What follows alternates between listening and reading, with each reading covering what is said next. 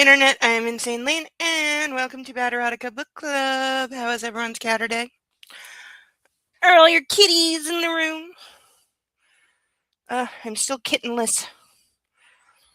And the litter box I ordered, I think, is stuck on the far side of the Strait of Hormuz right now because it's over a week overdue, and the company I ordered it from is claiming they're not responsible for refunds when stuff doesn't make it. So we'll see about that. Hello, Sathale. Good to see ya. I am working on sourcing a new litter box because I want a kitty. A little fuzzy void kitty that grows up into a sleek, fluffy void kitty. I already know what I'm going to name her. Yes, it's going to be a girl. Hopefully a very cuddly kitty. I haven't had a cuddly fur ball in so long. Had one when I was just go to the local pet shop. Yeah. Just thinking about that. There used to be this one called Ruffins. I don't know if they're still there anymore. I bought all my pets from there for years and years and years. So it'd be really cool to go see if they're still there. Other than that, I think the only one I know is PetSmart, and they don't usually have puppies or kittens. But finding the kitten's the easy part. I just need a litter box and a food bowl. I still need to get a kitten food bowl. Keep forgetting to do that. Because, you can always just use dishes, but having a dedicated kitty food bowl is probably a good idea long term. That and figuring out how I'm going to feed the kitten without Bo stealing all the kitten food, because he gonna. And the kitten's too little to climb up on the table yet. Once it gets a little bigger, it will be eating off a table that Bo can't jump on. But, well, it's a teeny tiny kitten, he may have to have some crate time while the kitten has its food. But he thought he was totally in luck today because I dropped one of the ducks and I couldn't find it. And it wasn't until about 3 minutes later when I see Bo crouched down, fast belly crawling, going straight for the duck. He knew exactly where it was. He almost had it in his mouth when I caught him. Now he's sulking because I took it away from him. Because, of course, I broke the rules. It landed on the floor, and therefore it's his. Also, he was trying to steal it, and I should have let him. Typical puppy logic.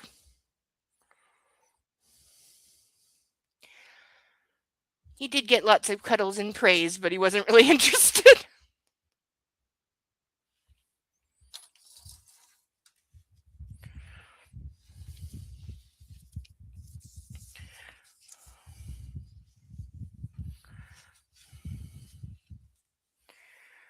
See, last week, what happened in our illustrious tale?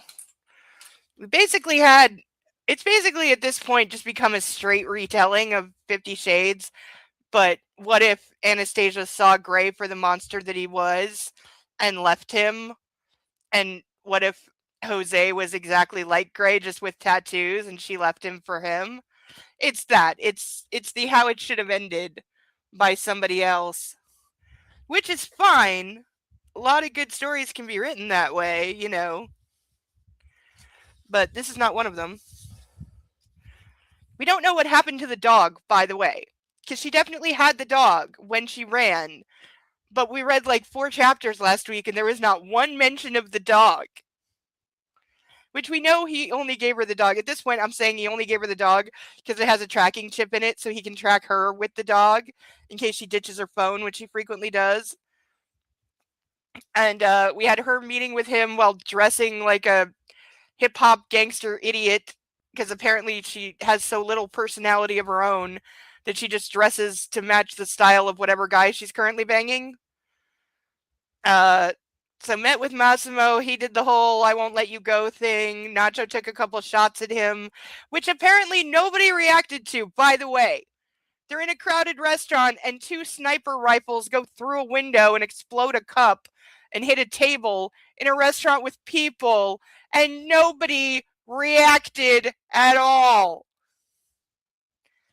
But she thinks she's all big and bad now because she's got a sniper over her shoulder, ready to kill the mob boss she's trying to divorce, who said, I will kill you before I let you go.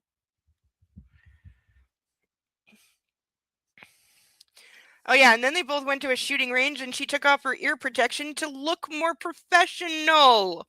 Because apparently professional assassins enjoy being deaf, and she's that stupid.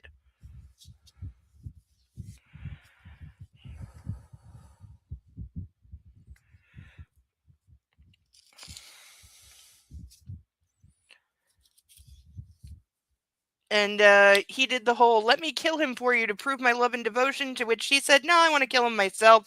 So I'm assuming there'll be a shootout at some point. She assumes she's still going to her best friend's wedding. There is a version of this bouncing around in my head where somebody kills Massimo, whether it's her or Nacho or whatever. Somehow Massimo gets dead.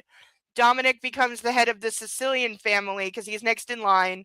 He marries Olga, and then because Olga and Laura are best friends, the Sicilian family and the Spaniard family mafias decide to declare peace because their women are connected or some bullshit like that, and happily ever after. There's also like versions where everybody dies, we go full Shakespeare. There's a version where she finds out she's pregnant, thinks it's Massimo's, and goes back to him, and he kills Nacho, or Nacho kills himself. I don't know. It goes both ways in my head. There's a lot of stupid endings that are possible. But we don't have much book left. We've only got probably 2 weeks, 2, maybe 3 weeks worth of book, and then we are going to read some of the Delta of Venus erotica from the 40s, because I'm really looking forward to that. But for now, all rise for our national anthem, please. If you're still struggling with consent, just imagine instead of initiating sex, you're making them a cup of tea. You say, hey, would you like a cup of tea? And they go, oh my God, I would love a cup of tea, thank you. Then you know they want a cup of tea. If you say, hey, would you like a cup of tea? And they're like, I'm not really sure. Then you can make them a cup of tea, or not, but be aware that they might not drink it. And if they don't drink it, then, and this is the important bit, don't make them drink it. Just because you made it doesn't mean you're entitled to watch them drink it. And if they say, no thank you, then don't make them tea. At all. Just don't make them tea. Don't make them drink tea. Don't get annoyed at them for not wanting tea. They just don't want tea, okay? They might say, yes, please, that's kind of you. And then when the tea arrives, they actually don't want the tea at all. Sure, that's kind of annoying as you've gone to all the effort of making the tea, but they remain under no obligation to drink the tea. They did want tea, now they don't. Some people change their mind in the time it takes to boil the kettle, brew the tea, and add the milk. And it's okay for people to change their mind, and you are still not entitled to watch them drink it. And if they are unconscious, don't make them tea. Unconscious people don't want tea, and they can't answer the question, do you want tea? Because they're unconscious. Okay, maybe they were conscious when you asked them if they wanted tea, and they said yes, but in the time it took you to boil the kettle or brew the tea and add the milk, they are now unconscious. You should just put the tea down, make sure the unconscious person is safe, and this is the important part again, don't make them drink the tea. They said yes then, sure, but unconscious people don't want tea. If someone said yes to tea, started drinking it, and then passed out before they'd finished it, don't keep on pouring it down their throat. Take the tea away. Make sure they are safe, because unconscious people don't want tea. Trust me on this. If someone said yes to tea around your house last Saturday, that doesn't mean they want you to make them tea all the time. They don't want you to come around to their place unexpectedly and make them tea and force them to drink it, going, but you wanted tea last week, or to wake up to find you pouring tea down their throat, going, but you wanted tea last night. If you can understand how completely ludicrous it is to force people to have tea when they don't want tea, and you are able to understand when people don't want tea, then how hard is it to understand when it comes to sex? Whether it's tea or sex, consent is everything. And on that note, I'm going to make myself a cup of tea.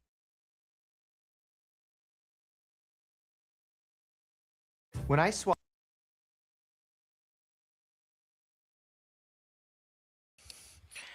Freaking auto. YouTube really gotta stop that. Or at least stop turning it back on when I told it to turn off. Sorry, I have static cling here and I have to fix it. Hi, Link. Hello to whoever else is in the chat. And yes, all the dragons are always welcome here. Oh my god.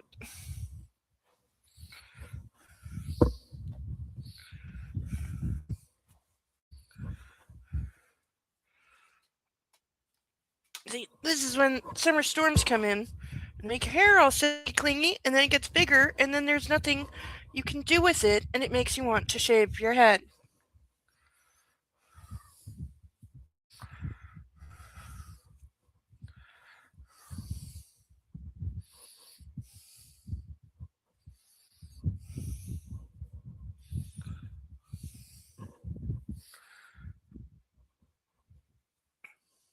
Okay, that's tolerable, at least.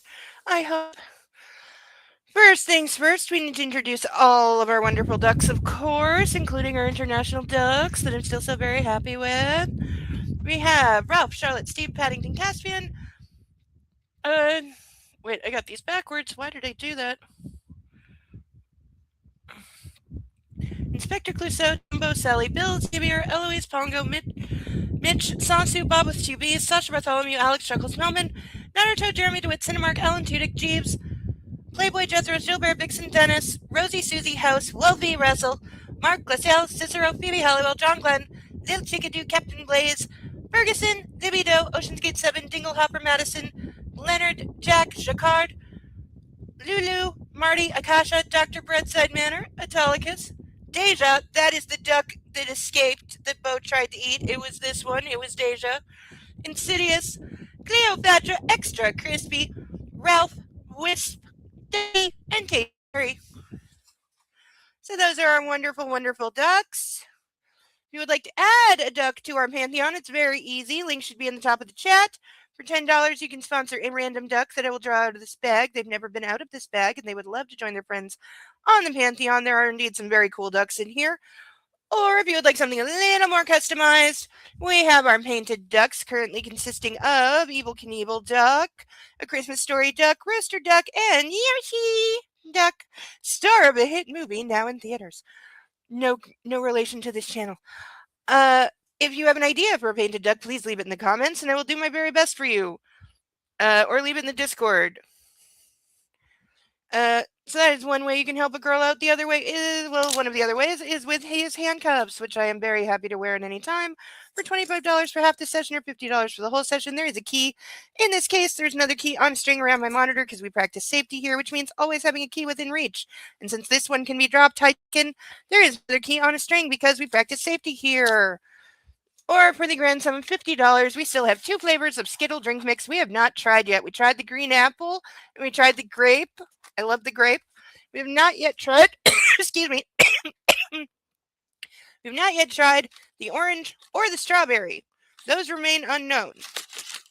But there's lots of them left, so we have that. I have water. I will find something to stir it with. So we have Skittles for that. If anyone would like to find out what those taste like or what color they are, because one thing they definitely did was pack a lot of color into those. I mean, a lot of color. It's a little bit scary, and I'm not sure how comfortable I would feel feeding that to children. You know, maybe for a birthday party.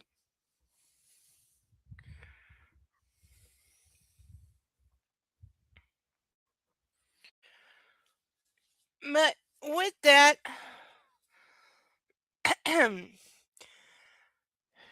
we are we actually at the start of a chapter? Did we actually end at the start of a chapter? I don't remember. Wow. It really smells like burnt now. I mean, I think we've here. Let's do a little brief refresh. How many times we have burned this book? Oh, that was a good one. Yeah, done a lot of burning.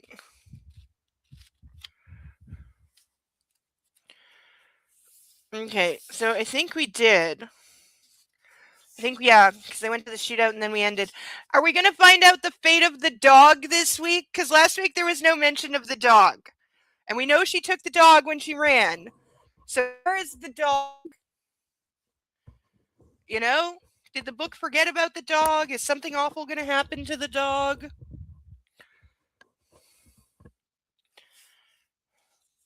Did they forget that she has a dog? I don't know. Hopefully we find out.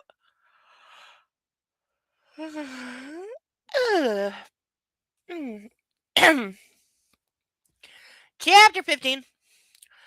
I woke up with a headache, but it wasn't caused by it wasn't caused by a hangover, but rather by the emotional overload I experienced the night before. Oh yeah, they also name dropped 50 Shades and tried to ruin one of my sex songs. I maintain that it's a good song to fuck to, and I'm not letting this stupid book or the fact that it's in 50 Shades ruin it. There was a dog, Deacon, yeah. When she came back to him after he raped her and she ran away for like 10 days, as part of his I'm sorry, I'll never do it again, he got her a dog and then almost immediately tried to do it again, so she ran and took the dog.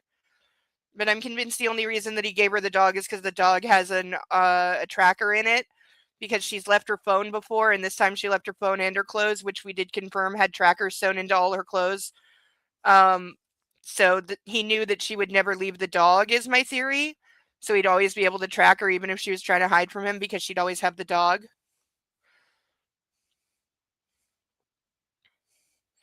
But she did take the dog. The dog was originally there, but we don't know where the dog is now.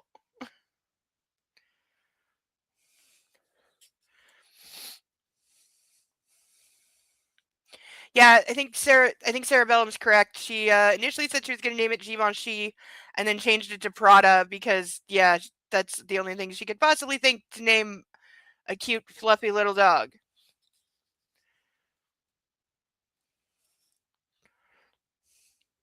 As long as they don't hurt the dog, it's okay. If they hurt the dog, I want everyone dead. That's the deal.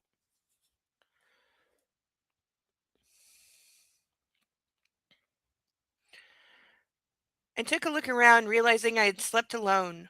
Here we go, I muttered, grabbing a bottle of water from the nightstand. I could finally see the entire room now in daylight. It was furnished in a modern style. A lot of rectangular shapes, mirrors, and dozens of photos. Glass mixed in with wood, metal, leather, and stone. So it's everything? That sounds like it doesn't have much of a style. A huge window made of a single pane of glass overlooked the ocean and the gorgeous steep cliff. Two large gray sofas stood facing the window, as if the landscape outside were meant to be a substitute for television. I got up and walked closer to take in the breathtaking view, and my breath was taken away indeed. Down in the garden stood Nacho, with a toddler in his arms.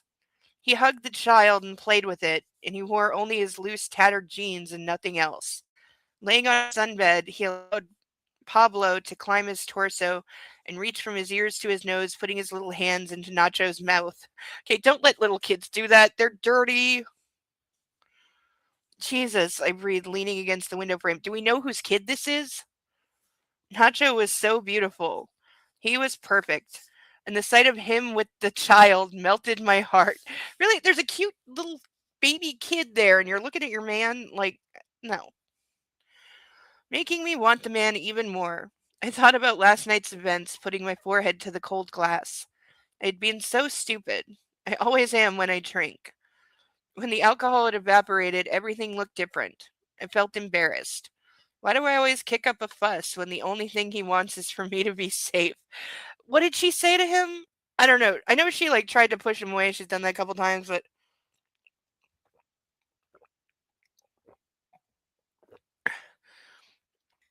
oh yeah, she said something like I'm not in love with you or I'm not looking for a relationship right now, which is fair cuz like literally she just said I want a divorce to her husband like 2 days ago.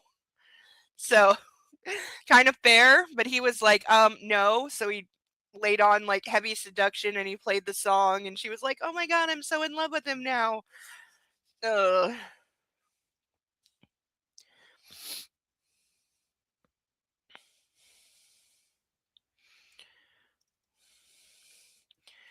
I thought, why did I have to keep comparing him to the man he hated most? I took a super fast shower and put on Nacho's t-shirt before sprinting downstairs. I passed the door to the garden and slid on a pair of shades that I had found on the table in the hallway. The Canarian didn't see me. He was sitting with his back to the door, but as soon as I went out, he turned his head and looked straight at me. I slowed down and walked towards him, dropping my head in remorse. Is she completely bottomless in front of a toddler right now? Because all she said she put on was a t-shirt. I can feel you, he said, then got up from the sunbed and kissed my forehead. Meet Pablo, the kid who turned my world upside down. Is it his kid? Did we know he had a kid?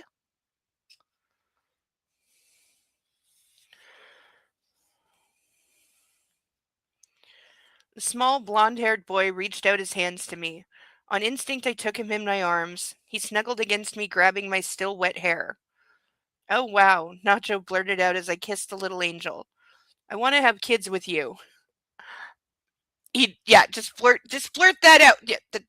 Yeah, fine. There's a whole, you so need to talk about that right now.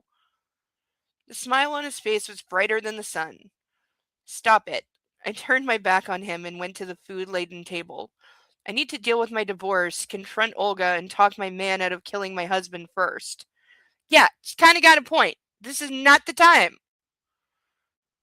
I sat Pablo in his high chair and raised my finger, continuing, and let me be clear about something.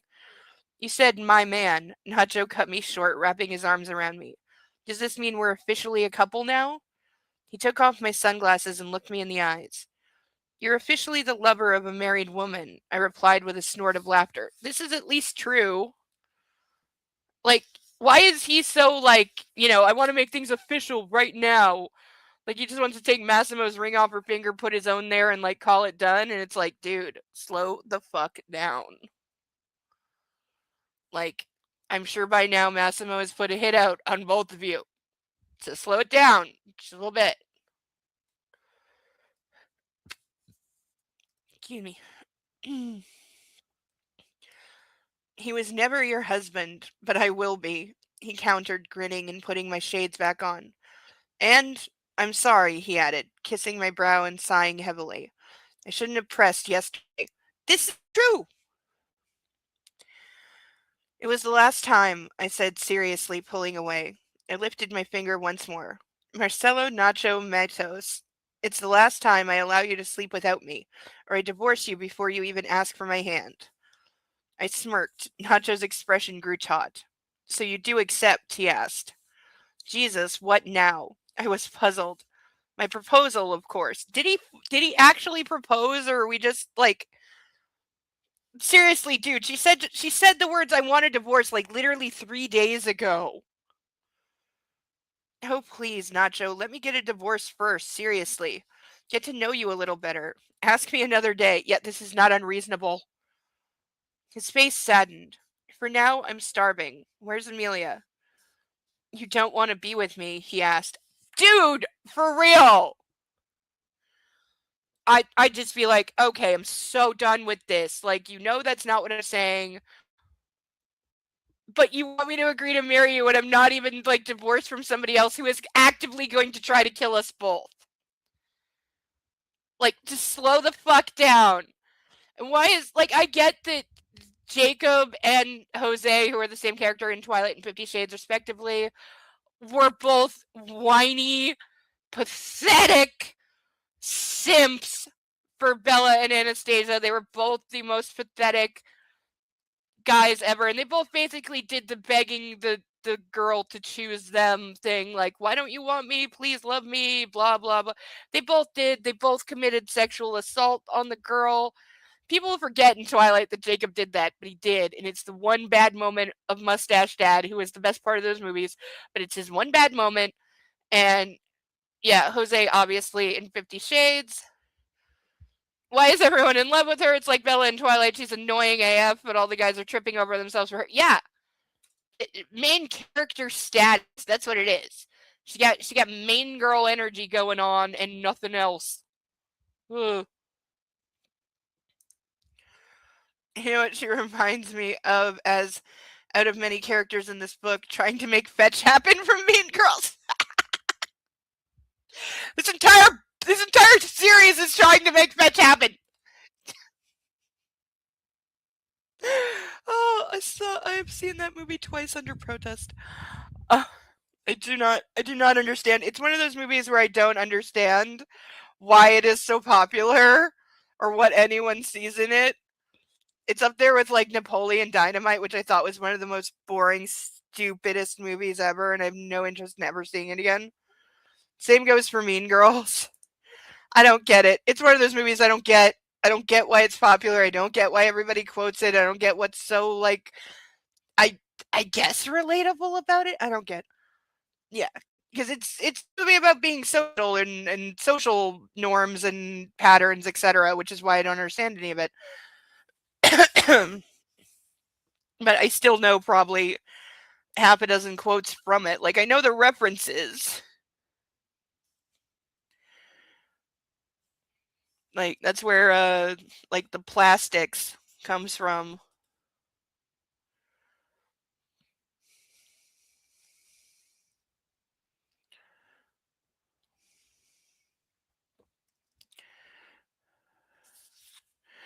Yes, Cerebellum. I agree with you. It's a dumb movie. It's incredibly dumb.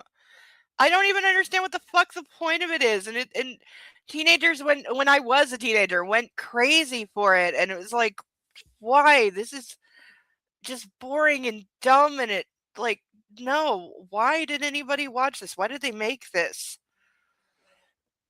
This is up there. It's not quite on the level of Freddy Got Fingered, but it's close.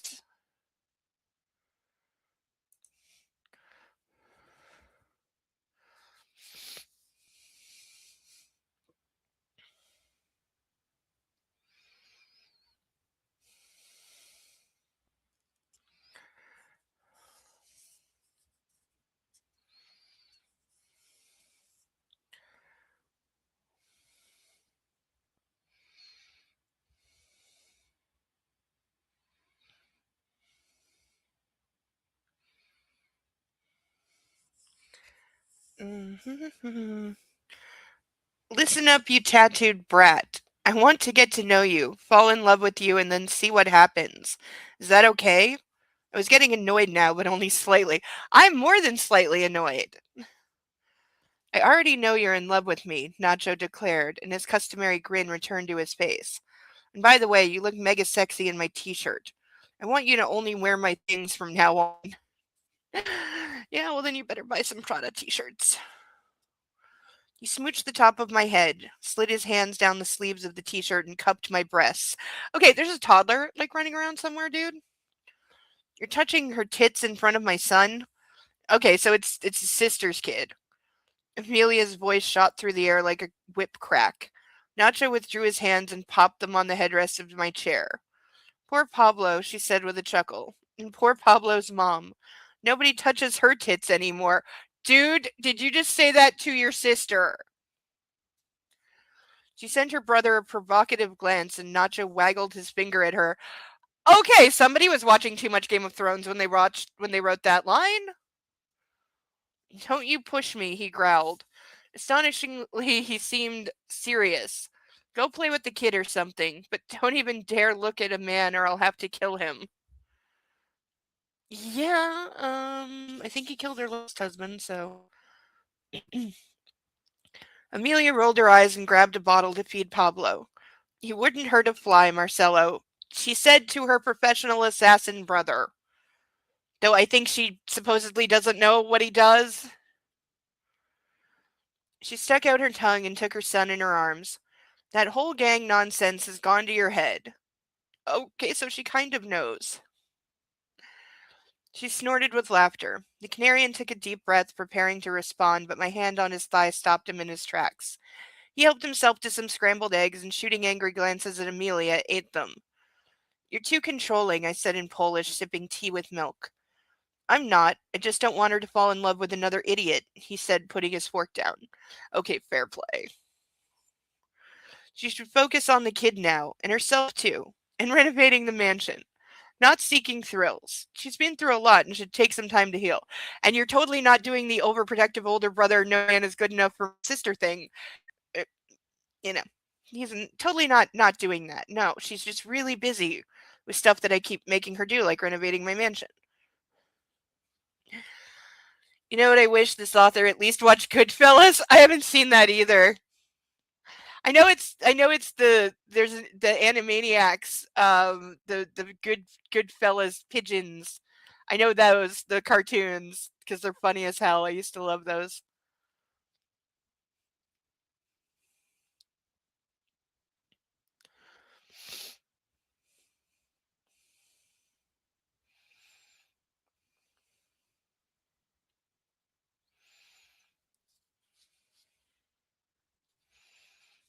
Yeah, we should put it on movie night.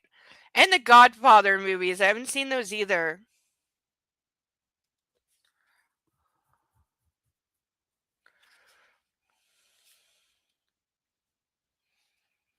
Oh, and wait, Scarface, like a big gangster movie too? I know that's got the famous line, "Say hello to my little friend," and Al Pacino shooting a machine gun, and like he does a lot of cocaine. That supposedly he did like real cocaine while doing the movie. Yeah, we can make next week be like gangster movie week, like Monday through Friday. Start with Goodfellas, then we'll go Godfather. No wait, because Tuesdays and Thursdays are off for Only Cops. I'm not ditching that, but we'll make it. We'll go through the gangster movies.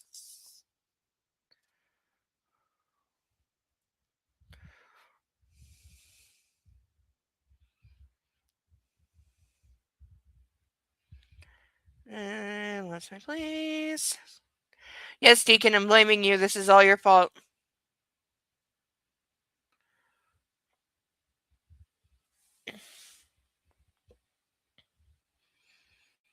Uh, you're so sexy when you're domineering like that. She said after telling her soon to be ex that was one of the things she's running away from.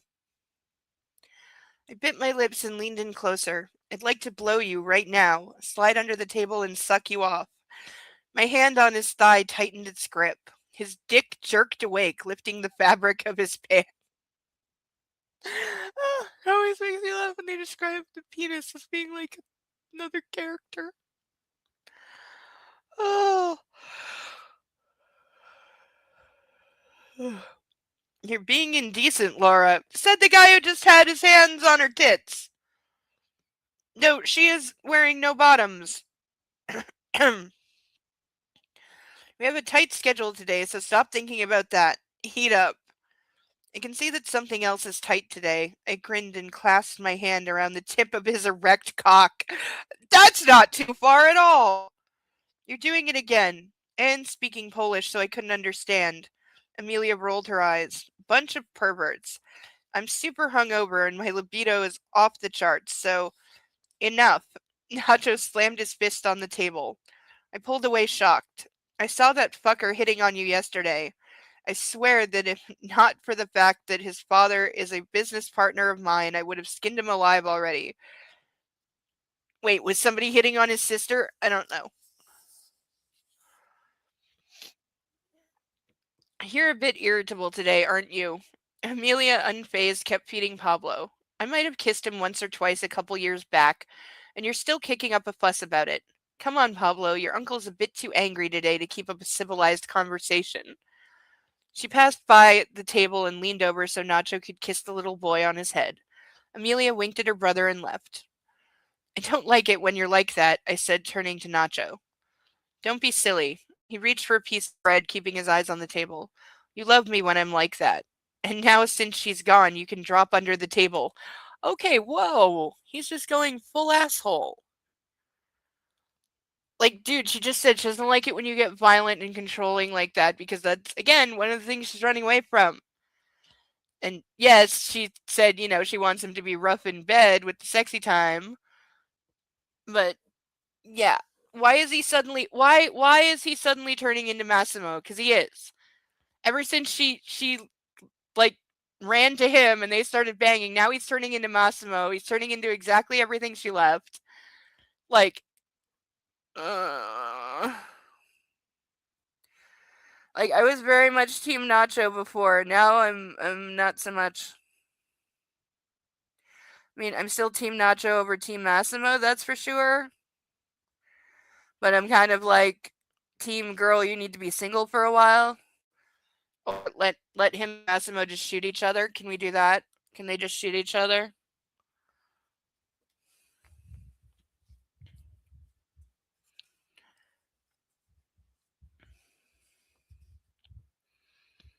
We are almost done with this book. Yeah. We have this much book left.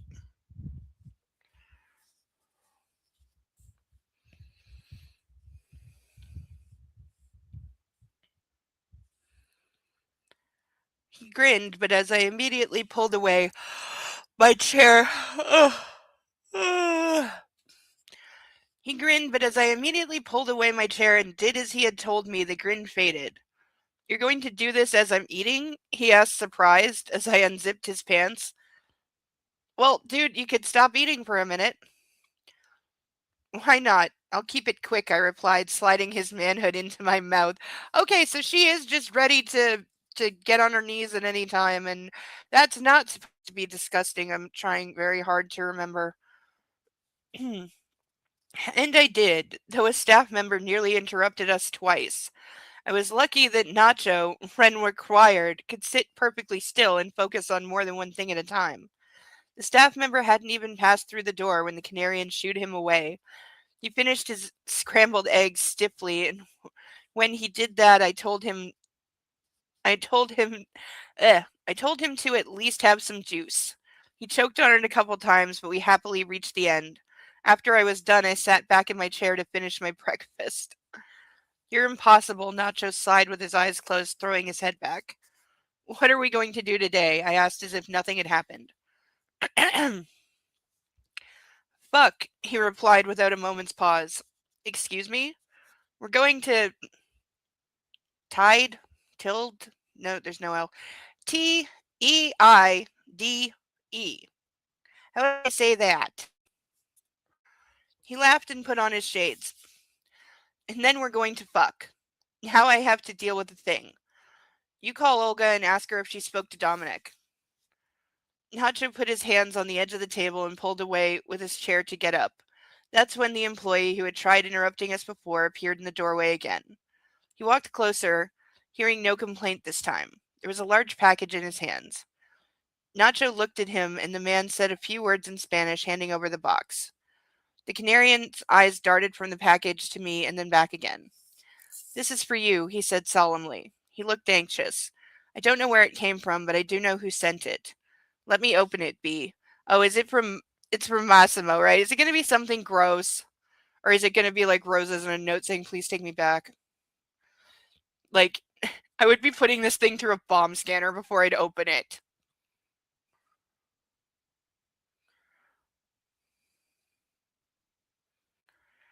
Let me open it, B. He looked me in the eyes and froze, waiting for my decision. I shook my head.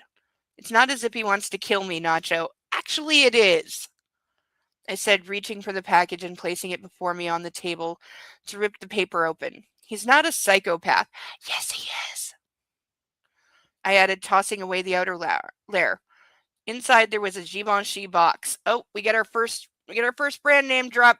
Did he like pour bleach on her boots or something, or like the boots? Because we know the Givenchy boots are the thing she loves in this world. They're the only things that she's ever hugged were pairs of Givenchy boots. So if he carved up the boots, that's a real, like, that'll get her kind of thing. It's a thing couples do, right? You cut up the other person's clothes, or like throw them out the window, or like set something on fire. Isn't that what it's supposed to be? Shoes? I muttered with surprise and took the cover off. The sight of what was inside made my stomach churn. I jumped away from the table and threw up on the grass, falling to my knees. My breath caught in my throat and I trembled, practically convulsing. I felt dizzy and my head swam as I regurgitated my breakfast. Okay, what the fuck? Nacho knelt at my side, holding my hair. When I couldn't vomit anymore, he offered me a napkin and a glass of water. Not a psychopath, you say? He lifted me from the ground and sat me on a chair, pulled away from the table and turned around so I couldn't look at the package. I told you I should have opened it. Fuck, he growled, hitting his fists on the table. I shivered, mouth agape, unable to wrap my head around what I had seen in the box. Here we go. Brace for impact, and now I want everyone dead. My little dog, my lovely little white fur ball. He killed the dog. I thought that I had that thought that Massimo was going to kill the dog to get to her, but I didn't think Book would go that far. I genuinely didn't think Book would go that far. I should have. But yeah, he's killed the dog now. How can a man be so cruel? How did he get the dog? Because she took the dog when she left. She took the dog and ran to one of Nacho's places. Apparently they left the dog there when they like flew to wherever they are now. I'd have to go back and check, which I'm not going to do, but she definitely had the dog with her. So the dog was like at one of Nacho's houses, and then apparently they just left the dog in Spain when they flew to the Canary Islands. So how did he get a hold of the dog? Like, we know he has a tracker on it, but how did he physically get the dog?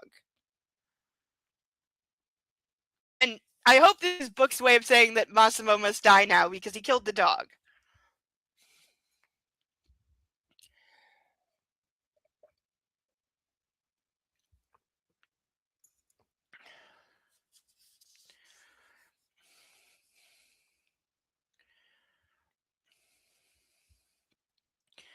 How can a man be so cruel? How can anyone treat a defenseless animal like that? My eyes teared up. I heard Nacho ripping more paper. I glanced his way, unsure of what I was going to see.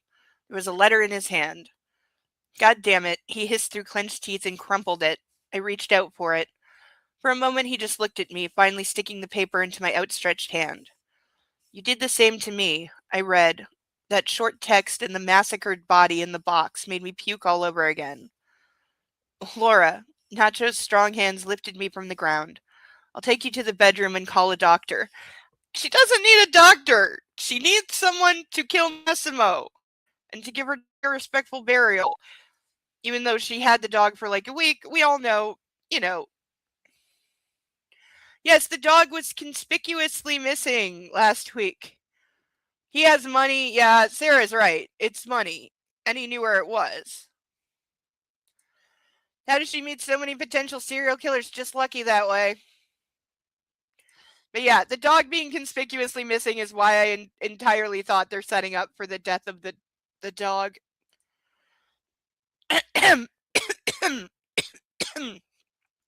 Yes, this entire book should be wrapped in red flag. We know that. I didn't resist when he carried me back inside the house and tucked me into bed before pressing a button on the remote to close the blinds. The room went dark. Small lamps by the bed switched on. I don't need a doctor, I sobbed, rolling to the side and trying to wipe the tears from my cheeks.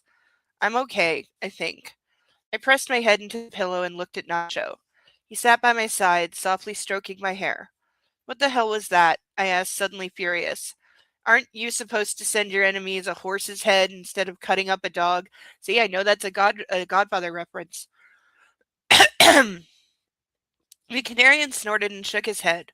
There was a bitter smile on his lips. In my world, there's the ocean, the calm, and the board, he sighed. Nothing else. Let me repeat what I said yesterday. I can off him.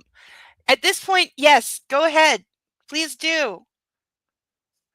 No. My raised voice made Nacho drop his head immediately.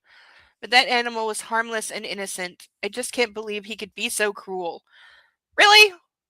Really? I thought you knew who you were dealing with after he raped you. He regretted the words. I could see that. Christ, I'm sorry. Don't be sorry. She needs to hear this. Because she still is not comprehending what she is dealing with. I kept still for a moment, shocked into silence, before launching myself out of bed and storming off to the wardrobe. Nacho followed. Honey, that counts. It's on the list. It's now up to 2, and I kind of accidentally covered it up with the other categories because it didn't get any for a long time, but now it has to.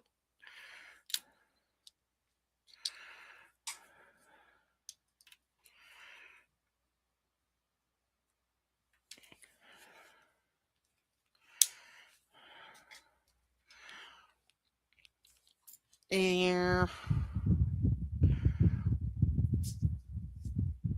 we go. He tried, but I raised my hand to shut him up. Laura, he stammered as I put on shorts and a t-shirt. Wait a minute, girl. He grabbed me by the shoulders, but I jerked away. Get the fuck away from me, I growled. Period after each word, because let's copy that from 50 Shades, because, yeah, let's.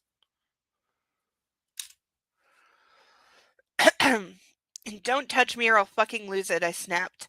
Why the fuck did I even tell you about what happened? I couldn't stop myself now. I couldn't believe he'd brought this up.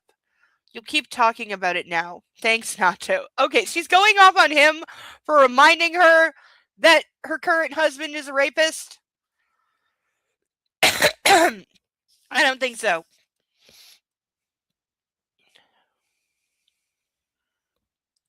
I put on my sneakers and grabbed a bag. Give me a car, I barked. You don't know the island, darling. You shouldn't drive. There we go, darling.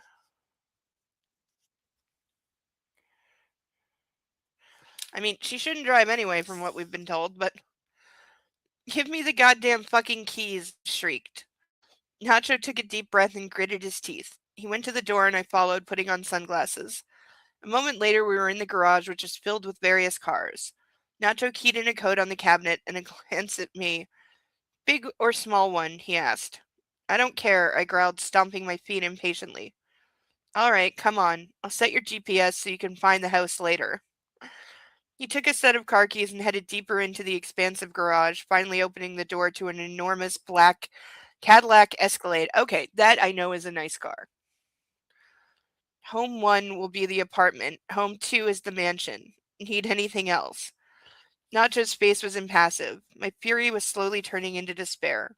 What was I thinking? Maybe that he'd try to control me and stop me, keeping me in the house by force? Or that he'd just fuck my brains out so I could forget the last 30 minutes? But if I didn't know what I wanted myself, how could he? Well, I mean, that's what the guy you're leaving would do. But what do we bet she takes off and something happens? Like Massimo tries to kidnap her back. Because that seems like exactly what he would do. Call Ivan if you need assistance. He stepped out and left me with the car. Fucking shit, I muttered, taking a seat in the SUV.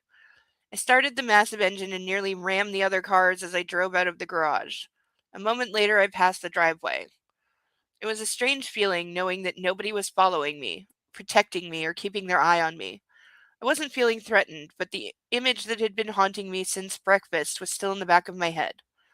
I drove up, following the signs to Tild, whatever this place I can't pronounce is. I needed to be alone now, and the volcano seemed like a perfect spot for that. Oh, apparently it's a volcano. Okay, cool. The drive took a little more than half an hour, but finally I pierced the clouds and found myself a parking lot with a view of the snowy summit. The air was crisp and clear, and the view itself breathtaking. An empty, stony wasteland covered in tufts of snow and a gigantic crater in the middle of the island. I leaned back in the driver's seat and dialed Olga. Do you have any fucking idea what Massimo did? I exclaimed the moment she picked up. You're on speaker. Dominic is here. Good. Can you tell that psycho brother of yours to stop? Silence. I closed my eyes. They were watering all over again. He sent me a dismembered dog in a shoebox. God damn it, Dominic muttered, and Olga cried out. I can't control him, Laura. I don't even know where he is. He left and vanished. I need Olga now, Dominic. Oh, yeah, sure. Just let her put her life at risk. She's supposed to be getting married in what, like a week? Yeah, sure. Just ask her to once again put herself in danger for you because you need your best friend, even though you never listen to her and she doesn't seem to actually help anything. Another silence followed. What happened today? Jesus, everything that's happened in the last couple days. I need Olga here or I'll go mad. I started sobbing uncontrollably. Do you know what you're asking for? Dominic asked softly. Yeah, see, girl, you're still not... Like, she's still just being a selfish, spoiled brat. Like, you caused this situation. I'm not saying she shouldn't have left, but you caused this situation. You need to fucking get in reality and realize what it is. Like, that's been the problem the whole time, is that she has just refused to accept the reality of her own situation that she keeps creating. You know, now you want your friend to, like, literally very seriously risk her life and her fiance's, like, just to come and see you because you feel bad about the choices you made and where you've put yourself.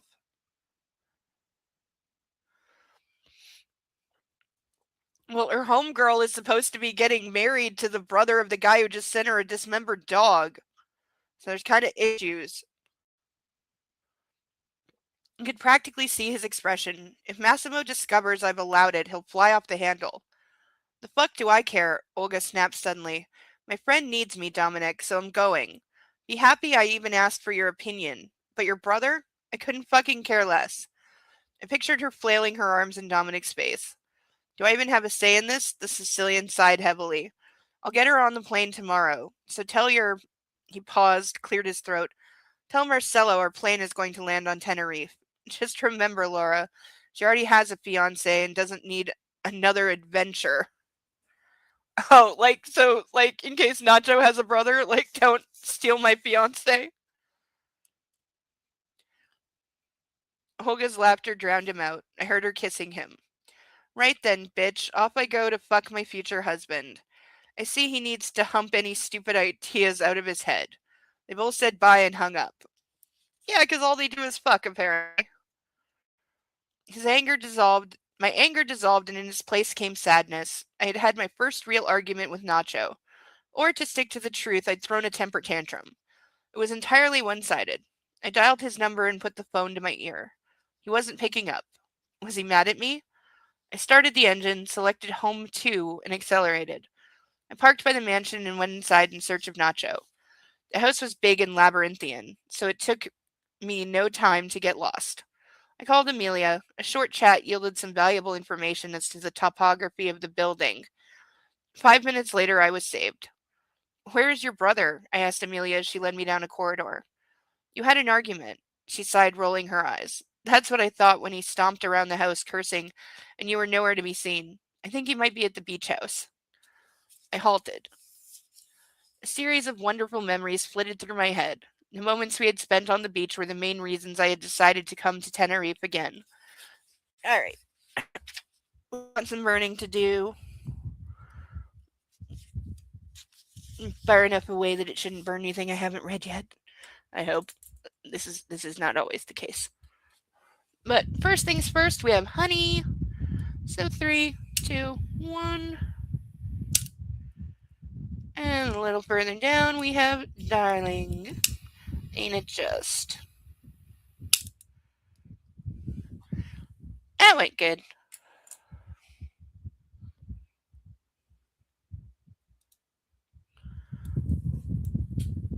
I think the puppy is on the couch. Because, what do you do when mommy takes your duck away? When it was very clearly his duck. I think I just heard a tail. Bo, you want to cuddle?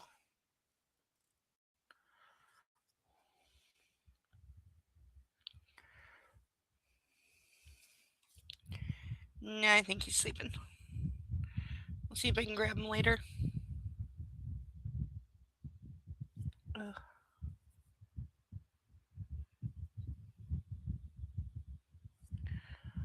Bye.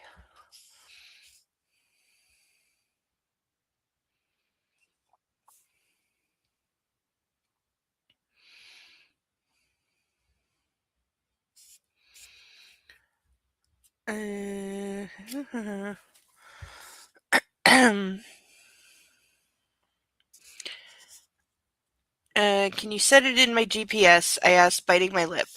Sure thing. 10 minutes later, I was driving away from the Matos residence again, this time downslope. The GPS said the trip would take more than an hour. I had ample time for thinking and planning what I intended to say and do when I met Nacho. Regrettably, nothing came to mind. Was I supposed to apologize? For what? Truth be told, I had more reason to keep being angry at him.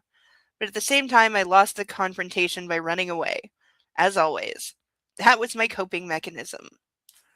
I shouldn't have burned it quite so much.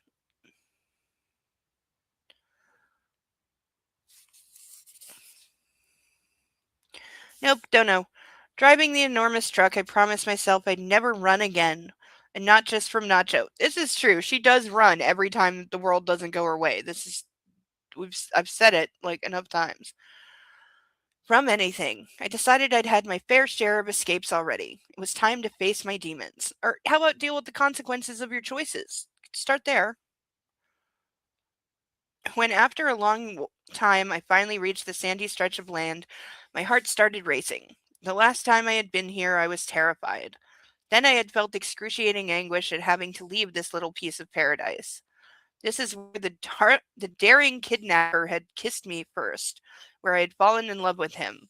Everything was exactly like I remembered: the wooden house, the grill on the porch, the beach, and the endless ocean. When I noticed his bike parked by a palm tree, I was sure Nacho was somewhere close. I went to the door and grabbed the handle, taking a few deep breaths. I should just go inside, not expecting an apology and not intending to give one. Just walk inside and see what happened next. I breathed out and passed the door. He wasn't there. His phone was on the table, next to a half empty beer bottle. I sipped it and gagged. It was warm.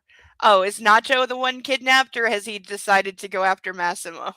And he just came here to get his guns? And since it had probably been standing there for a little while. I sighed and went outside to sit on the stairs, wondering when Nacho would be back. That's when it dawned on me. Since we're in the middle of nowhere and I planned to make up with my man, I should probably surprise him. I went back inside, took a shower, then wrapped in nothing but a blanket, I sat back down on the porch. I knew she was going to go for sex because it's the only thing she knows how to do.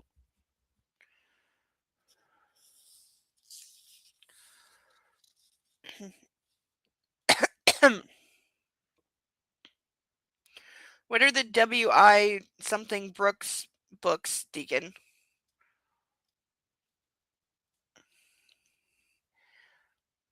I leaned my head against the railing and watched the sea. The waves were big today. Was Nacho all right? He was an expert surfer, and it wasn't like he suddenly decided to get drowned just to spite me. I shook my head and waited. Minutes passed. Then hours. I fell asleep. I felt wet hands pull the blanket away and I'd wrapped myself in. Startled and still half asleep, I tried getting up. The hands held me down and laid me on the floor. I could see it was dark already, and sighed with relief as the familiar scent of minty chewing gum reached my nostrils.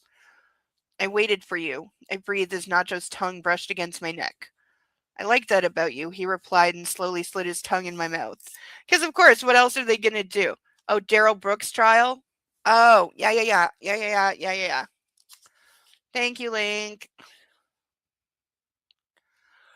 Oh, my brain was not clicking. Ugh. Probably because I need food.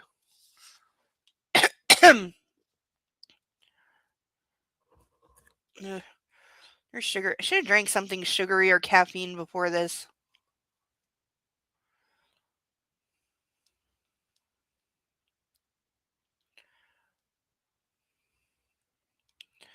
I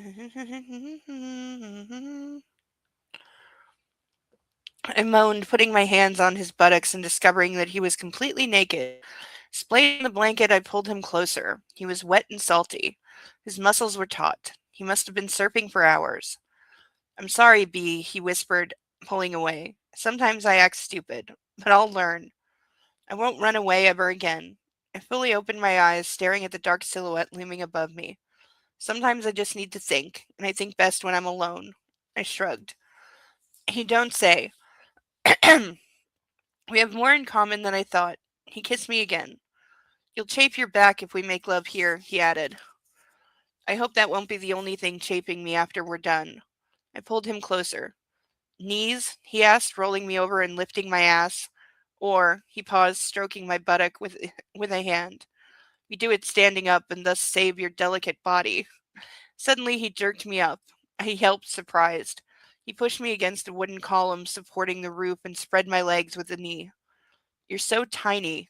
I could hear him smile as he kissed the back of my neck. But we'll handle that. Wait for me. He slapped my butt and went inside, returning a moment later with some kind of wooden platform. He planted me on top of it. A beer crate? I smiled, looking down. How creative. A wine crate. I ordered this your favorite vintage. He kissed my shoulder and his hands cupped my breasts. I stalked the fridge. I felt the hard shaft of his cock on my buttock. The bathroom. Why would we need wine in the bathroom? I breathed as his fingers slid down my stomach, reaching my clitoris. I stocked the bathroom with cosmetics, the wardrobe with clothes, and got a high-speed internet connection so we don't have to move out. High-speed internet on directly on the beach at the water's edge. Yeah, sure. His teeth bit into my shoulder. I inhaled through clenched teeth. I also bought you a present, but you'll only get it when you're good and stick your little ass out for me. He pressed the base of my back with his hand. Grab onto that, he said, taking my hand and putting it on a post. This does not sound fun or sexy. Though I'm betting this scene ends up in the movie. Seriously, what is the movie going to do? Because the movie's got all Netflix and tried to be family friendly, as stupid as that sounds. So we know there's going to be no rape scenes, even though this book has like 6 of them. Is she going to leave Massimo? Are we allowed to say divorce on Netflix? Is she going to cheat with Nacho? I promise you there will be no mention of drugs, alcohol, rape, birth control. That definitely won't be there. They're not going to show a dismembered dog in a shoebox. I can promise you that. Starlink? What is that?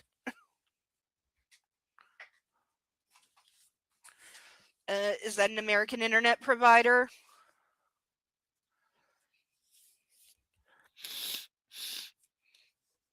Isn't that like one of Elon Musk's companies? He was in China this week with his kid.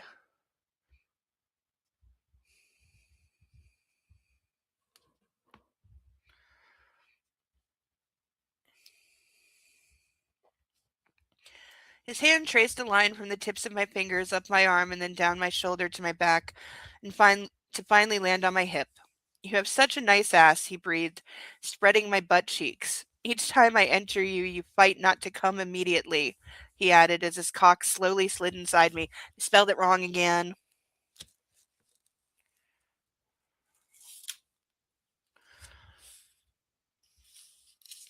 Satellite internet.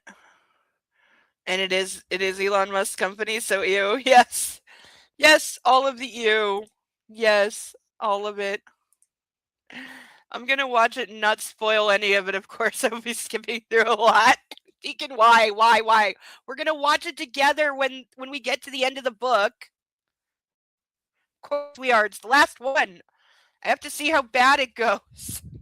And how much they changed.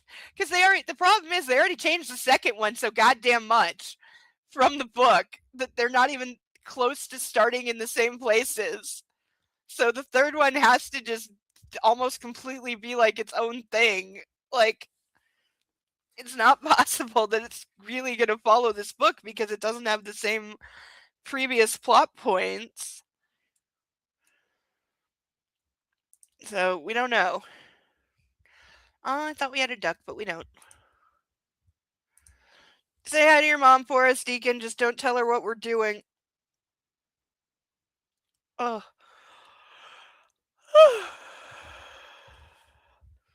Reminder that we have ducks, handcuffs, and Skittles drink mix available if you would like to help a girl out. Link should be at the top of the chat. Oh.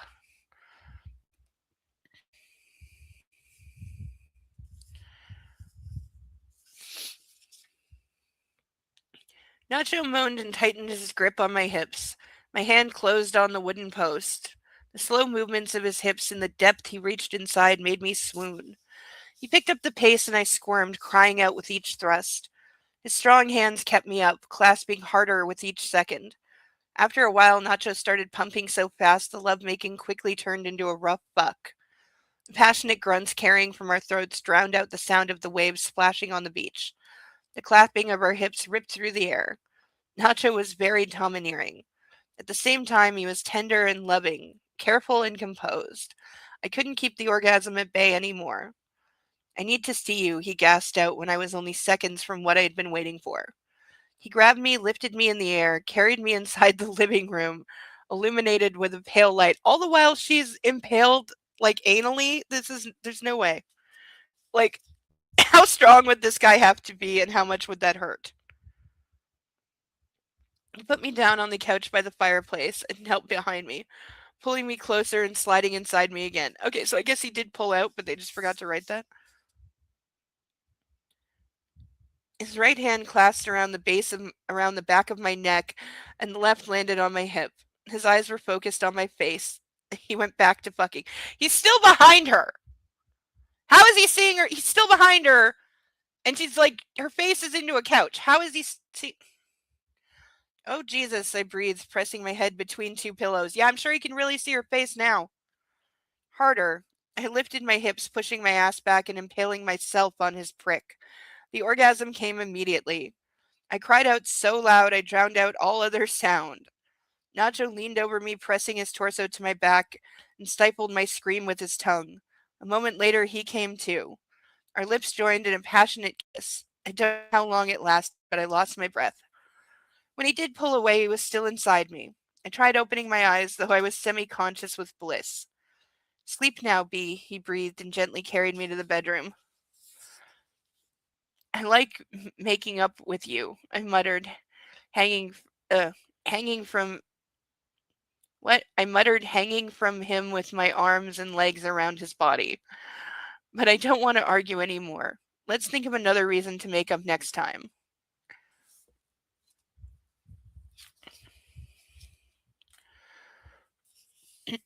I couldn't see his face, but I knew he was smiling and that his green eyes were watching me. I love you. He tucked me in and pressed himself against me. I know. I took his hand. I feel. I kissed his fingers and fell asleep. End of chapter. Alright. Stretch break. Oh. That was a fairly short chapter. Okay, yeah, I need sugar or caffeine. I could make tea. It doesn't take very long. There's the one good thing about living here is the hot water comes out of the tap at nearly boiling, so you can pretty much make tea right out of the tap, which is good.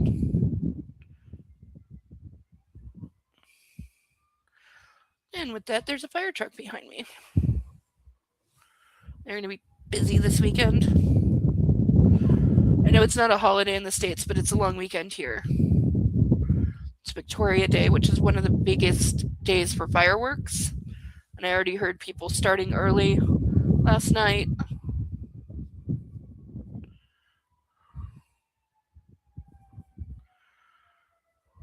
So, yeah, fire department's going to be busy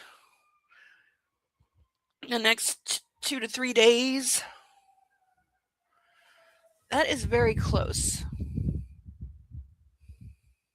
Yeah, that's close.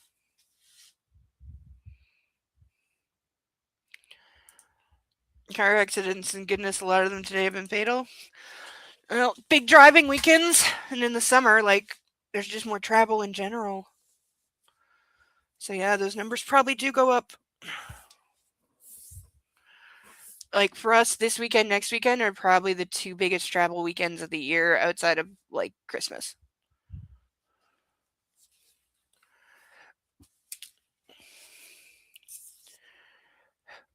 Excuse me. Chapter 16. I shifted impatiently from foot to foot, waiting by the car at the VIP terminal. Excuse me. It was sweltering hot outside. I had only shorts, flip-flops, and a skimpy top on, but still I was melting in the heat. A pair of tattooed arms wrapped around me.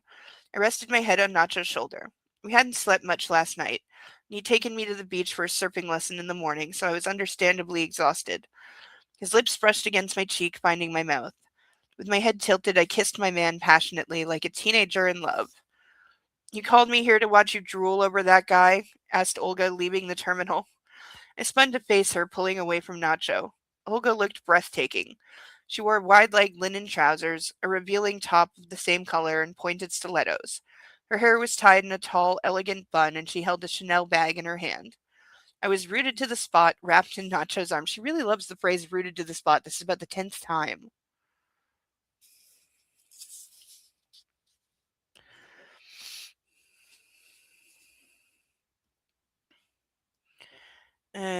I called you here because we need to talk, I said finally and stepped forward to hug her.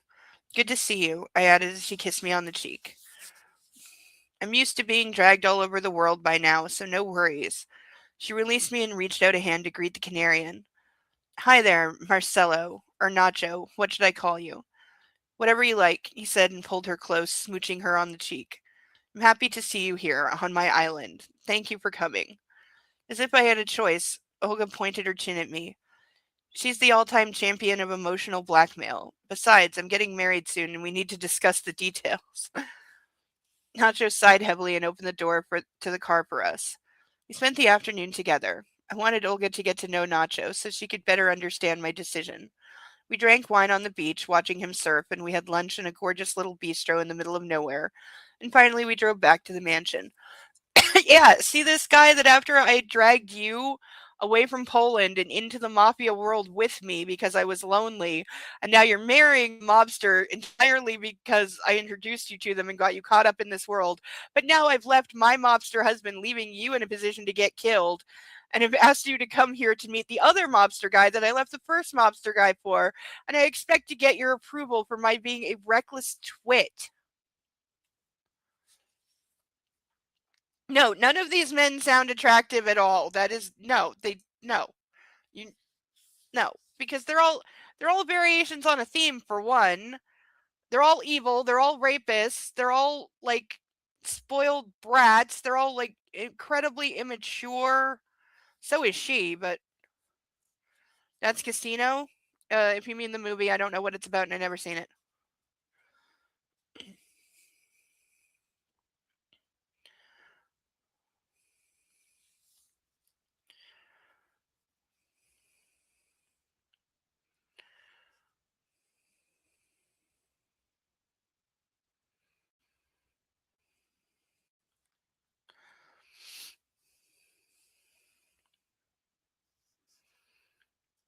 Nacho showed Olga to her room, kissed me on the brow, and told us it was time he did some work. I was left with my friend. I loved that about him. The fact that he gave me space and respected my needs, allowed me to live my own life. I was surprised and happy to discover he had prepared a pajama party for us. We were going to spend the whole night together, the two of us. The room had been decorated with balloons with the logos of the best fashion brands, and two cute Chanel sweatsuits were waiting for us on the bed.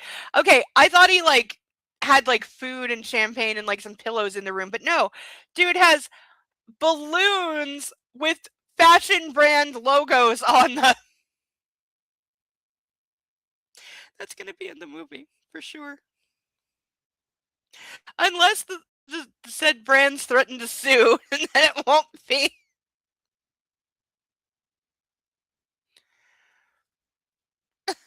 We got them Chanel brand name drop Chanel sweatsuits. Oh my god. Because we have to keep up the fashion no matter what. Yes, I think she is. I think she wants free stuff. Like E.L. James, if you name drop it, maybe they will send you swag.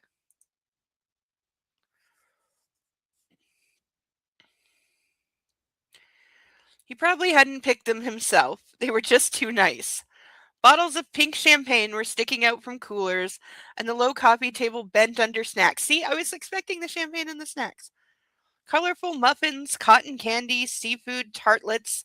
This looked like a birthday party for a little princess. He had even ordered a jukebox and a karaoke set brought in.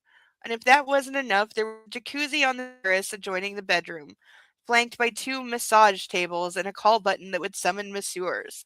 Wow, he really wants her distracted. Do we think he's going to sneak away and kill Massimo? I do. Olga stood in the middle of all this, scratching her head in disbelief. When he was surfing earlier today, I thought you were with him for the sex, she said after a while. Then, when he told us about his adventures in the Caribbean, I nearly died of laughter. I thought it was because he was a kid in a grown man's body. Yeah, she does. He's immature like she is. The problem is, it doesn't work when it's both people. She looked around, gesturing wildly. But now I'm just lost for words. He might be perfect, Flora. There has to be something wrong with him. He might be perfect, really? He's like Forrest Gump became an assassin.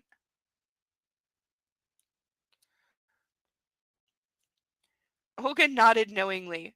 Yeah, like the fact that he's the head of a mafia family and a paid killer. I raised a finger. Or that his butt is covered in tattoos. I laughed as Olga's eyes widened. You're kidding me. Why'd you tell me that?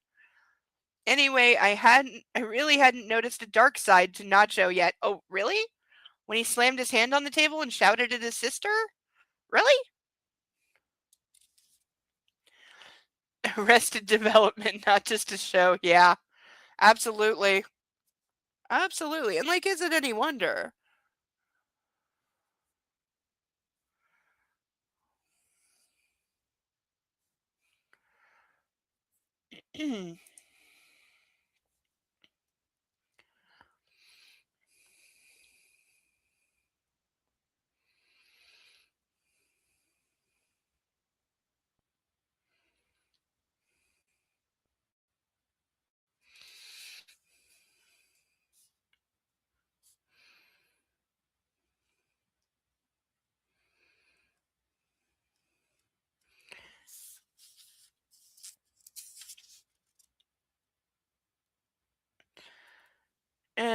He pampers me like a baby and at the same time tries to give me as much freedom as I need. I have no security detail trailing me, or at least I don't know about any. I was about to say, not that you know of. I bet there is one. I can ride bikes and surf. If I wanted to base jump, he'd let me do it too. He never tells me I can't do something. Never makes me do things either. And he's only rough with his sister. I shrugged. But she doesn't even care, so it's not harmful. Excuse me, that's not how abuse works. If somebody punches me in the face and I decide not to press charges, that doesn't make it okay or mean that it's not hurtful. So we're okay that he's controlling and domineering with his sister as long as he doesn't do it to her. And he treats her like a spoiled little brat and lets her do whatever she wants.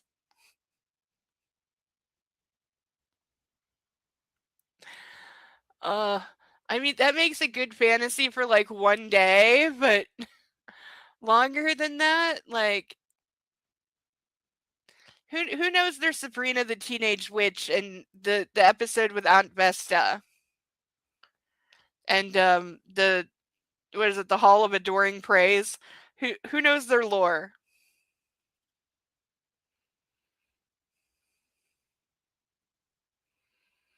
See, now I have funky songs stuck in my head.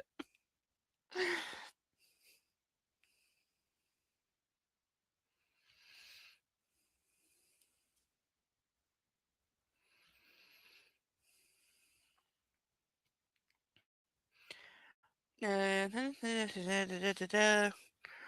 Massimo also used to be like that at first. Olga sent me a keen stare. When? When the fuck was Massimo ever like that? When did he let her go anywhere she wanted, do anything she wanted? Never. He was never like that. Not at all. He started off by kidnapping her and keeping her locked in a bedroom for weeks. Like, no, he was never, ever, ever, ever, ever like that.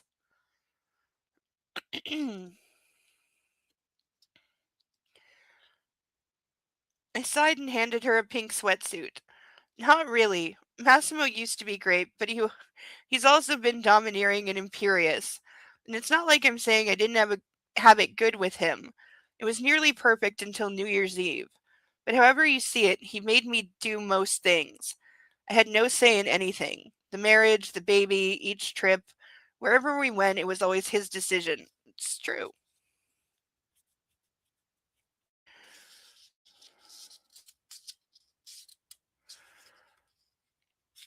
I sat down in a sofa chair and grabbed a glass.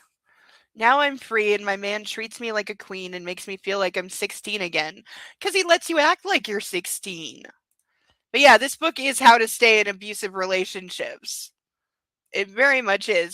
This book is why abusive relationships are good. As long as the guy is rich and lets you act like a immature, spoiled, pampered brat constantly and buys you stuff. Like this literally is like what a 13-year-old thinks like the perfect marriage is.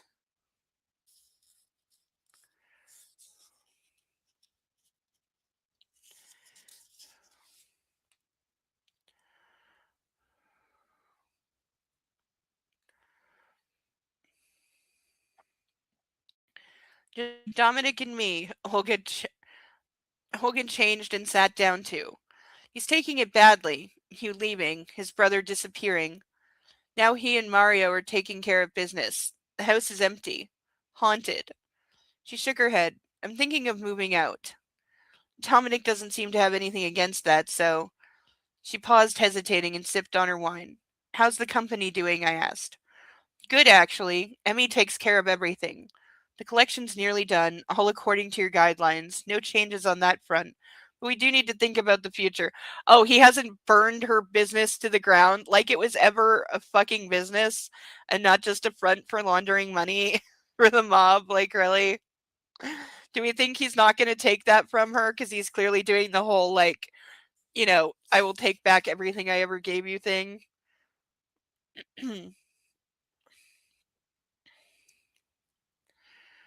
I nodded. Better tell me what's the deal with the wedding, Olga said suddenly. The thought of going back to Sicily made me want to retch. You're my maid of honor, and Massimo was supposed to be the best man. I don't know. I dropped my head. You can't do this to me, Olga growled, lifting it by the hair. Tell your Canarian to think of something. I don't care how, but you're coming. And Massimo might not even be back by that time. Dominic tells me he's doing a tour of Mexican brothels. So he's on like a tequila and horse bender. Maybe he'll die of some STD.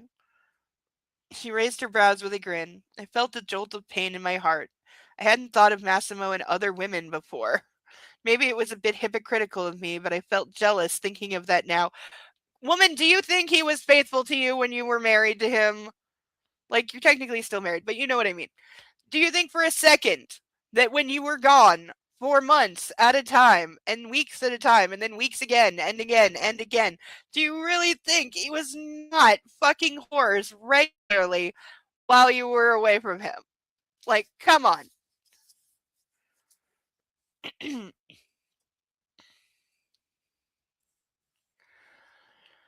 Let's drink up, I said, raising my glass. Nuh-uh, let's get wasted. 2 hours and 4 bottles in, we were so hammered we weren't able to stand on our own legs to change the song on the jukebox. Wow. So yeah, 4 bottles of wine in 2 hours between two people. Yeah, they are falling down drunk. But isn't that like becoming their perpetual state? The damn thing was jammed. So instead, we lay on the soft rug, rolling around and laughing, talking about the good old times. The conversation was rather simple, as neither of us really listened. But we both prattled over each other. At some point, Olga grabbed the edge of the table, trying to pull herself up. The whole thing toppled to the ground, along with the lamp and everything on it. The crash of broken glass sobered us up a bit, but not enough to get us to our feet. We stayed on the ground, cackling. In an instant, the door slammed open and Nacho barged in. He only had his sweatpants on, and there were guns in both of his hands. We froze at that sight, and he looked down and saw the state we were in and grinned. I can see you're having a good time, girls. I made an attempt at making a serious expression, but surrounded with bottles and bits of food, we looked far from dignified. Giggling, we watched Nacho as he wrapped some cotton candy around his finger. Need some help getting up? He asked, amused, and we nodded. First, he went for Olga, lifting her up and carrying her to the bed without breaking a sweat. Then he returned for me, hugging me closely, and sat on the other bed without releasing me from his embrace. What's up with you two? He placed a kiss on my brow and glanced at Olga. You're going to be so hungover tomorrow, you know. I think I'm going to throw up, my friend muttered. Would you like me to carry you to the bathroom, or will a bucket suffice? Nacho grinned and tucked me in. Bucket, Olga sputtered, rolling to the side. Nacho brought everything she could have needed. A bucket, some water, and a towel.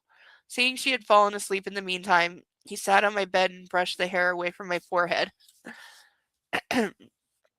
You okay? He asked. I nodded, afraid that if I opened my mouth, I'd throw up too. Next time I'll get you some juices and veggies. He kissed me on the tip of my nose. I see you two like to party hard. I don't know how long he stayed there watching me, but when I went under, I could still feel his hand stroking my hair. I think I'd like to die now. Olga's voice woke me up. At the same time, I felt the blow of a sledgehammer on my temple. Oh, fuck me, I moaned, reaching for a bottle of water. This was such a bad idea. A bucket. How nice, Olga said, surprised. Oh, I seem to have barfed in it, she added. I snorted with laughter, but as soon as I did so, the sledgehammer smashed into my head again. These are women in their 30s, like, girl, you know better. I mean, not that I should talk, but Nacho brought it in for you, I said, trying to keep still. Remember? She groaned and shook her head slowly. I think we wrecked something, she muttered. I looked at the ruined table, the lamp, and the part of the buffet. We ruined something, all right, and Nacho came in to rescue us, guns blazing. And he did rescue us, but not like that. He carried us to bed. How nice of him, Olga whispered and took a gulp of her water. Is there a baby monitor on my bed? Your man was listening in on us? I looked the way she was pointing and realized she was right. You know what? I think that if he really wanted to spy on us, we'd never know. What, Deacon? This book is all what? You're gonna have to be more specific.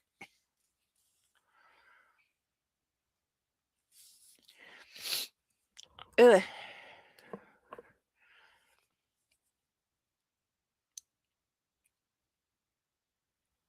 Yeah, all of it correct.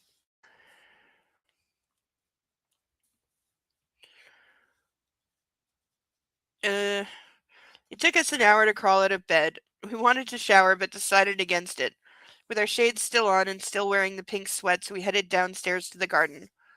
The sight of Nacho with Pablo in his arms melted both our hearts. He was pacing around the patio with the boy sleeping snuggled against his chest, with a phone in his hand. Olga and I sighed, and Nacho turned and smirked. I think I'm in love, Laura, said Olga, salivating a bit. I know, right? I sighed. With that kid, he's just impossible. Swaying on our feet, we headed to the table. Nacho finished his call and put Pablo gently on the couch, standing in the shade of a tree, a couple feet away. He's finally asleep, he said, and kissed me on the top of the head, showing us to our seats. There were plates prepared for us. They had pills on them and some green goo in glasses. I suggest you drink up. He slid two chairs out. Unless you prefer an IV.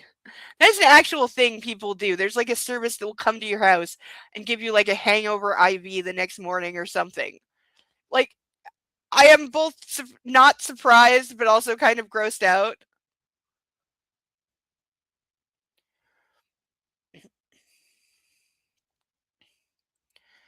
He laughed and smooched me again as I took a seat.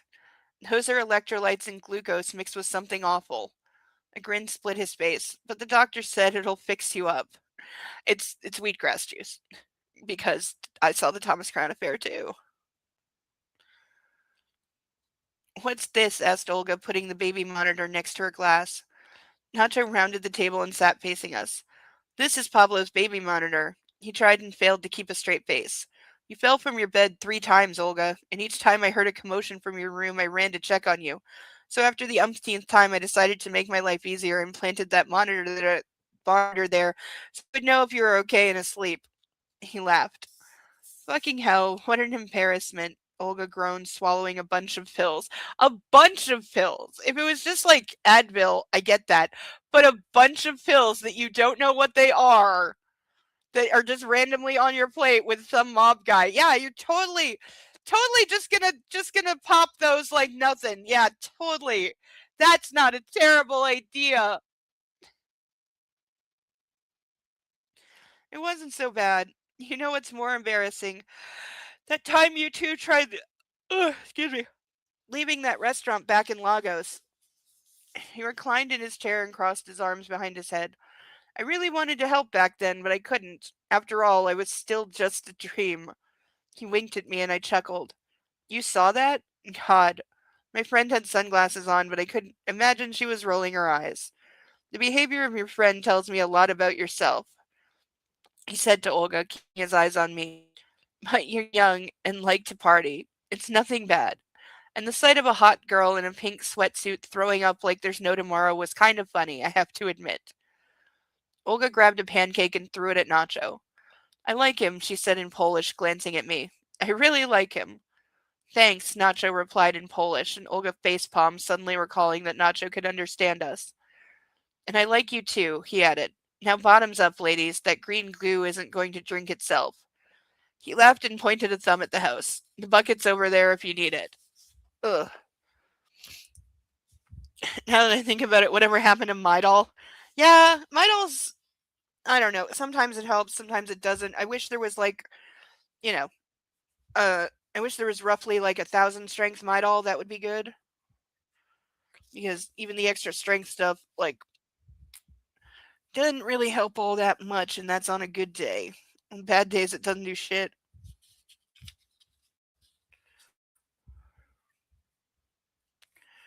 But I still pop my fair share of it, that's for sure. Oh,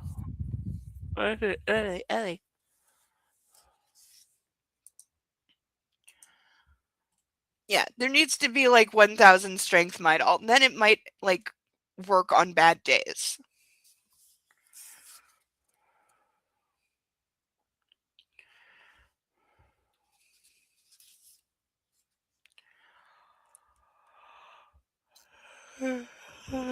Ugh. Seriously considering making a glass of tea. Olga stayed for another few days. She met Amelia and immediately fell in love with her. We covered for her when she drank wine with us, and the one time Nacho discovered that I distracted him with a quick blowjob at the shooting range. Amelia might have been an adult and technically could do whatever she wanted. Nacho treated her like a child and banned her from most fun activities. Okay, so why he was like completely cool with his sister before. Now all of a sudden he's a majorly controlling jerk who like is keeping her isolated and keeps her from doing fun things. Like, what the hell? I learned how to surf, but Olga complained that the wetsuit was too small and the board too big and heavy, so she tried it once and never repeated the experience. While I played in the water, she accompanied Amelia and Pablo. I had everything I could ever want. My best friend, the sun, and a man who took up more and more space in my heart by the day. I couldn't tell him that, of course. He got too complacent. If he got too complacent, he'd stop sucking up to me, and then everything would change. She's such a spoiled brat. See, I didn't even spell that right, because at a shooting range, yeah, I know. I know. Probably one of his private shooting ranges, but yeah, blowing someone while they're firing a gun. Do we think that makes it into the movie?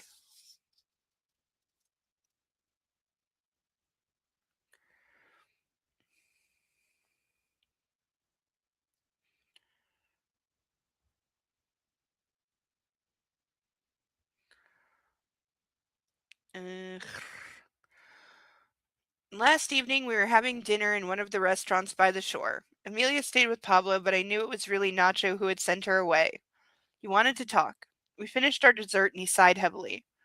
All right, let's talk about what happens in a week's time, he said humorlessly, putting his napkin down. I won't lie, I'd prefer it if Laura didn't go to Sicily, but I can't tell her not to. I placed a hand on his thigh and sent him a grateful look. I'd like to discuss her safety with Dominic. I can't imagine her going without my men. At least 8 people, and no alcohol. He breathed in and looked at me. I understand it's your wedding, but I want her to be as safe as possible. You'll have a party here afterwards, or anywhere in the world for that matter, just not there. His voice remained soft and composed, but he wouldn't take no for an answer. Why can't you go with us and protect her as one of my guests? Olga asked, putting her glass down. It's not that simple. He sighed and wiped his face. We're criminal organizations, but we have a code, and the rules are sacrosanct. I work with many other families, but I also do business with Massimo.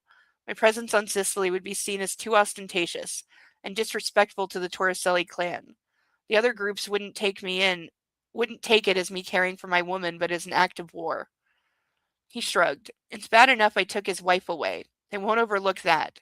So dial Dominic, please, and ask him if we can talk about security measures. Yeah, how has this not already sparked a mob war, by the way? Because how would everyone is going to go, oh yeah, the head of the Spaniard family stole the wife of the head of the Sicilian family. How is that already a full-blown war just over that? Because that is more than enough. More than enough. He should have all of the other mafia families trying to kill him right now.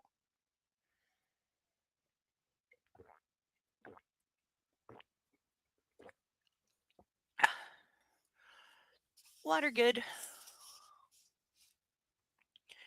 I still have plenty left if needed. Ugh.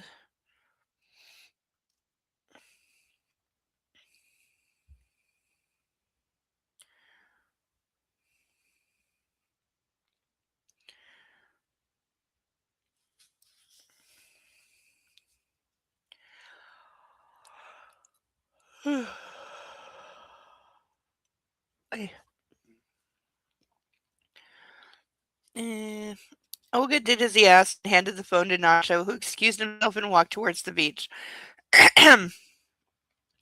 He told him that Massimo probably won't show up at the wedding. She asked, sipping wine. Of course he's going to show up at the wedding.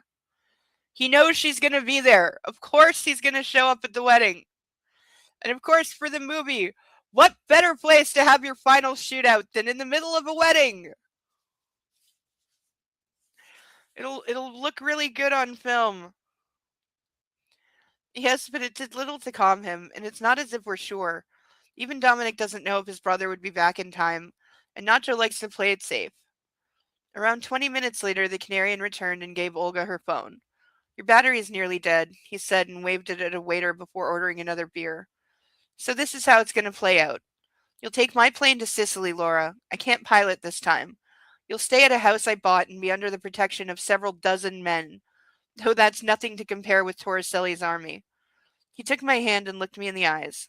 Darling, I know this is going to sound bad, but you can't eat or drink anything during the wedding. You can only try what your security personnel offer you. He's screening food now. I can't say I blame him. Like, it's not as crazy as it might sound. Where is my pen? But seriously, dude, you need better, like, precautions than this.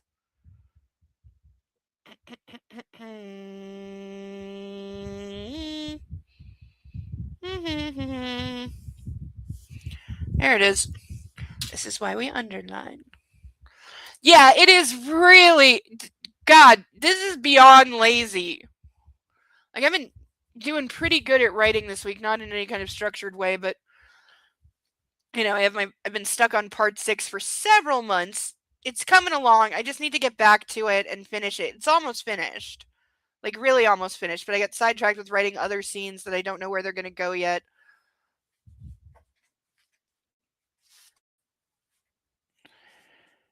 Well, some of them I know where they go.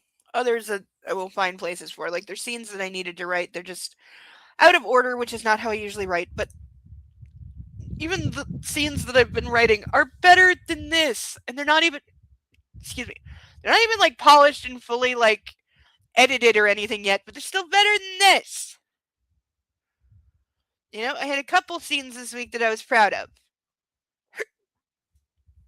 One, I haven't shown you one yet because I was up till 9 a.m. writing it. Doesn't that suck when you start writing and it's like, okay, I'm just gonna write this really fast. It's gonna take me 5 minutes. You said at 5 in the morning, and then 4 hours go by and you're still working on the scene and you can't go to bed until you finish it. Yeah, that happened to me last night. Oh, and that reminds me, then I scribbled more notes in my phone and I forgot, but there are notes in my phone because I do that when I get an idea in bed. And then I always forget to transfer them to the computer, and then I forget the thing. But I wrote something. What the fuck did I write last night? I don't even remember. I'm so tired. Bo was literally asleep with his head on my arm as I'm holding the phone up here. Oh, let me put something. I'm in bed, laying on my side. Bo's got his head here. He's asleep and twitching against me because he's all snuggled against my boobs. And I've got my phone up here, like, trying to type as my eyes are closing.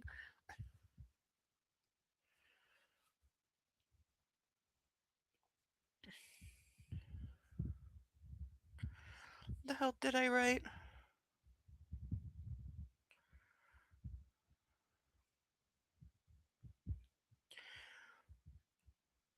Oh, yes.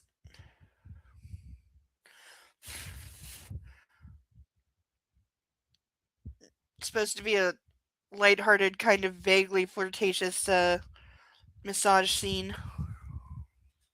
Platonic. Not that not sexy. That's the point. It's not supposed to be sexy. It's supposed to be platonic, teasing, like friends kind of level. Like friends but formal kind of. It's at that place in the relationship. It's early days. Early days, so nothing sexy yet. Lines don't get crossed till later. But at least mine is going to end with a happy ending. Okay, I just heard how that sounded, and that's not what I meant. I meant an actual storybook happy ending. Actually ends in a happily ever after, which I surprise myself at because I'm usually darker than that. But but it will end with a happily ever after. At least in my opinion. There will definitely be people who will argue with me. There will be people that see my story in a completely different way than I do, and that's fine. That's the point. I think if you wrote something worth reading, I think you wrote something worth reading if multiple people have different opinions on what the story is or how it goes or what it means or what the intention is. If you got people talking, genuinely talking and debating about what the intention or what the tone of certain things is, then you did something right.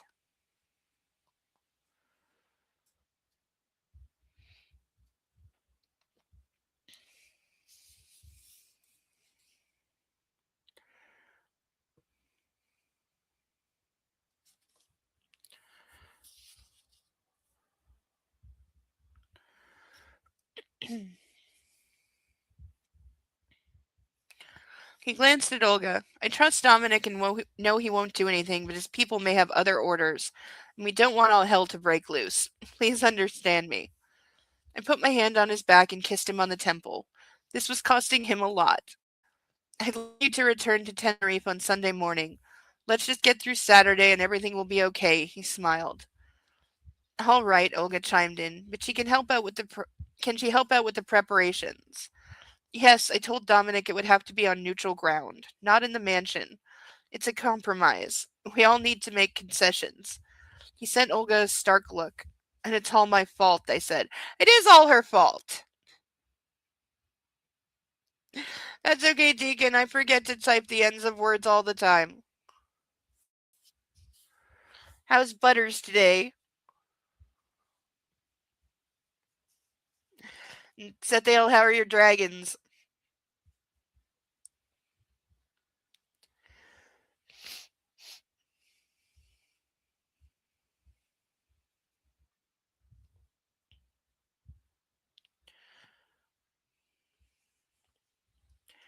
I just had to change my life and ruin everything for everyone else while I was at it. Maybe we should. Don't you dare, Olga snapped, raising a hand. You'll be safe. I'll make sure of that. If something happens to you, I'll become a widow right after I marry Dominic. I'll kill him if he lets something happen to you. No, honest to God, her friend should be furious at her, saying, what the fuck have you done? You dragged me into this world. Now I'm marrying into it because of you.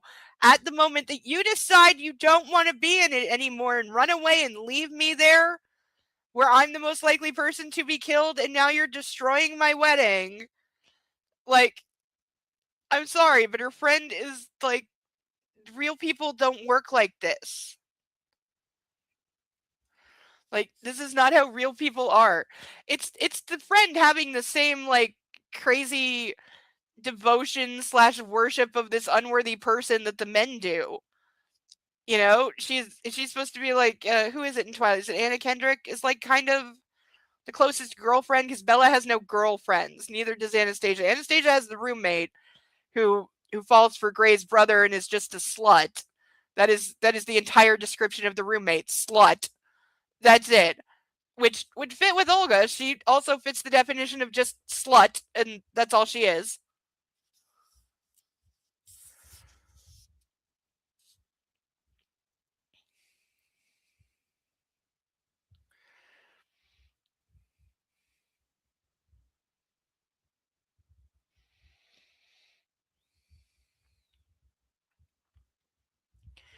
She nodded with finality. Now get that waiter over here and let's have another bottle.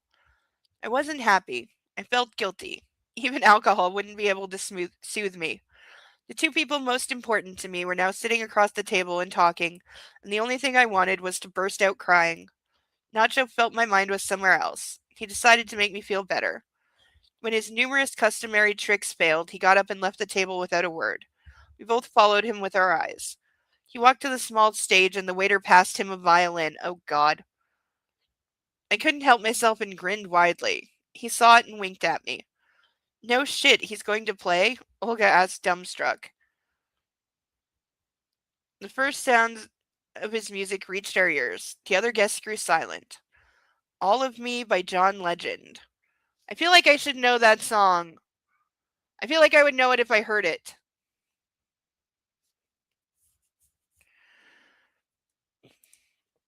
Actually, going back to Celtic tradition, bridesmaids were to dress similar to the bride so that any bad spirits wishing ill on the couple because getting married was kind of like a bit of a challenging fate kind of thing. So if the gods disproved, they would punish you and send like evil spirits and like banshees and shit to torment the bride. And so the bridesmaid would dress like the bride as like a distraction so the evil spirits would go for them and not the bride. I probably do know that song, yeah. If I heard it I would know the song.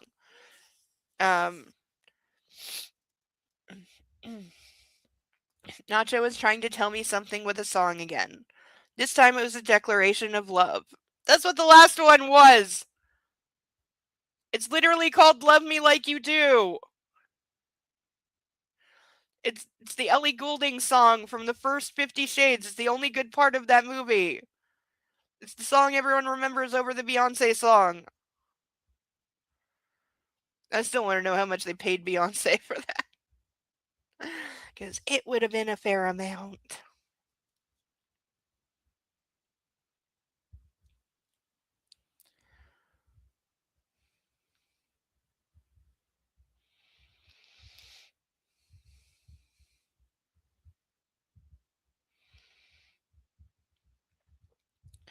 Olga sat hypnotized, and my man played for me, keeping his eyes fixed on mine.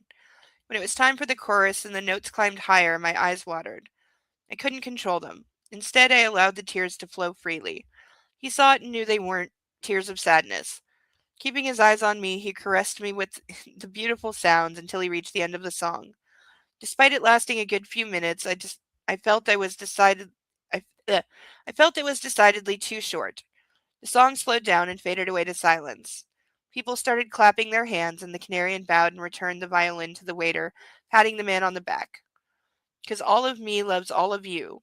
Nacho repeated the first line of the chorus and kissed me. We stayed that way for a moment, ignoring Olga, who was sitting with her jaw slack, before Nacho took his seat in his chair. "More wine, Olga?" he asked, lifting the bottle. My friend nodded dumbly, her mouth agape. There's no way they have the money for John Legend. Yeah, no. The songs mentioned in this book will not be in the movie, both because the movie could not afford them and because the respective artists would not want to be involved in these movies. Plus, I already read the soundtrack for the third movie, and it has the second and third movie have the entirety of the soundtracks all written by the same person. The lead actor still sings a few songs in each one, the guy, but they're all written and like composed by the same people. So it's whoever is on retainer to do like music for Netflix movies. That person wrote the entirety of the soundtracks for movies 2 and 3.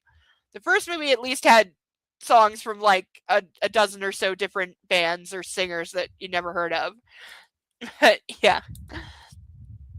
Though the music still sucks. They didn't start getting the music right in the second or third movie. It's still a bunch of disconnected, inappropriate for the scene they're on pop song garbage that is knockoffs of songs they couldn't afford. That and the one scene where we all died laughing because we recognized the song and then all immediately went, it has to be out of copyright because there's no way they paid for anything in copyright. That's why all the pop songs are knockoff versions of good pop songs. Bed for now, playing with fire. Oh, I'm getting way too hungry.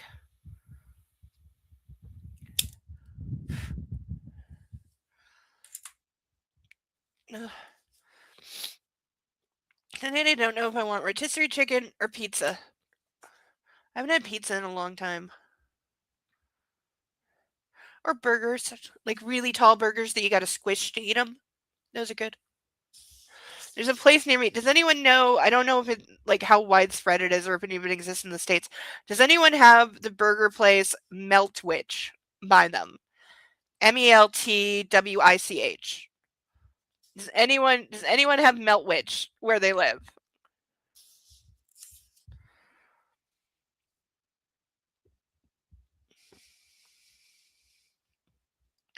They are one of the few places I will order poutine from because they make really good poutine.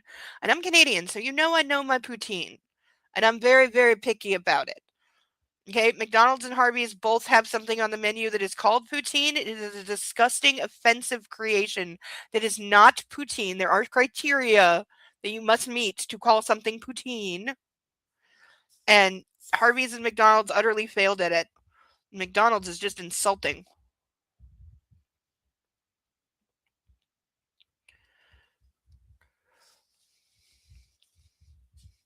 Actually, no, I don't mean Harvey's. Harvey's is actually good. Their poutine is actually good. I mean Burger King.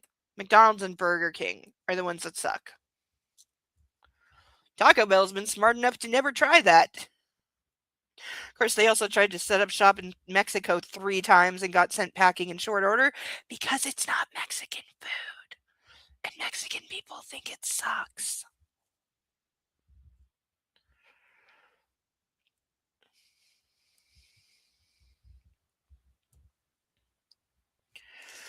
You have Five Guys? I've heard of them. I heard they're like very well liked. So I assume the food is pretty good.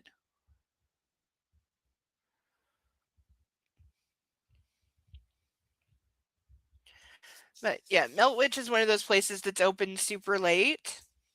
So they will still deliver like at midnight, 1 in the morning.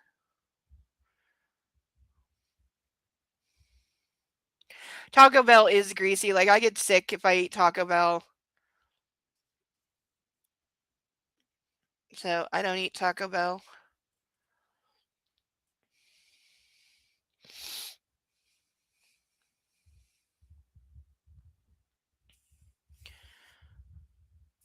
The next day, Olga and I said our farewells as if we were never to see each other again. Standing on the tarmac at the airport, we both cried. Nacho had to drag me back into the terminal. When he finally succeeded, he wrapped an arm around me and led me to his extravagant car. I have to leave for Cairo, he said. I'd like you to go with me. Why would you go there? A commission, he said matter-of-factly. Oh, I have to go kill someone, honey. Will you come with me? Oh, we won't stay long. 2 days tops. He closed the door and started the engine. 2 days to kill a man. I was baffled. He smiled. Darling, the preparations always take longer than the act itself. But I only go there to keep an eye out so nothing goes wrong, and then pull the trigger. He paused for a while. Although this time I think I'll also press some buttons, he added, grinning. Yeah, want to come with me to commit murder? That's sure. And or is he supposed to be getting points because he's supposedly genuinely asking her if she wants to go with him and not just declaring that you're coming with me, whether you like it or not? Even how bad McDonald's fries are, I'm not surprised they messed up poutine. The only reason I order Taco Bell is because it's cheap and open at 2 a.m. Yep. I feel you there. I have like Meltwich is good, but yeah, a lot of their business comes from the fact that they are open at 1, 2 in the morning, and they are good. Like they're good, like hangover, drunk, or stoner food, definitely. But their burgers are actually good, and their poutine is actual poutine. The thing with poutine is you got to have thick fries, You can't have skinny little stupid fries like McDonald's has. You gotta have thick fries. You have to have a thick, non-translucent. McDonald's and Burger King both have translucent gravy, which is a sin. You gotta have that thick beef gravy. Has to be beef.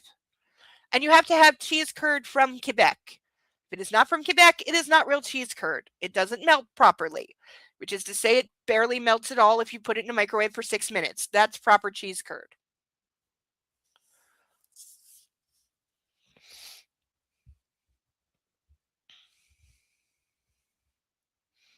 And if you add anything other than those 3 ingredients, it is no longer poutine. It is the American stupid food known as dazzle fries.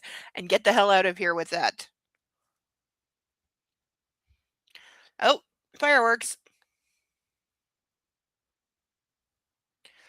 Now I want to go look and I can't. Yeah, because tonight and Monday will be the big nights for the fireworks. I can see like the whole, like half the mountain range from there, so I can always see the ones from up there.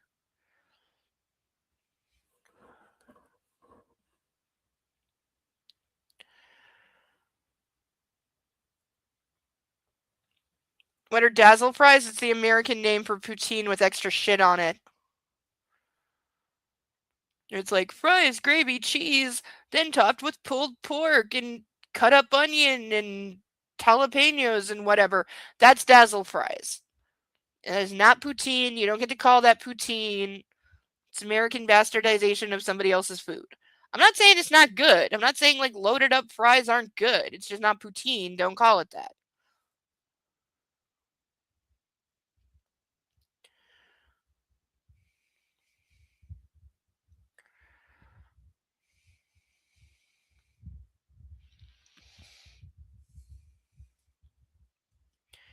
I don't get how you can smile at the thought of killing another human being, I said, shaking my head.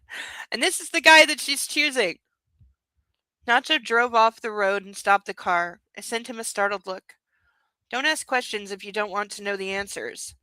His eyes were kind, but there was a slight smile on his lips. And best not to try and understand it. It doesn't make sense. It's just my job.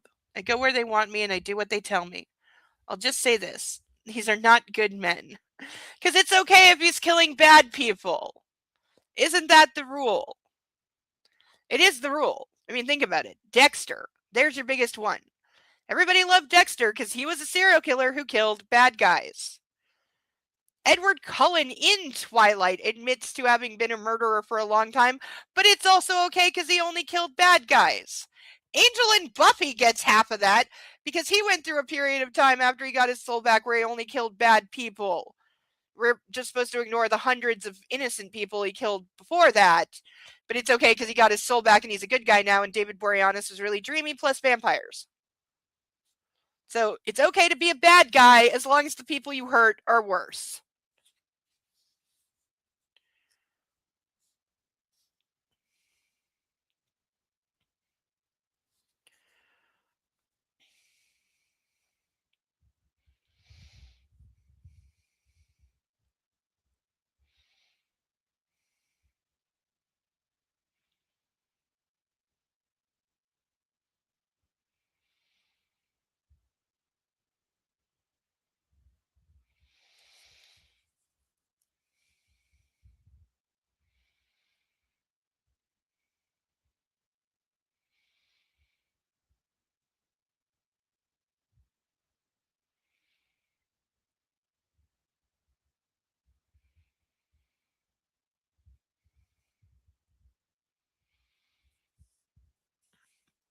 I nodded. So you want to go for a swim? My eyes widened in surprise at the sudden change of subject. Yeah, he basically, just told her the truth. Don't ask questions you don't want the answer to. Like, if you don't want to be part of it, then don't. But, this is the world that you're getting into. You can pretend you don't know if you want. You can not go with him, but if you ask, he's going to tell you. And I breathed in, calming myself down. The sight of dead men was nothing new to me at that point, but at the same time, I couldn't just let it go. What was I supposed to do? I had known for ages that Nacho was far from innocent. I startled myself realizing what I was thinking about. But living among men like Massimo and Nacho for so long had changed my point of view. On the way, I quickly realized we were driving to our beach house. The ocean was very turbulent, but Nacho decided I'd cope with the taller waves. I was still swimming on a board twice as large as his, but I trusted him when he said it wasn't time for a smaller one yet. I loved his surf lessons, but what I loved more was simply watching him surf. After what he had told me back in the car, however, I wasn't in a good frame of mind. But as soon as I relaxed a bit and took in the magnificent view, I paddled towards the breaking waves. I spun and waited, watching the ocean. Finally, there it was the perfect wave. I burst into motion and stood up on my board. Nacho was shouting something. I couldn't hear him over the crash of the waves, but was too happy to be keeping my balance to care. Too happy to be keeping my balance to care. Suddenly, the incoming wave broke right behind me, collapsing onto my head and back and pushing me under. I kicked out with my feet, trying my best to swim to the surface, but the leash strapped to my ankle knotted, limiting my range. I couldn't move. Oh, is she gonna drown again? Are we having the Bella drowning and oh no, Edward thinks she's dead scene? The waves kept coming, dragging me back and forth underwater. I lost my orientation. Which way was up? I panicked and started thrashing until I felt the board hit my head. My ears rang and my eyes teared up. Out of the blue, a pair of strong arms appeared in the darkness. They grabbed me in a tight lock and lifted me up, throwing me over the board. Nacho leaned over me, detached the strap that had been constraining me. Meanwhile, my yellow board floated towards the shoreline. Yep, exactly that scene. Should have had a ripped off Twilight counter. Are you all right? He asked, panting. He scanned me with his eyes, terrified. You have to keep track of where the line is. It cannot entangle. You don't say, I gasped out, spitting out a mouthful of salty water. Okay, this is if you're spitting like serious amount of water like out of your lungs or anything, you need to go to the hospital because drowning or secondary drowning is a thing. Is the drowning replacing the fainting? Maybe. We never did find out what her exact heart condition that is now magically cured was. The movies seem to have just cut that out entirely after the first one. I don't think it was mentioned at all in the second one. So they just like hand wave that away.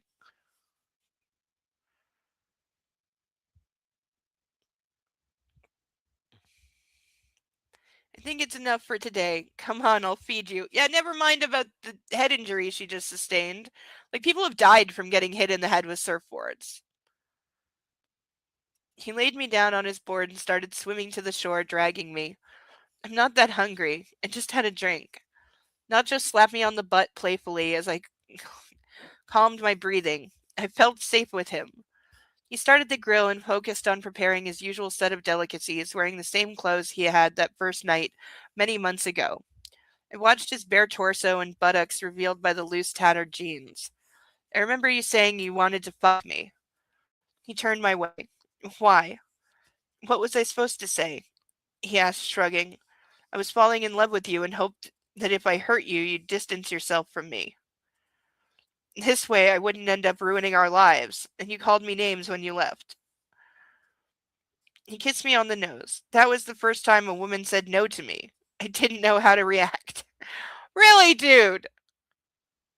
Really? No woman has ever, ever, ever said no to him? Jesus. Now I really want to get a fucking cookie and a glass of tea. I mostly just want sugar right now. I want sugar because A, I'm craving the fuck out of something sweet, and B, I need something to keep awake.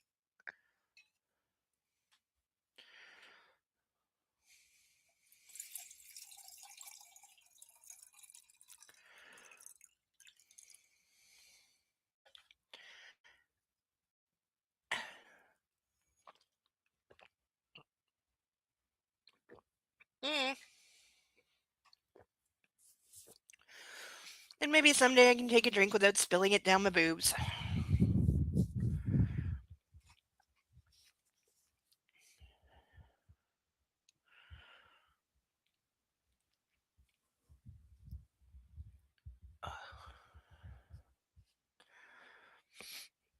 And He stood up and took a sip of beer. Hey, we haven't talked about your past yet, I said, lifting my brows. Let's hear it, Mr. Matos. What was your love life before? I think something's burning on the grill, he said quickly and practically ran towards the barbecue. Yeah, I'm guessing he's got like a 3-digit number. Oh, no, you don't. I shot up and followed him. You won't leave me with nothing. Now talk. I smacked him on the butt and crossed my arm, waiting. I've never been in a relationship, if you really want to know. I pressed against his back as he pretended to flip the food on the grill. I told you back in December, I always wanted a woman unlike any other, and I found one. Why, though? There is nothing. The problem is these men keep describing her as something extraordinary, and she's not. Okay?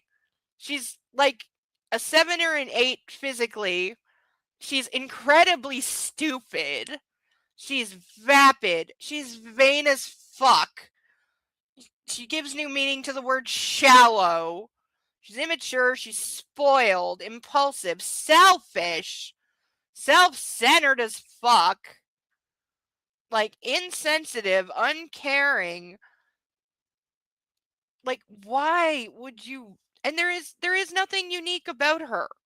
There's nothing that makes her stand out. There is nothing that makes her special. She has no redeeming qualities or characteristics. She has no skills other than, like, being willing to frequently give head. Other than that, there is nothing to make this woman desirable in any way. Extraordinarily hollow. That's appropriate. Thank you, Cerebellum. Yes, that is, yes, extraordinarily hollow. She's boring as fuck, just like the author. Yeah. They're not easy to find. The author apparently does not make a lot of public appearances or did not do a lot of promoting for this, so it's hard to find like clips. Plus, again, this is the only thing she wrote. It was like 5-6 years ago, so I think she's back to being like obscure now, and like probably will never write anything again, which is why I also maintain my theory that she is just a front person, that she didn't actually write this, and that she was just a like paid spokesperson basically to claim that she wrote it, because she's a, to some people, a hot looking blonde who, tales of her dark sexual fantasies will sell a lot better than if the author is like some 60-year-old gray-haired fat lady. She looks the part to sell it. So there's like, yeah, I think there's a decent chance that she just got paid to promote this and somebody else wrote it. But in the few like moments of her talking about it that I could find, yeah, she's an idiot.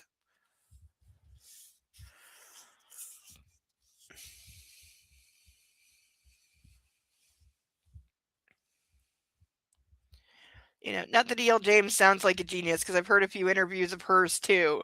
Especially if you go back to when she was hardcore defending Christian Grey, and then you go to like 10 years later where she admits like, he would have been, quote, very difficult to live with. And she can finally admit why some people see him as being a monster. It's like, okay. It's like, I'm writing a book where somebody could see the male lead as being a monster. That's not my intent, and that's not how I see it. But I fully admit that other people could see it that way, and they're not wrong. That's why it's called open to interpretation. But 50 Shades was not written that way at all. You were supposed to be 100% in love with Christian Grey and think he was God's gift to women, and that's what E.L. James defended for 10 years. She said anyone who called it a story of abuse was just being a hater because it wasn't true at all, and they're seeing things that aren't there, and it's not true, and nothing he does is abusive, and he's just loving and broken, and why aren't you in love with him? And I said he had a really big dick. Isn't that sexy?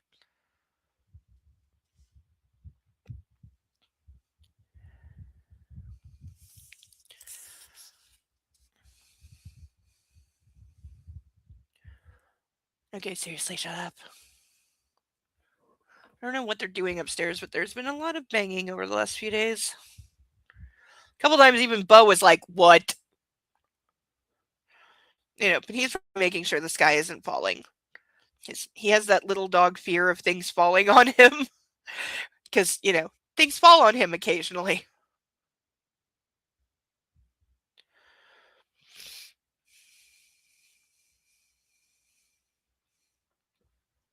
Usually thinks he's trying to steal and has nudged off the table with his nose and his paws, but somehow he's still upset when they fall on him.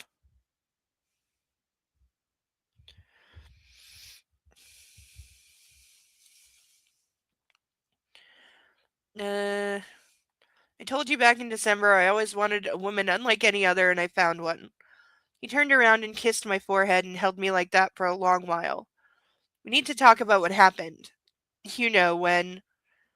There's nothing to talk about, Nacho. Everything was an accident. If you need to know, if you need to know if I blame you, the answer's no. This is how it was meant to be.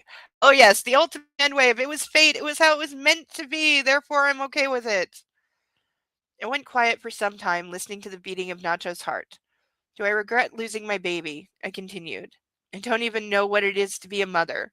The only thing I'm certain of is that everything in life happens for a reason. Wow, we're just going full Forrest Gump now. And since I don't have a time machine, it makes no sense to think about what ifs. I climbed to my toes and kissed his chin. I can tell you what I feel now. Nacho's eyes widened. I'm happy and I wouldn't change anything. I like spending time with you. I feel safe and I paused, careful not to say too much. And, he prompted, and I think this time the fish is really burning. I kissed the colorful tattooed skin on his torso and went inside to refill my glass. We ate in silence, stealing glances at each other and smiling. There was no need for words. Gestures sufficed. When he fed me, delicately brushing his fingers against my lips, shivers went down both our spines. It was magical, romantic, and completely new to me. I put the fork down and realized I had downed a whole bottle of wine. I felt dizzy, but not yet drunk. Oh, you're definitely drunk. So I decided to get another one. Yeah, you're drunk. Nacho shot up, took my hand, and led me to the beach instead. Curious, I didn't resist, following him into the darkness, listening to the waves crash on the sand. It was completely dark outside the radius of the house lights. Nacho released my hand and reached down for his zipper. He threw off his trousers and turned to me without a word, taking off my top and kneeling to pull down my briefs. I was left completely naked. Again with the having sex on the sand! This is not a good idea!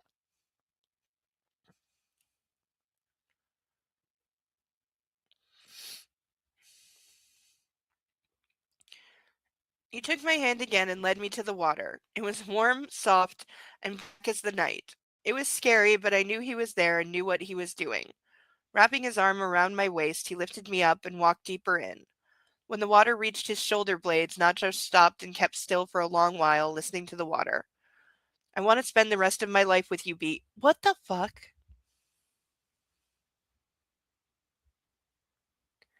There is a door either on my floor or near my floor that, for some reason, like intentionally or accidentally, somebody keeps slamming it loud as hell. Like, I thought it was the garbage room door for a while, but I don't think so. But it's so loud.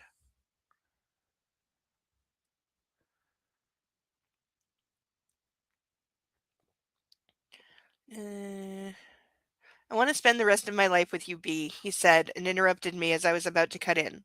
I know what you're going to say, but I wanted you to know this. You don't have to say anything, he added quietly, pulling me closer. His lips hovered an inch away from mine. His minty breath was overpowering. I can feel you, Laura. His tongue slid in my mouth, and I pressed myself even closer to him, wrapping my legs around his hips. The two things I really love, the ocean and you. Nacho's hand cupped my butt as he entered me. Mine, I whispered as he caressed me with another kiss. Yeah, we're going for that. That's definitely on the list. Oops. Ugh, forgot to mark things.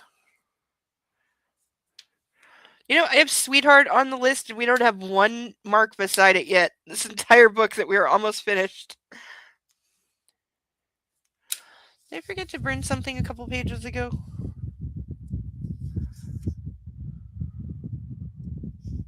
Yes, I did. Supposed to remind me, chat. Alright, for the second time tonight, and the third burning, we have Darling! Ugh.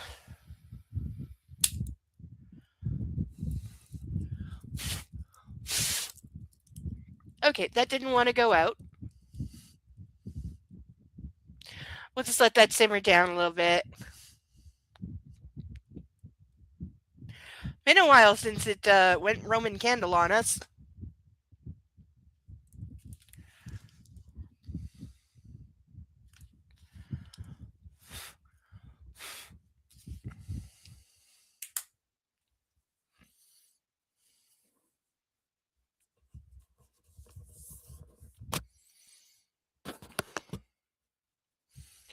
Okay, very smoky.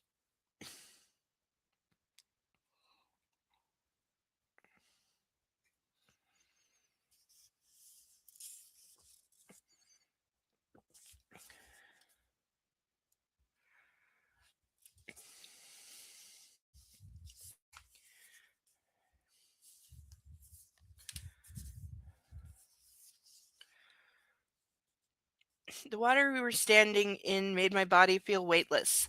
He could do as he pleased.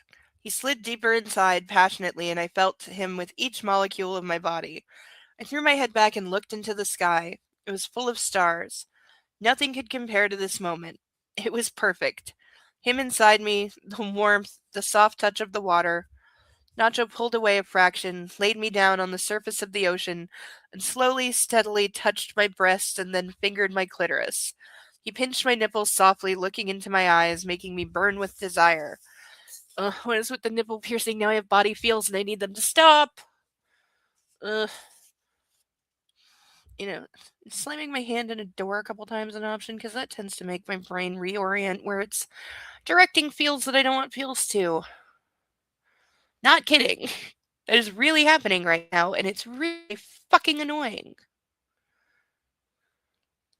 Ugh. Need to rig something for when that happens. Need something nearby. Somehow. Off screen. Something. Maybe build something. We could build something.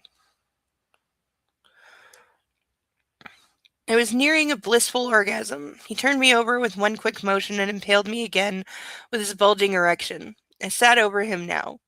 Such a position would be impossible if we were out of the water. With one hand, he gripped my breast. The other one drew slow circles around my sweet spot. There's... Okay.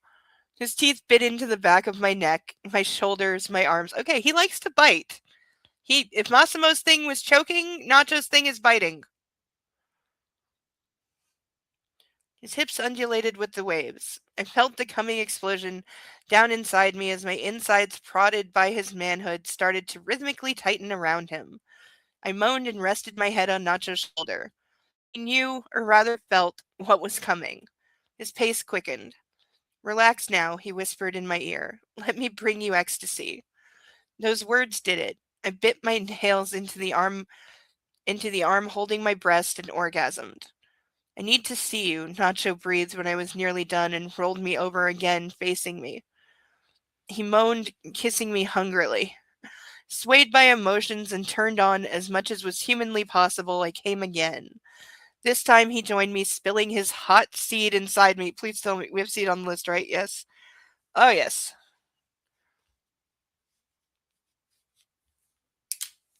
Now he gets to play with fire twice. Oh, my stomach is not happy now. Oh, that is what sucks about sudden anxiety spikes. They tend to make your stomach not like you anymore. Like, even when they go away, the lingering, like, tummy troubles are always there, which sucks. Ugh.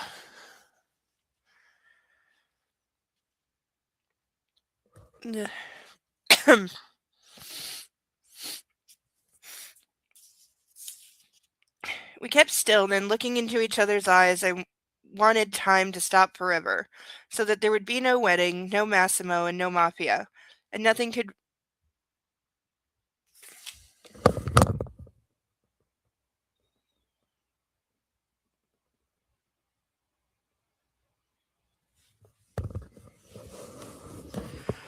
Okay, thought I heard somebody knocking, but I think it's just whatever's going on upstairs, because Bo did not go ballistically barking to the door, which he certainly would if there was a person. I'm fairly certain he's curled up on the couch. I'll go find him in a minute. How far are we from the end of this chapter? Oh, we're almost at the end of this chapter. End of this chapter, I will go in search of the dog and we'll have a dog break.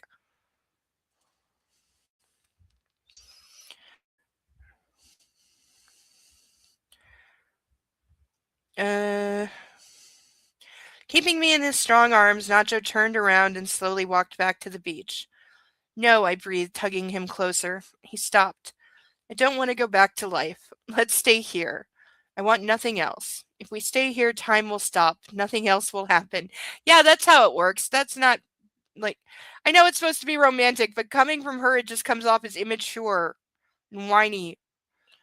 Nacho pulled his head away and looked me in the eyes. His gaze pierced through me, reaching my soul. You'll be with me, Bee. Don't be afraid.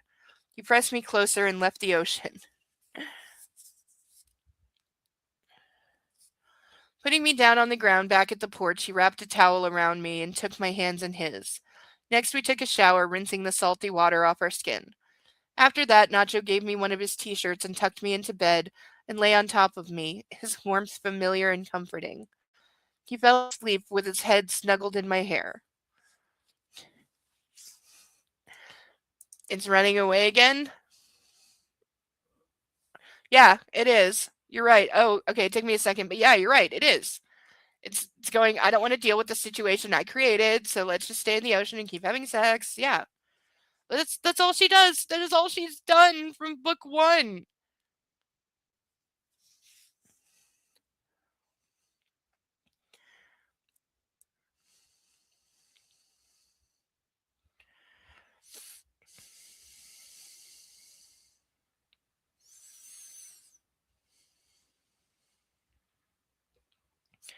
I stretched out and reached out with a hand to hug my man, but his half of the bed was empty. Startled, I snapped open my eyes and looked around. There was a phone on his pillow and a card saying, "Call me." I grabbed the phone and dialed Nacho. He picked up at once. "Get dressed and come to the beach," he said. I didn't feel like getting out of bed already, but that commanding tone of voice. Gee! Commanding tone of voice, like the thing she told Massimo to stop using with her. Like, why is he just turning into Massimo now? Why is he turning into everything that she supposedly doesn't want and is running from? I stretched out once more and got up. I brushed my teeth and put on shorts and a white t-shirt. No bra. It says for some reason no bra is in brackets. I don't know why, but it is in brackets. And a pair of Converse sneakers. That counts as a brand name. You know, I was watching iRobot the other day, which also has a very, like, it has numerous Converse shout-outs. Like, you don't notice the product placement in that movie right away, but it is deep.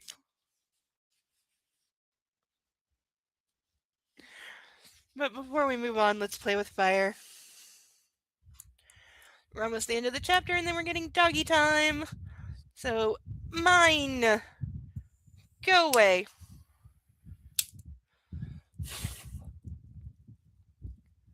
And seed, because I utterly hate that.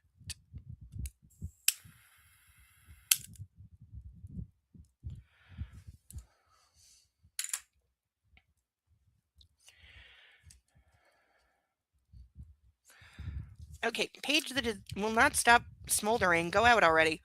I need to turn the page.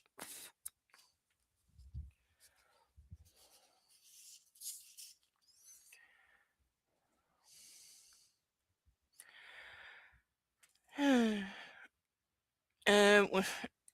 I need anything more, I was comfortable here.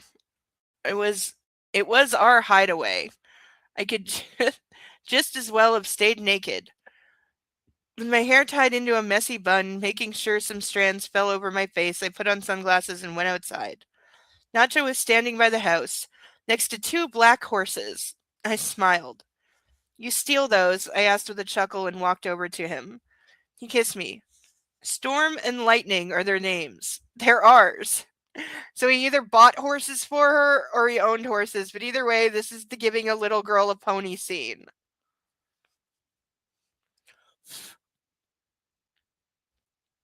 Ours? I repeated, surprised. Nacho grinned. Do we have more? I'm sure there are some. He paused, thinking.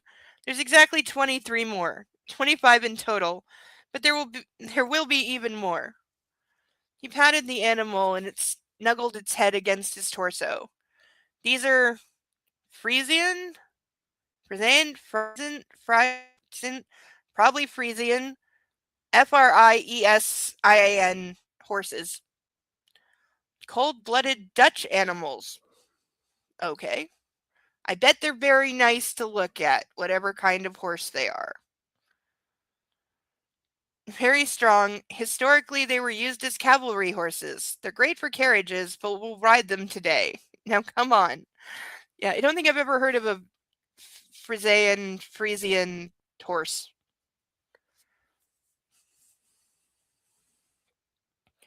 I've heard of Andalusian and Clydesdale.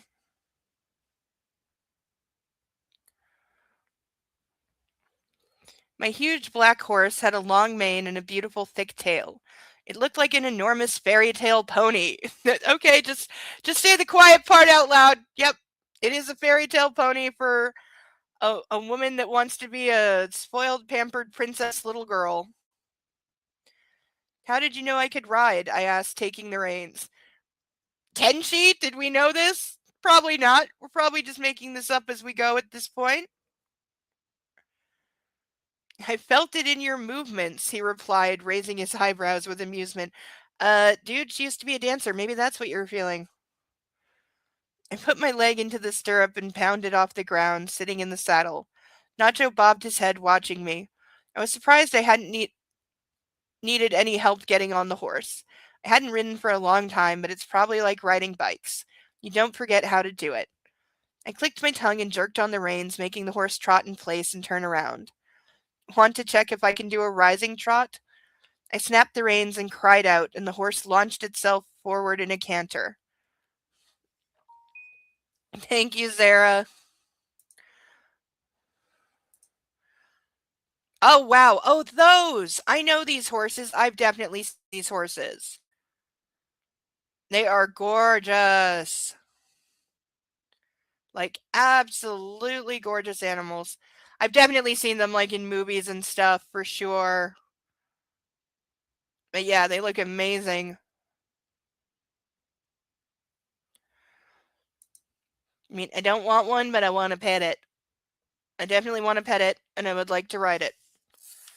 I always wanted to go horseback riding, but I was always worried because of my weight that I would hurt the horse or something because I don't know like what the weight limit on a horse is.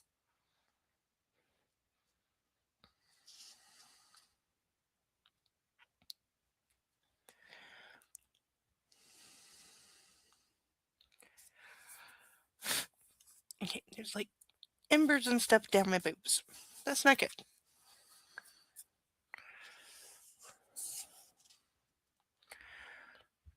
The beach was completely empty and very wide, mine to do as I pleased. I turned around and looked on as Nacho mounted his horse and with a grin followed me. I didn't intend to race him, so I reined the horse in and slowed down to a trot. Nacho quickly reached us. Well, well, he said with a fond smile, I didn't know you could do that. You thought this would be another thing you could teach me?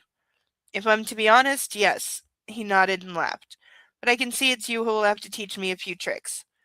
We rode slowly along the wet beach. I didn't even know what the time was, though it must have been early. It wasn't hot yet, and the sun was still low over the horizon.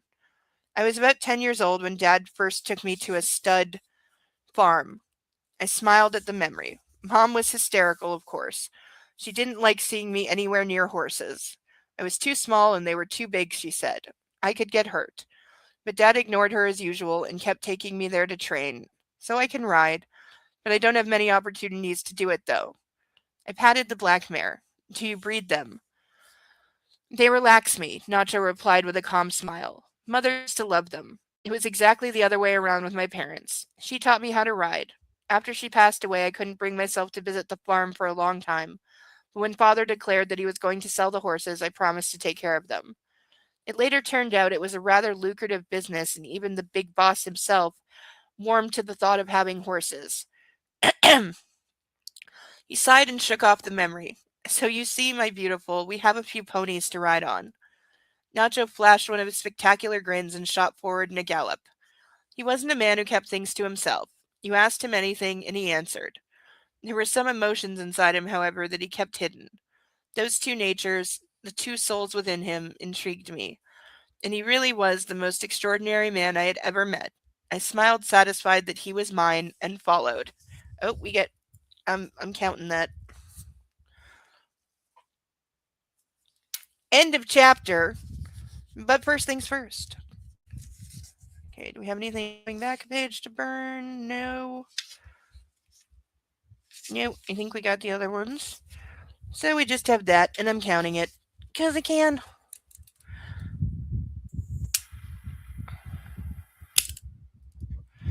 Okay. Now I shall go get a puppy. We're at the start of chapter 17. Let me see what is page count tonight. I haven't been keeping track.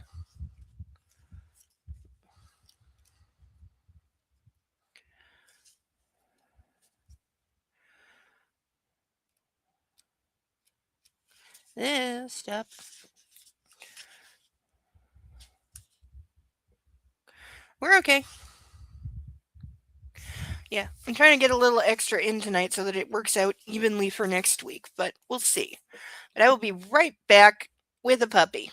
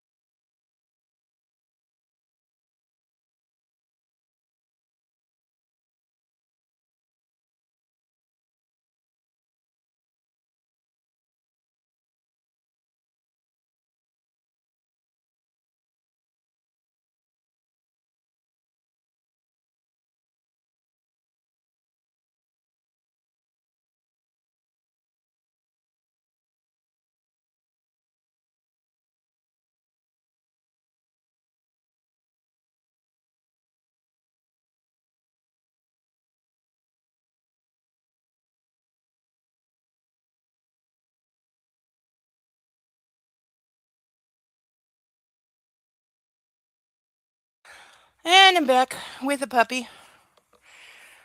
He's confused because I picked him up off the couch, so he's sleepy. And everyone say hi to Bo. He's still sulking because he didn't get to eat a duck. Also, a reminder that for $10 you can sponsor a random duck or a painted duck. For $25 I will put on handcuffs, and for $50 I will try one of the new flavors of the Skittles mix and see if it's good or bad. So far we've had one bad, one good. You are just so sleepy. Look at this. Look at how sleepy this is. Look at him. He's so sleepy and cute, isn't he? Look at him. Okay, you have really bad puppy breath. You have really, really bad puppy breath. Yes. Bo says, hi, everyone. I'm a doggy. Don't touch my feet. Okay, I'm sorry. He doesn't like his feet touched. No, because you think I'm going to clip your nails, and that's just the worst thing in the world. He throws such a fit. You do throw a big fit when your nails get clipped. Yes, you do. Now he's like, no, I don't. No, I don't. I don't do that. I don't do that. I'm a good boy. I don't throw a fit and whine like you're cutting my leg off. Are you going to sleep? Are you falling asleep? I think he is. He just likes a cuddle. Yes, you do. You like a cuddle. And then you like to lay down and go, I've melted. You can't put me down. Right? Yeah. Yeah. That's it. That's what it is. That's what it is. Yes, it is. Look at him. Look at the cutie. Look at the cute puppy. He's so cute. Okay, rub the belly. Rub the belly, rub the belly. Yes, my mic thing is on his foot. I've got you, don't worry. I've got you. Yes, I've got you. Yes, my lovely little puppy. You're so good. Yes, and he really wants to lick my face, but he knows he can't because I got makeup on. Yes, you know the rules, don't you? Yes, you do. Good boy. Okay, I'm gonna put you on your pillow. You can go back to the couch if you want. Okay? Okay, say bye-bye. Bye, everyone. Buy me a duck that I get to eat. Yes. Yes. Someday. Someday you'll get a duck.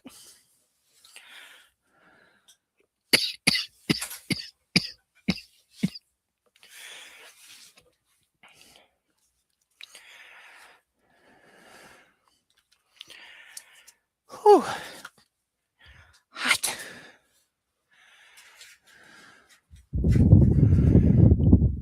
Okay, better.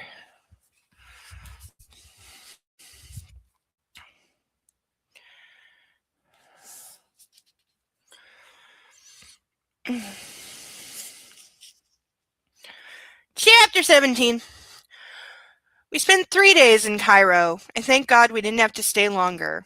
I had never experienced sweltering heat like that. Nacho had to work, so I had a lot of time to myself. Egypt was the first time Nacho didn't allow me my freedom.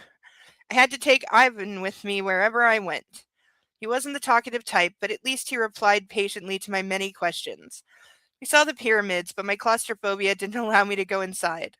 We went to a mosque, to the Egyptian museum, and shopping, of course. Poor Ivan kept very calm and impressively patient. I rewarded his stoicism with an afternoon at the pool. Okay, so now she has security following her and she can't go anywhere alone. So check another box of nachos turning into Massimo.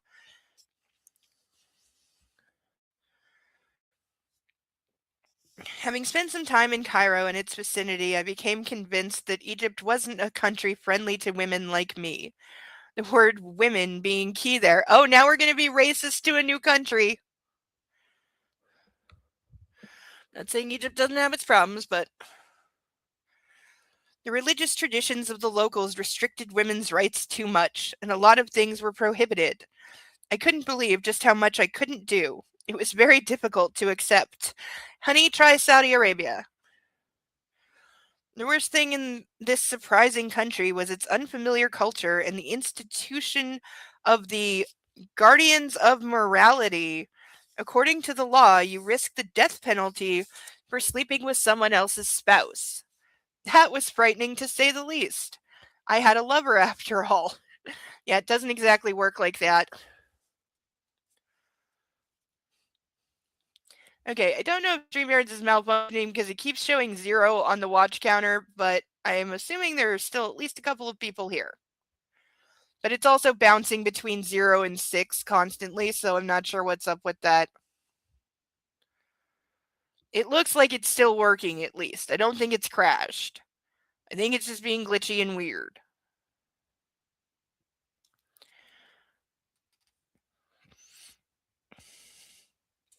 But we got like an hour and a half left, so I just need it to hold out for like an hour and a half. Then if StreamYards crashes, I don't care.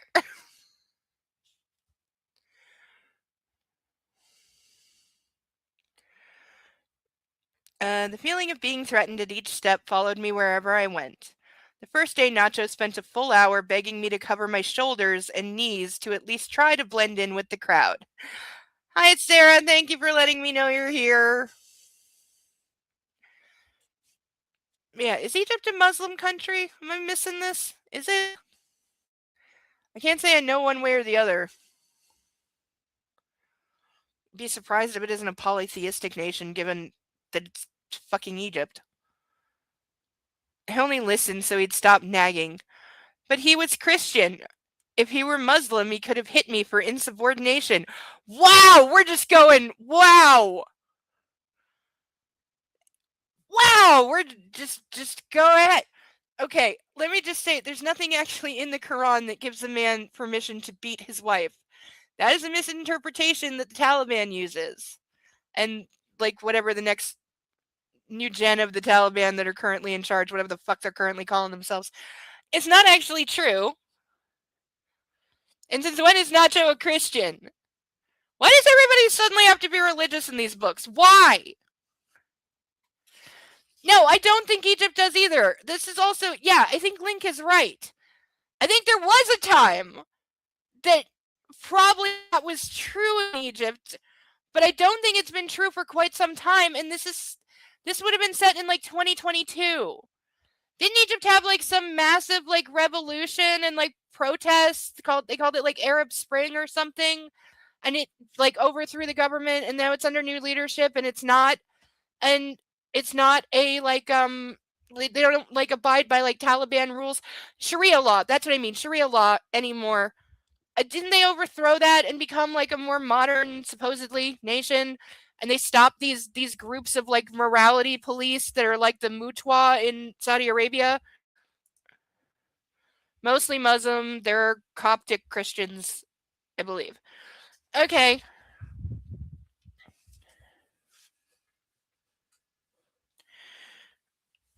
But did we really need all of this about taking a shot at other people's religions and cultures and stuff?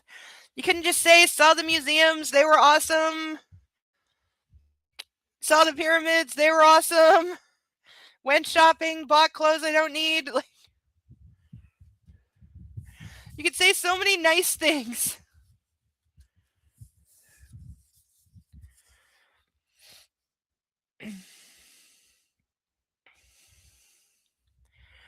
It wouldn't be a problem if we stayed in a tourist town, but the capital had its customs. At least the weather was pleasant. It was hot and sunny, and the sky was blue and cloudless. After a day in the sun, I had a wonderful tan. The water in the Four Seasons hotel pool was pleasantly chilly, and the staff didn't seem to mind that I liked to sunbathe topless.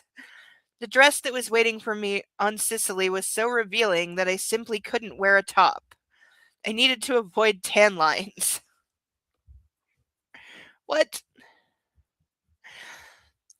A dress like your bridesmaid's dress is so revealing that you can't wear a top? Like, I assume she means she can't wear anything covering her shoulders, so she doesn't want, like, bra tan lines. But that sounds like she's going to be topless at her friend's wedding. That didn't seem to convince Ivan, who called Nacho immediately after I stripped. I told him to keep to his business and promised him an action-packed night, then returned to my sunbathing. It was good to know Nacho wouldn't show up out of the blue, shaking with fury and commanding me to put something on. Only because you told the guy to not call him! We still have a security guy reporting on her movements that he wouldn't like to her boyfriend. That's exactly, like, this is wrong on so many levels in so many ways.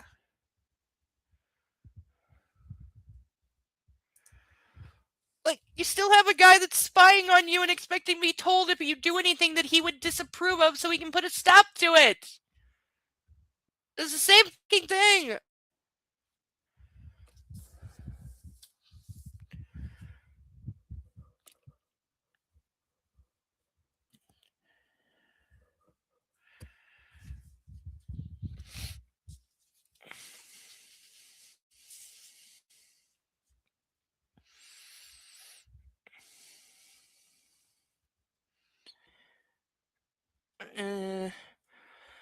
When we finally returned to Tenerife, I realized it was nearly time to leave again. I had 2 days. The prospect of seeing everything that I had left behind filled me with dread. On the other hand, if I was able to nick some of the baubles from my wardrobe, the whole trip might be worthwhile. Yeah, she really wants those Givenchy boots. That's what it is. Olga had promised me she'd at least pack the things I brought from Poland. Nacho couldn't settle down on Friday morning. He paced around the apartment nervously. I had never seen him stressed out like that before. He slammed the fridge door, yelled at people, and at one point stormed out only to come back a minute later. Oh, yeah, he sounds like a real Prince Charming there.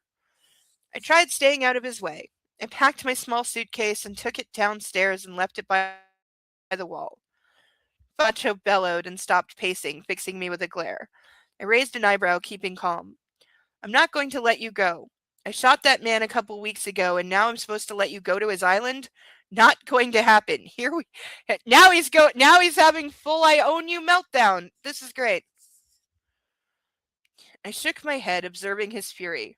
Olga will understand. She'll forgive you. I can't track that fucker. He complained and took a deep breath to continue. Darling, I cut in, taking his hand.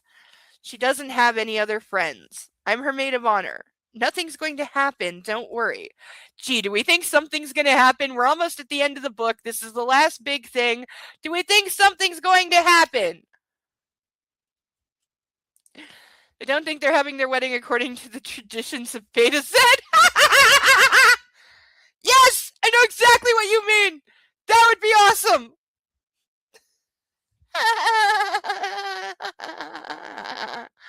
Both the Betazoid wedding episodes are great. Well, Troy's not so much because Riker turns into a whiny fucking little bitch. It's the only part of that episode I don't like. The fact that A, they couldn't keep up the color changing Rose because they didn't have the budget, and B, Riker turns into a butthurt, whiny little bitch. And that's like early in season 1, too. So it's like right after they've established that, Troy and Riker had the romance of all romances, but he broke up with her saying, I can't be weighed down by being married or having one woman because I have to go off and become a captain, which he then failed to do for the entirety of the series and turned down becoming the captain of his own ship 3 times to stay on the Enterprise because the show didn't want to get rid of him, of course, so we had to keep Riker on the Enterprise no matter what, because he's our backup Kirk in case we didn't like Picard, but then we did, and so we didn't know what to do with Riker, so we turned him into the idiot of the ship. Yeah, he gets progressively worse and worse. They eventually get married in the movies. Yes, they do. Yes, they do. I did know that eventually they do. But yeah, but the thing is, like, she's supposed to be getting into an arranged marriage in that episode where Armin Shimmerman appears as a box full of jewels. And yes, that is Armin Shimmerman playing the silver box that gets transported in and then all the jewels spill out of it. And she goes, it's time for my arranged marriage that I guess she had never told Riker about. You'd think that would have come up. But no. So she decides she's going to marry the guy she never met. And Riker's just absolutely turns into an immature, spoiled brat about it and throws a hissy fit. Like, dude, you let her go. You said you couldn't be with her because your dream of being captain was more important. You couldn't be weighed down with a woman. But the second she's off with somebody else, you're whining like, oh, well, I somebody else is touching what's mine. I don't want anyone else touching my Imzadi. And it's like, dude, you got no right to say boo. And let's not pretend Riker doesn't, bed numerous other women throughout the series, because he does. A lot of women.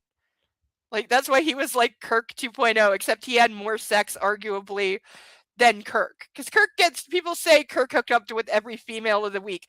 But in actuality, in this series, there's only 2 times you can prove that he had sex with somebody else. One is the one where he loses his memory and becomes a First Nations medicine chief. And he has a wife and she gets pregnant, so that's one.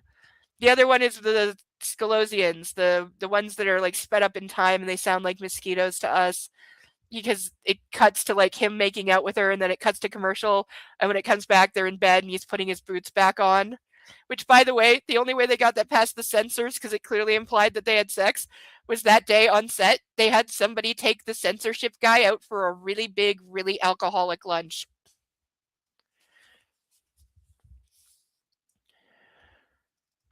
Because, yeah, back in the late 60s and 70s, you couldn't even imply that people had sex by showing the captain putting his boots back on. That was too racy for TV.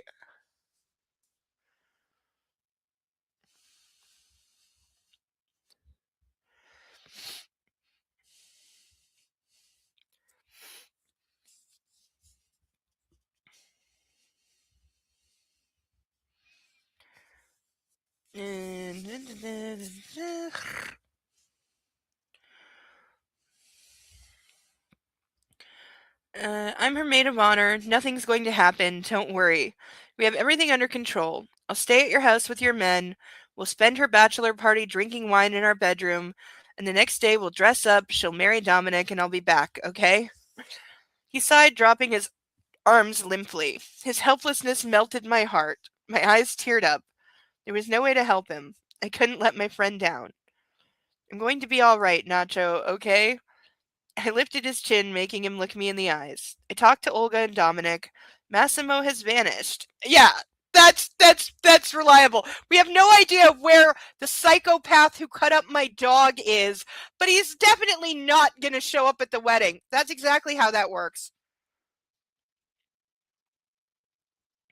Dominic's trusted people will protect us, and your guys will too. Please stop worrying. I pressed myself to him and forced my tongue into his mouth. He was in no mood for that. He hadn't touched me for 2 full days. I didn't care, and I didn't intend to leave without a good fuck.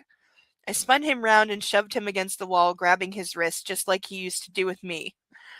His eyes were full of surprise as I slid down, reaching for his zipper.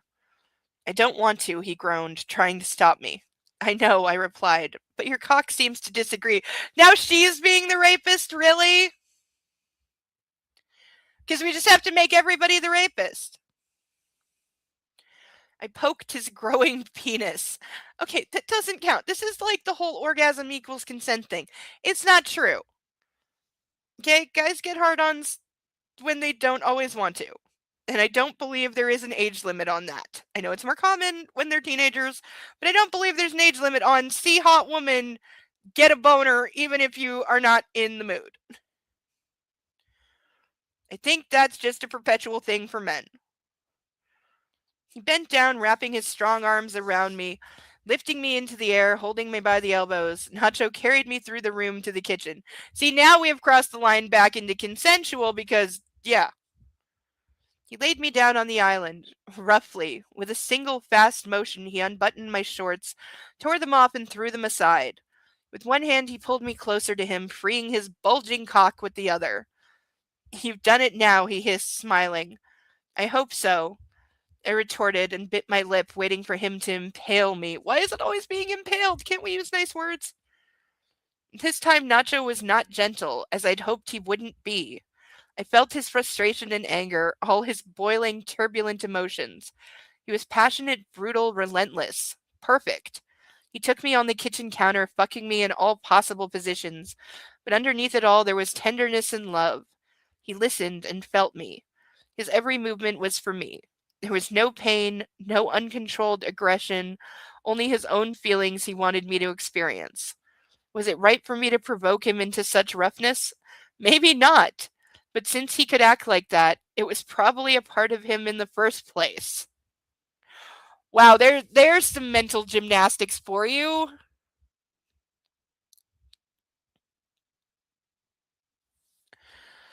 Oh.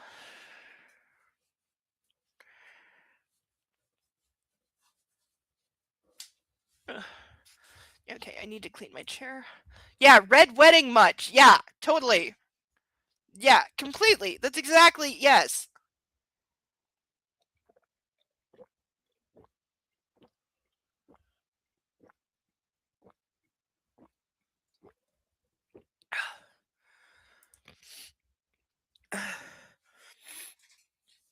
All right. Okay, we are going to make it to where I wanted to make it to at least. We got an hour left. We will make it, I think. to where I wanted to at least. So we got that. And then we should, I hope, finish the book next week and read some of other book.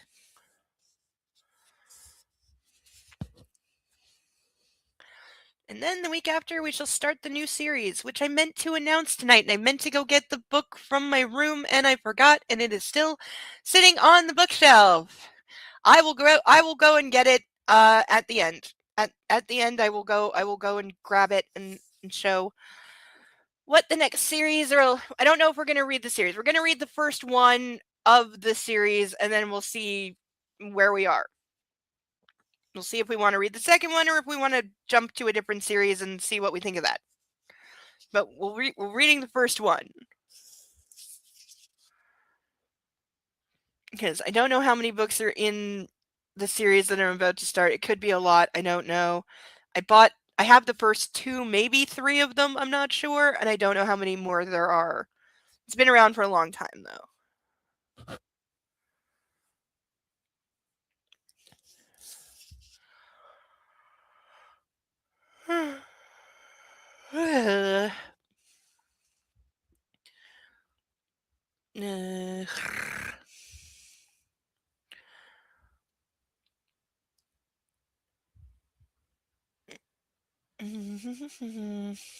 Sometime later, we stood on the tarmac of the airport embracing each other.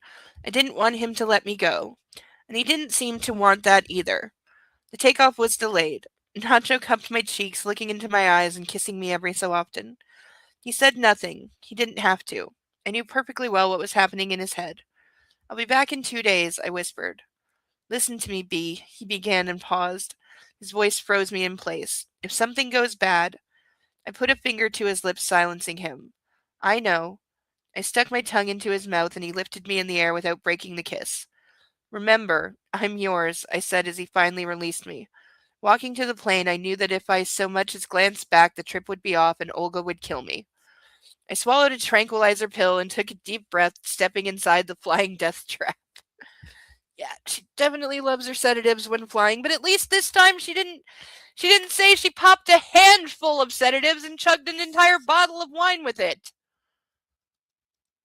I tried my best to stop thinking about the flight, and I succeeded. My thoughts returned to the man I left on the tarmac. He looked sad, or maybe angry, with his hands in his pockets and a white, tight-fitting t-shirt clinging to his muscular body.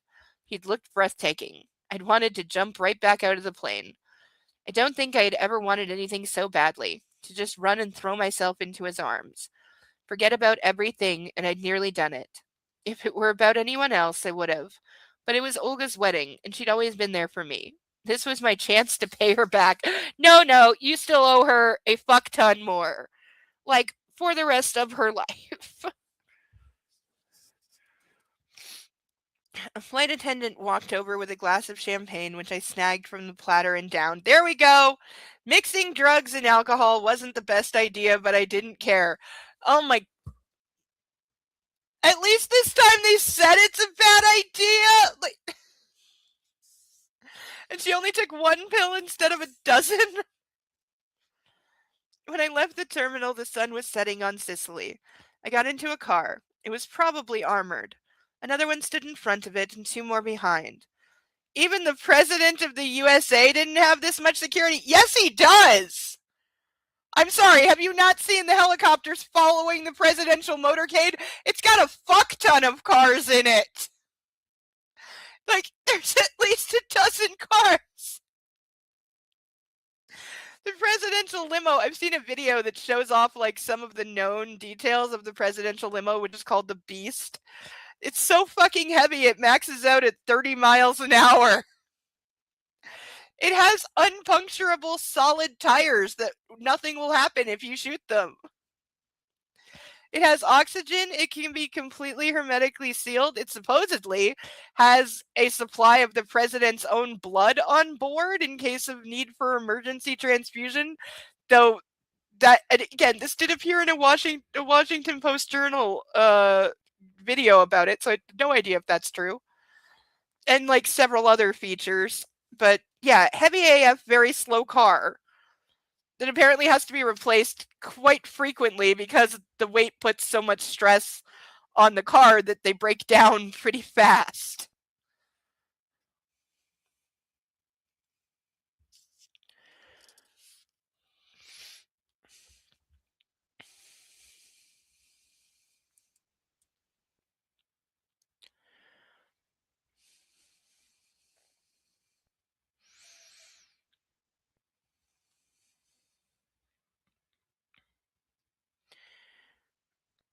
My phone rang as soon as I switched it on.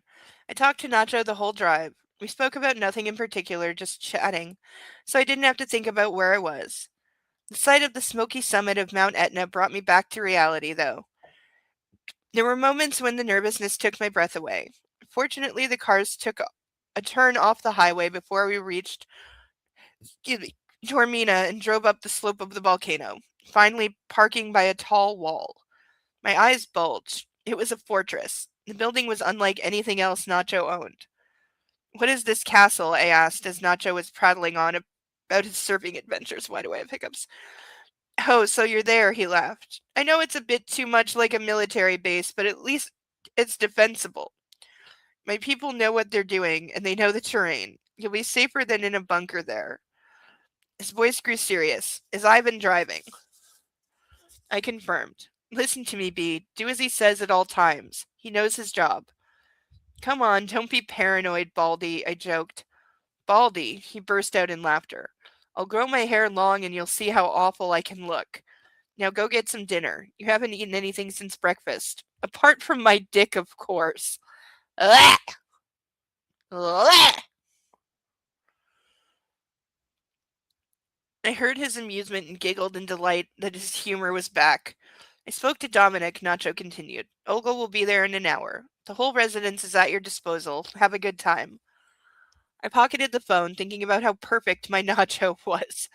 I even opened the door. The house was huge. It had 2 floors and was surrounded with a gorgeous garden. Neatly trimmed bushes lined little alleyways meandering among rich vegetation.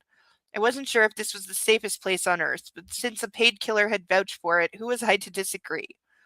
What was most surprising about the house was that it stuck out like a sore thumb. It was nothing like its surroundings. It was modern and angular and had dozens of terraces without any kind of railings. What?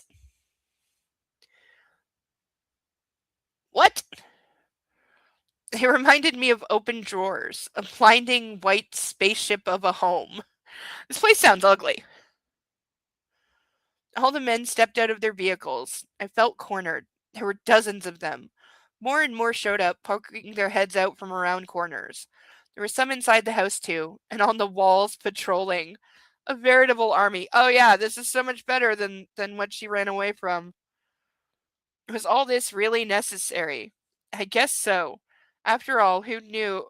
I knew who could appear out of nowhere and take me. "Don't be afraid," Ivan told me. "Sometimes Marcelo likes to overdo it." He chortled and led me inside. Yeah, this does seem like a massive amount of overkill.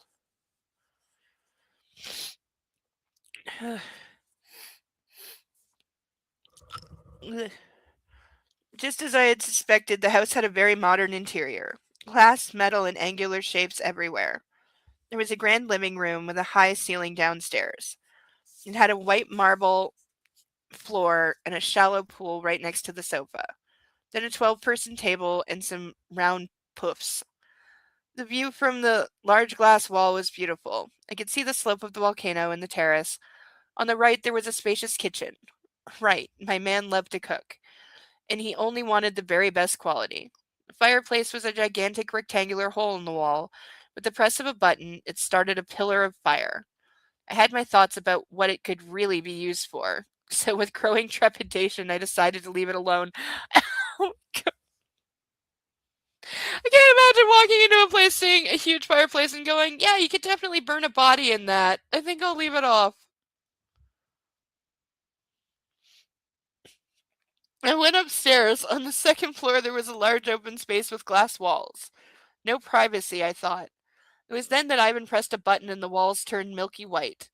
The furniture in each bedroom consisted of a single bed and a TV. Each bedroom also had its own bathroom and wardrobe. Led by my caretaker, I reached the end of the corridor. He opened a door, revealing a beautiful, cozy, and comfortable Scandinavian decor bedroom. A large white wooden bed stood in the middle. Right next were two soft, cream-colored armchairs on a fuzzy rug. This had to be the main bedroom. Pictures of Amelia, Pablo, and Nacho stood on the dresser, and then a picture of me. Intrigued, I took it in my hand. I didn't know that picture. I was blonde and pregnant. This had to be framed from a video. I sat down looking at the photo of Nacho. We seemed to have cameras at the house, I muttered to myself. That wasn't surprising. I placed the photo by my bed so Nacho's green eyes were the first thing I saw every morning. Yeah, not a shock. He's had cameras the whole time. Like, so again, everything she ran away from, he just doesn't like make her as aware of it. He's just more subtle about the constant spying and stalking of his woman.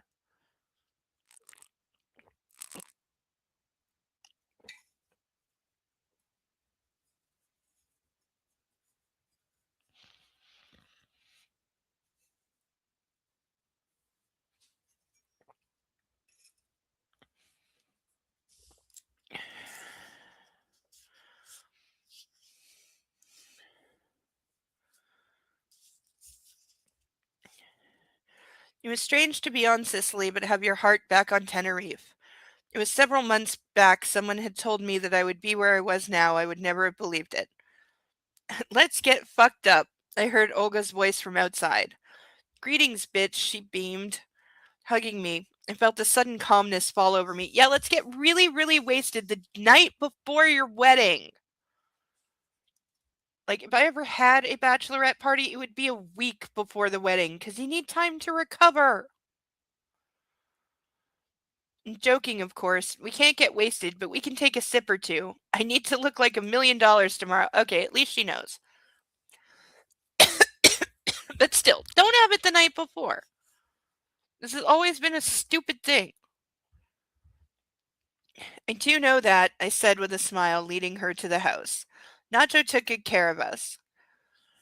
How are things? I asked, wrapping my arm around Olga's shoulders as we walked to the terrace. This is definitely going to take 2 more weeks. I don't know why I'm thinking I can bang this out in one, because it's got way too much. It's going to be like this week, next week, and then there'll be a little bit of this like week 3, and then that. Probably. Unless I speed read like 70 pages by some miracle. I don't know. I'm trying to deny math and it's not working.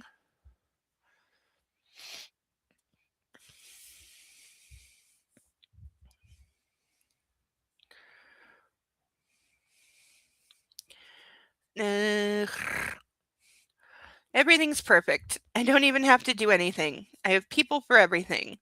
She stopped at the edge. By the way, why are there so many? Do we need all that? They patted me down before we left. Didn't look at my ass, but that's about the only place they missed. I shrugged apologetically. We didn't get drunk that evening, only sipped on champagne. We talked about nothing in particular, mainly reminiscing about the previous year and wondering how our lives had changed in that time. When Ola talked about Dominic, I felt her confidence. She loved him, in her weird way. They understood each other, fooled around like buddies, argued like an old couple, and fucked like new lovers. They were perfect for each other. He was seemingly soft and conciliatory, but whenever she went over the top, he immediately transformed into a furious, crazy bastard, and that made her love him even more. Their love was undeniable. So he's like a psycho like his brother too. He's got like a hair trigger. On Saturday morning, we went to the hotel where we were supposed to get ready for the ceremony. Sitting in the barber chair, I sipped from a bottle of water Ivan had given me. We also brought juice, iced tea, and a whole crate of other stuff. Nacho hadn't called me at all until morning, when his sweet laughter woke me up. He's reminded me that it was just another day until we would see each other again. If he could, he would never have hung up the phone, but he wanted me to feel as free as possible, so instead of calling me, he pestered Ivan. The poor man picked up his phone every 15 minutes, and I could see his jaw working each time he had to assure his boss that everything was going smoothly. He had probably never seen Nacho this paranoid, but the Canarian hadn't exactly been used to leaving things to chance before. He was a perfectionist and preferred to keep awake for 2 full days instead of letting anything go wrong. Jesus fucking Christ, Laura, I'm asking you for a third time. Olga's voice got my attention. The makeup artist nearly gouged my eye out with his brush as I snapped my head back to look at her. Stop yelling at me, I growled. What do you want? Is this bun too tall and too smooth? She rubbed her hair, trying to arrange it better. It doesn't look good, does it? We need something else. I look terrible. I'm going to wash all this off and start over. It makes no sense. I don't want to get married after all, she complained, panicking. She shook me, her hands clenched around my shoulders. Okay, so now we're having, like, pre-wedding jitters, and I guess she didn't, like, establish her hair and makeup like before, because you practice these things. You're definitely not going to figure it out on the day. Why would I want to lose my freedom? There's so many guys on this planet, and he'll get me pregnant sooner or later. She was spewing out words like machine gun bullets, and her face grew deathly pale. Now you're panicking? Talk about waiting till the last minute. I raised an arm and slapped her in the face hard. This is not what you do! She piped down at once, glaring. The staff went absolutely silent. All eyes were on me. Enough? I asked calmly. Yeah, thanks, she replied in a whisper, sitting back down and taking a deep breath. Yeah, let's just lower the bun, and it's going to be okay. Can you imagine if somebody slapped you right before your wedding?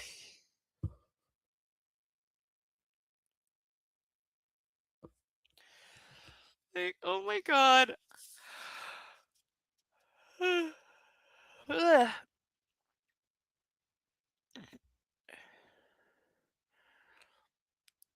An hour later, Emmy herself put Olga's dress on her. That was strange to say the least, considering Olga had taken away her man. I was relieved to see that my disappearance had helped them make up, and now the two of them were inseparable.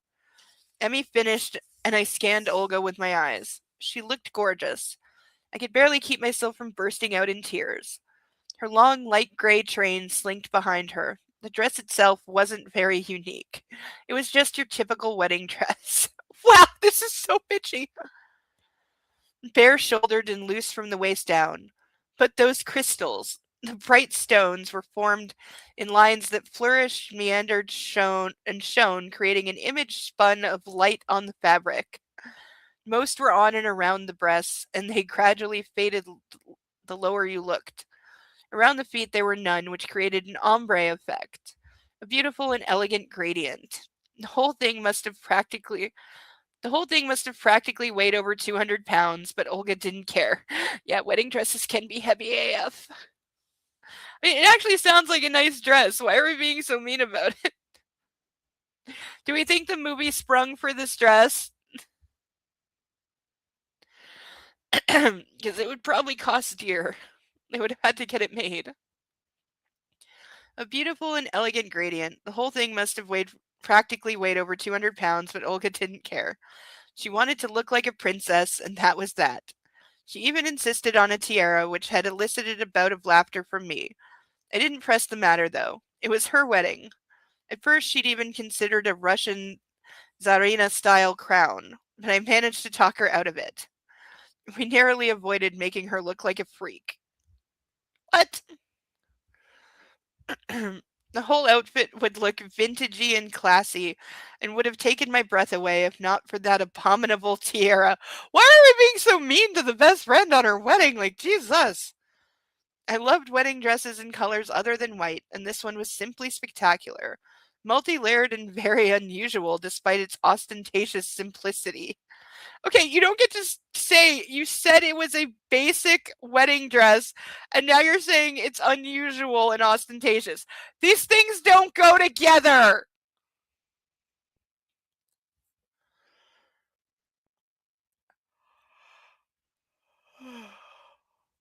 I'm going to puke, Olga said, tightening her grip on my wrist. Without changing my impassive expression, I reached for the cooler, which had been emptied a while before, and stuck it under her chin. To it, I said, nodding. Oh, come the fuck on, you're spoiling it for me, she snapped, pulling away. I need compassion, not a fucking bucket, she muttered. We both know the moment I show any emotion, you'll go ballistic. I rolled my eyes and followed her. The term is Coco Shinik, not Tsarina. Okay. I thought that was wrong, because I thought, like, Yeah, I did actually think that was wrong because I thought Tsarina is something else that's like princess. Or I think in modern slang it means something else. But let her have a crown if she wants a crown. Like who cares? It's her wedding.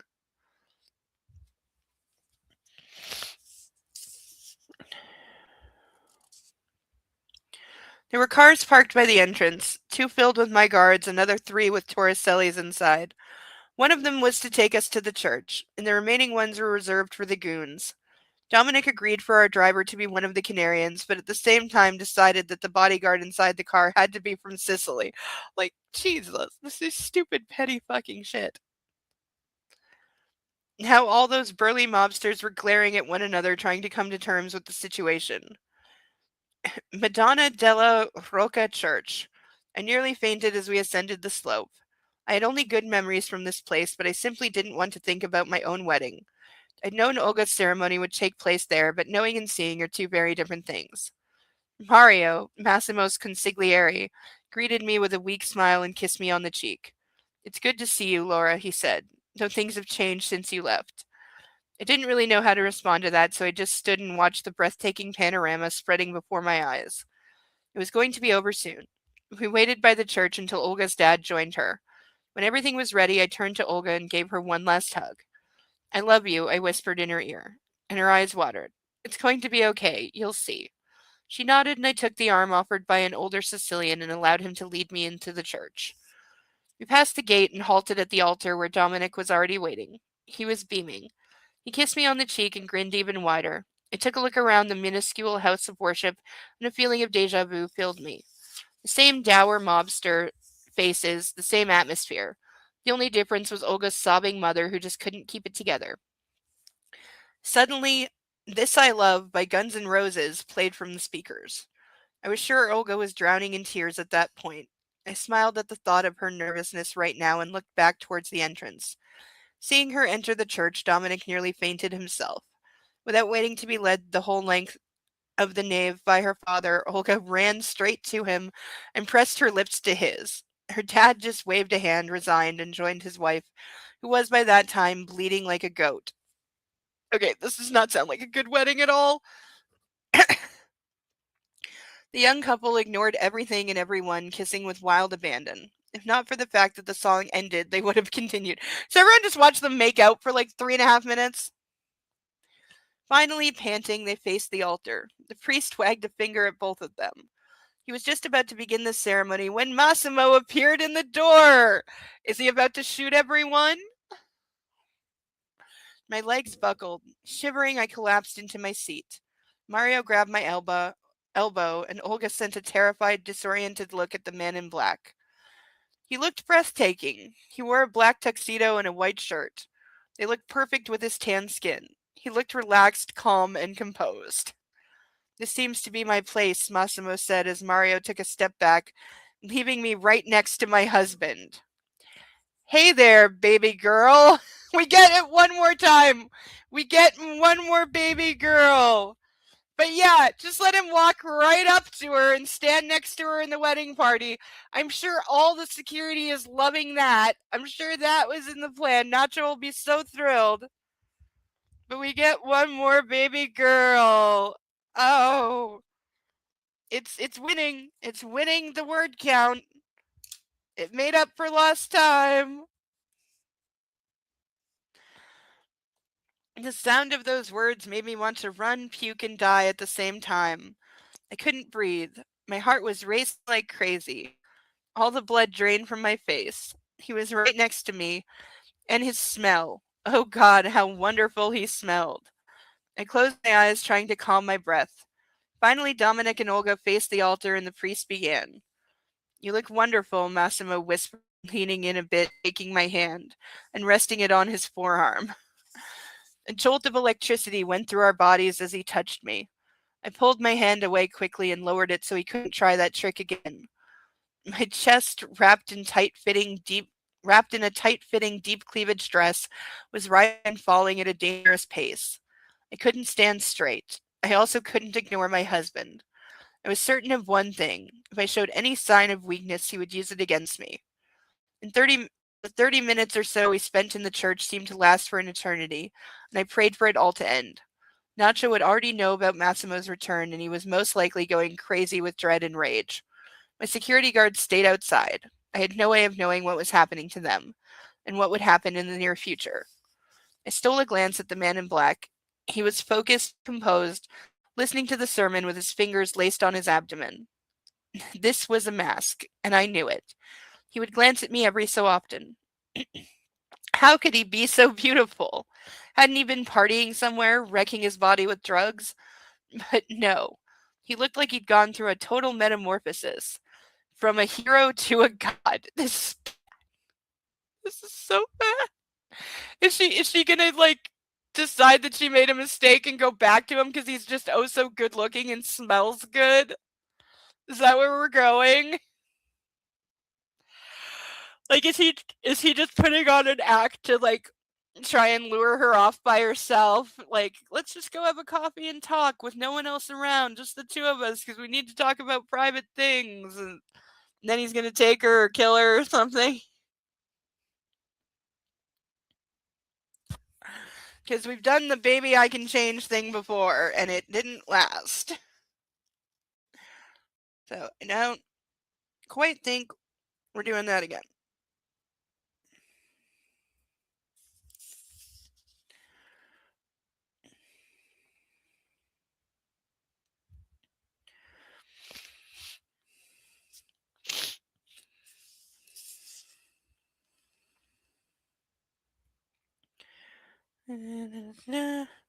His neatly trimmed stubble reminded me of the moments when I had delighted in the rough feeling of it on my skin. His hair was longer than usual and combed back.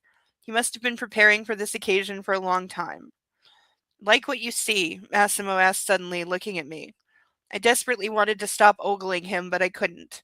I was frozen.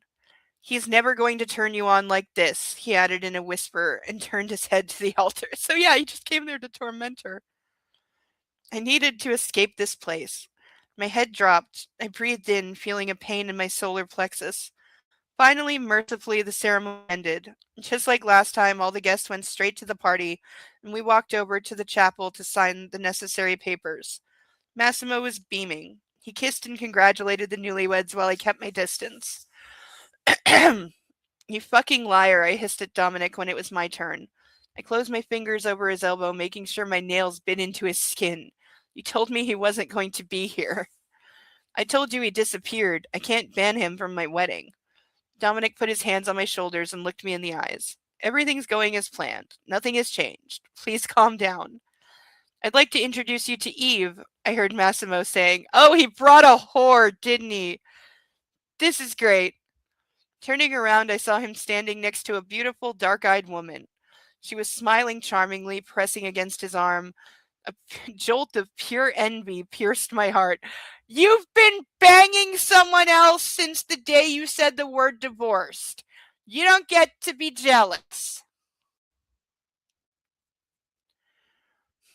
I had left him, not the other way around. I had no right to be angry with him, but there I was, fuming at that disrespect. It is not disrespect. You said you wanted out. You're fucking someone else. He's allowed. The gorgeous girl with long black hair offered me a hand and introduced herself. I must have looked pathetic, completely shocked and literally speechless. Eve wasn't tall, but she looked a lot like me otherwise. Yeah, that's what I figured. He's got a type. Petite, very elegant, and subtle. Well, okay, she didn't look like me at all. What?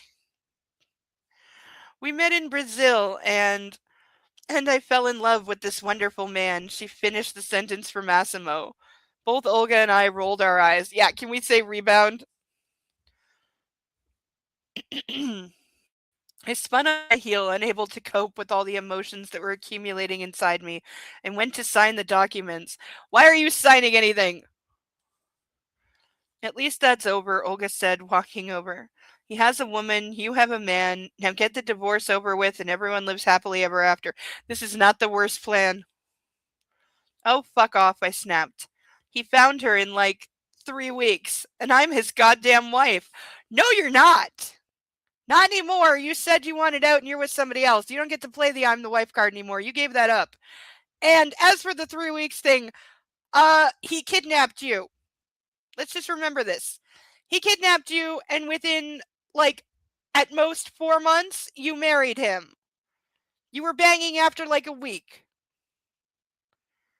So, yeah, you don't get to play the, like, too short a time card.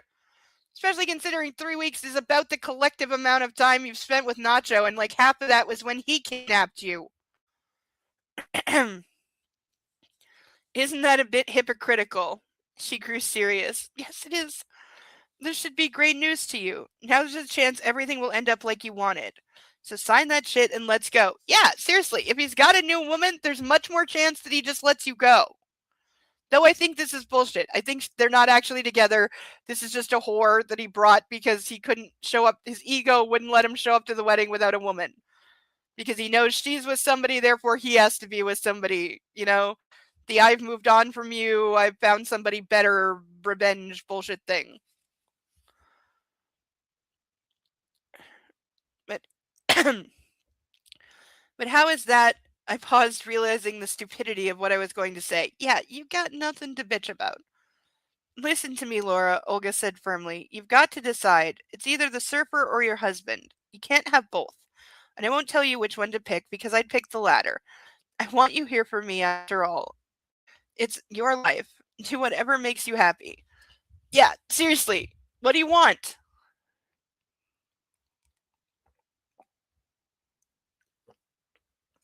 I mean, granted, knowing what or who you want and not getting it or not being able to get with it are bad and it does suck.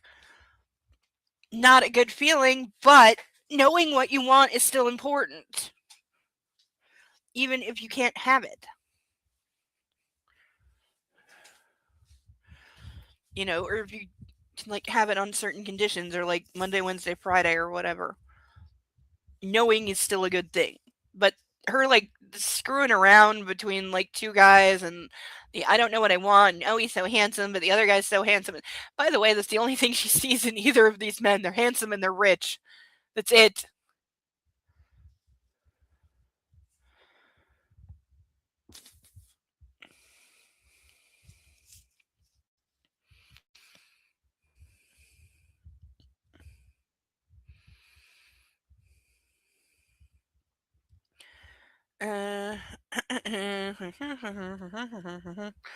She nodded. I went out and stopped by Ivan, waiting for Olga and Dominic to finish their photo shoot. After a while, Ivan gave me his phone. I took a few deep breaths and put it to my ear. How are you feeling, kiddo? Why does he call her kiddo? I hate that. Nacho asked, his voice filled with worry. Everything's fine, honey, I breathed, moving a bit to the side. He's here. I fucking know that, he growled. Laura, please do as I told you. He's with a woman. I think he might have backed down finally, I said, trying to make my voice sound impassive. That's when my eyes caught Massimo leading that woman to the car. He opened the door for her, kissed the top of her head as she stepped in. I balled my fists. He walked around the car and gracefully slid inside, pausing for a moment to look straight at me. The phone nearly fell from my hand. I opened my mouth, trying to take a deep breath. The confident smirk that blossomed on Massimo's lips took the breath away from me. Laura, the voice from the speaker brought me back to reality. I turned my head away from Massimo and looked over the sea. What's going on, Bea? Talk to me. It's nothing. I just got distracted. I dropped my eyes and waited for the Ferrari's engine to roar and the car to drive off. I just want to be back with you.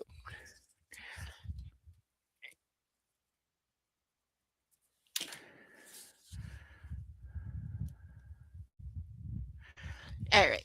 Now we gotta burn Baby Girl before we turn the page, because I didn't know if we would hear it again, because it's Massimo's thing, but he's there. Also, I predict this is a fake out on his part, unless the author, literally, because we don't have much book left. We've only got like 60 pages left. So unless she decided that, yeah, he's going to move on to somebody else, they'll have an amicable divorce, and we get 60 pages of her being happy and getting knocked up by Massimo. But I don't think that's it. I have a feeling this is a fake out, and, like, you know, he's gonna wait till like everyone's guard is down and they think he's gone, and he's just gonna appear in her house and like kidnap her again or something like that. I don't know. They don't have much book left to wrap this up somehow.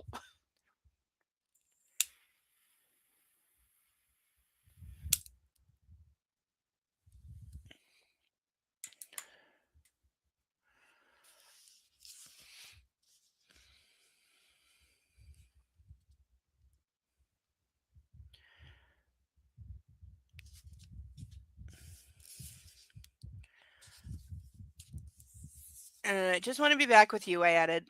The sound I had been waiting for echoed across the small plaza. Olga's coming. I'll call you on my way to the airport. I returned to Ivan and gave him his phone back. He's pretending, the man said. Torricelli. He's faking it, Laura. Watch out for him. I predict so as well. Is it going to be she gets on the plane and discovers that, like, once the plane takes off, that it's one of his men piloting and he's, like, secretly on the plane as well, and they're not going back to Tenerife. He's, like, kidnapping her to, like, Australia or something? I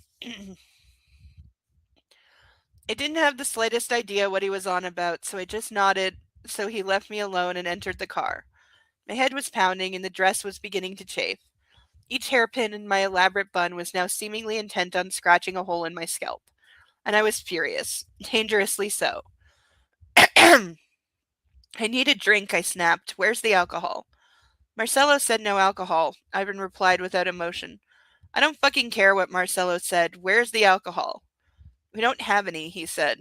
I rested my head against the window and looked out, battling my own thoughts. Okay, I get he didn't want her eating or drinking anything at the wedding, but why can't they just stop by a liquor store? There were dozens of security guards at the door of the mansion, and the driveway was lined with armored cars and policemen. Dominic and Olga hadn't wanted their wedding to take place in a hotel. They'd gone for a garden party instead.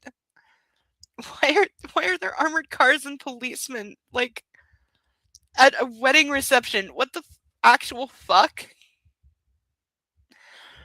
A huge tent had been erected in the garden by the sea. It was beautifully decorated. I was waiting patiently for the newlyweds, standing still. Suddenly I felt someone's eyes on me. I knew that feeling immediately and was sure of who I'd see if I turned around. Lifting the hem of my dress slightly, I spun slowly around and halted. He was just a few inches behind me. Massimo, towering over me with his hands in his pockets. Is this the evil one? Is this... Because we don't know if... I don't remember if at the end of the second book the eviler twin brother got shot and killed, because in the movie he gets shot, but he may or may not be dead because the squib was misplaced, so it's ambiguous. I think he's supposed to be dead in the second movie, but in the book I don't think he's dead. And the difference was, in the books Massimo doesn't have tattoos, but eviler twin brother does, so the hands in the pockets could be covering tattoos. Was it actually the eviler twin brother that was at the wedding and not Massimo? Like, are we pulling that? His dark, cold eyes were drilling holes in me, because we also know she can't tell them apart. You know, or did we just forget that he has a twin brother and we're just done with that? Which is entirely possible. His dark, cold eyes were drilling holes in me. He bit his lip. I knew that look and that expression. I thought about the taste of his lips. He took a step forward and stopped just an inch before me. Where's the whore he was with? Is she in the car? Ivan cleared his throat and closed in, trailed by 5 other men. Call your dog off, Massimo growled, sending them an icy look. I have more than 100 men here. He smirked. Dominic and Olga decided to take a detour to fuck, so we have a while to ourselves. He offered me an arm and I took it without thinking.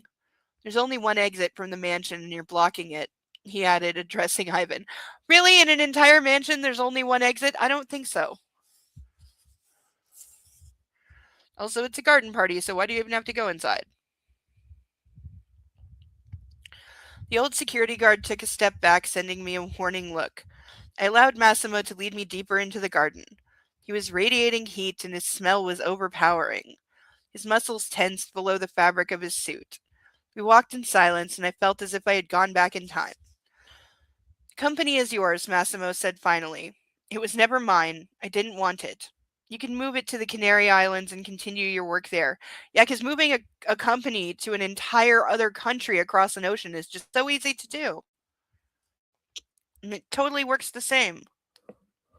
And yeah, moving from fashion capital of the world, Italy, to the Canary Islands when you're a fashion line, that's a really good business decision. Why was he talking about the company first? And why was he so calm? I don't want to talk about the divorce today. We'll speak about it after the wedding party.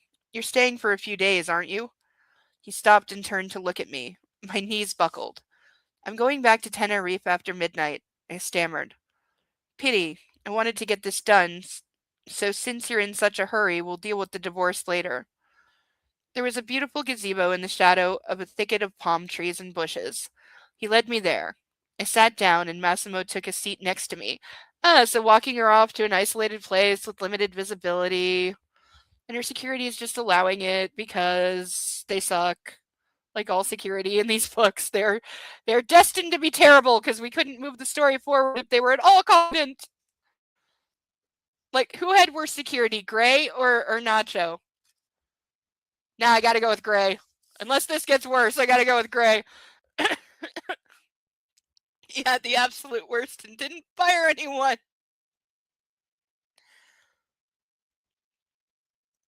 Oh, since we only have 20 minutes, last call for ducks or Skittles drink.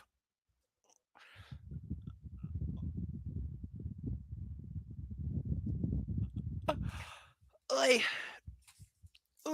really gotta sit up straighter. You really try that taping a ruler to your back thing. I heard that's a thing. I gotta remember to sit up more. And figure out why this freaking tank top's always sliding down on one side or the other.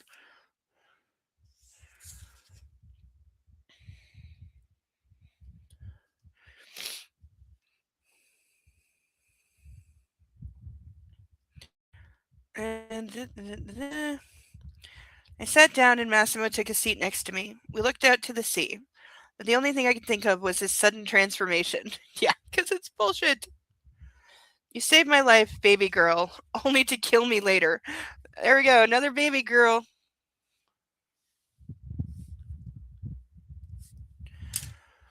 He said with so much sadness I had to drop my eyes.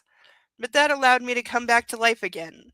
I found Eve, stopped doing drugs, and even made a few lucrative business deals. Wow, he's really speedrunning that. My eyes sparkled with unexpected joy. You might say you saved me from myself, Laura. Oh, is it were we gonna stick with the, he found Jesus and now he's all better with somebody else bullshit? So they both just go off to their happy lives with no hard feelings? I'm not buying. Not in a book that killed the dog. I'm glad, but what you did to the dog. Yes, we need to address this. I paused, suddenly feeling sick. I didn't think you capable of such cruelty. My voice broke. Excuse me? What are you talking about? I sent it to Tenerife right after you left. What?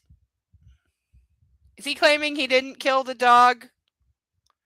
And I swear to God, she took the dog with her. I swear to fucking God, she had the dog with her. Like, what? I fucking know that. I got it in pieces, you bastard. I snapped. What? Massimo jumped to his feet with a shocked expression. I personally sent a man with the dog safe and sound. I wanted it to remind you of me. I wanted to hurt you, but you didn't kill Prada. Okay, so the dog's name was Prada. This was getting too much for me.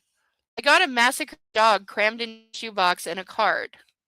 So what? He's going to claim he didn't do it. Are we going to have like secret traitor in the midst or something? Something stupid like that? Are we supposed to believe that he didn't kill the dog? Is she going to go back to him because he didn't kill the dog? Baby girl. Here we get one more. Like, do we think he's just lying? Massimo knelt before me, taking my hands in his. I may be a monster, but why would I hurt a dog the size of a coffee mug? Do you really think I would be capable of that? Yes, we do. He lifted his brows and waited, before putting his hand to his mouth and thinking about something a little longer. Matos, you son of a bitch, he said finally and laughed bitterly. Oh, now he's going to say, oh, Nacho did it, so you'd think for sure I was a monster and never come back to me. I'm not saying it's the worst plan if you're Nacho, but do we think he's capable of?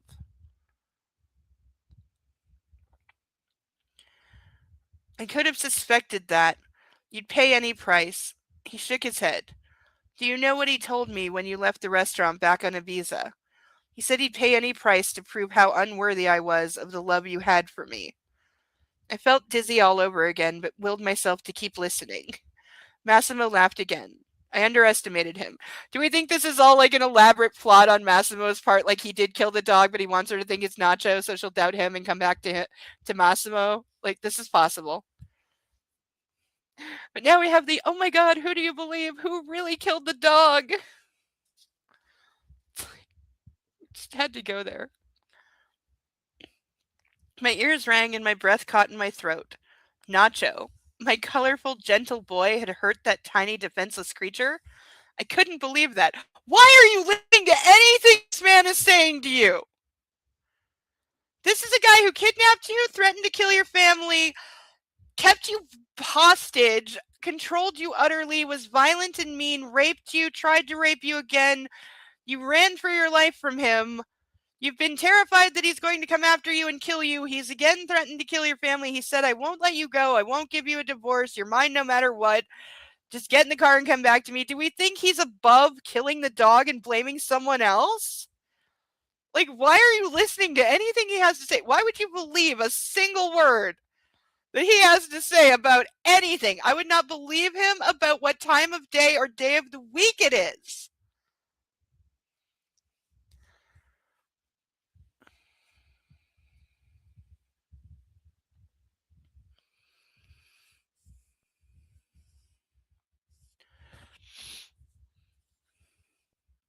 The man in black saw how torn I was. He pulled a phone from his pocket and dialed the number, saying a few words, ending the call. A few minutes later, a tall, burly man appeared in the gazebo.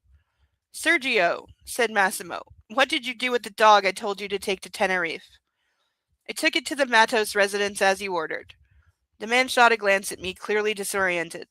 Marcelo Matos said Laura wasn't there and that he'd take it. Again, this is one of Massimo's men, so we're not believing this at all either. Like, I'm not believing anything that he says.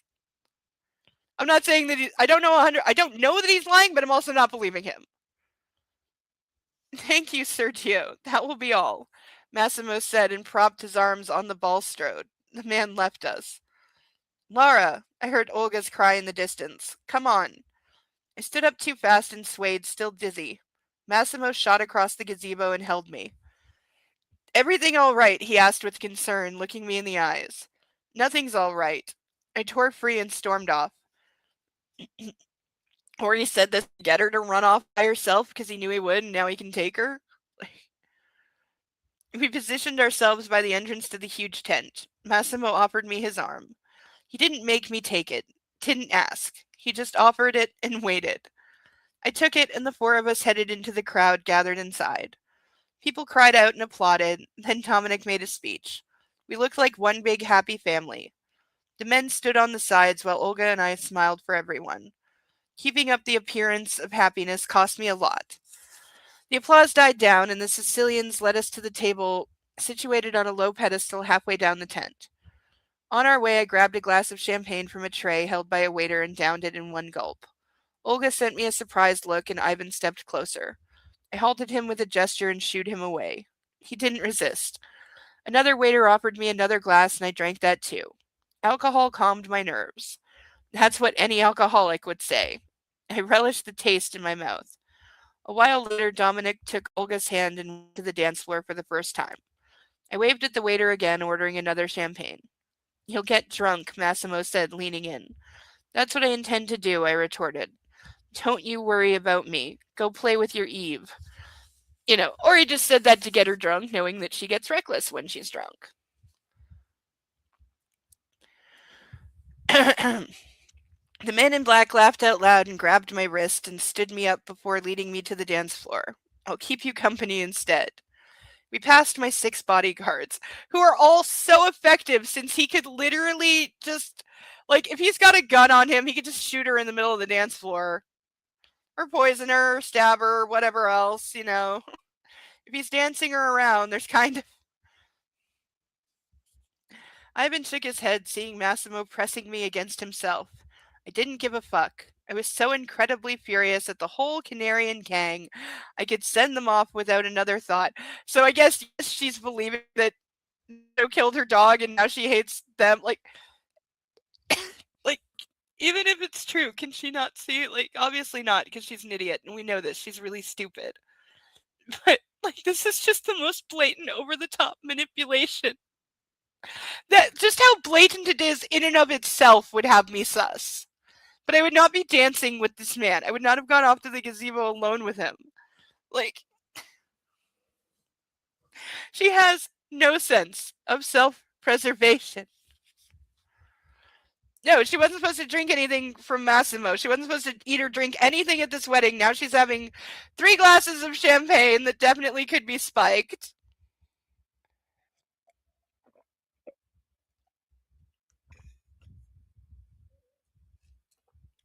You know, and he can drug her all he wants now because her magic heart condition is finally gone and cured, and even the scar from open heart surgery has been magically lasered away because it's totally a thing that really fucking exists.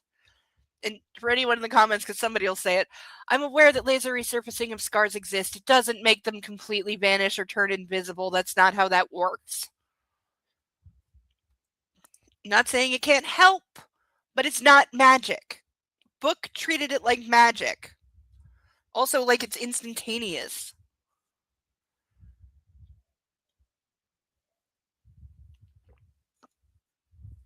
Which it's not.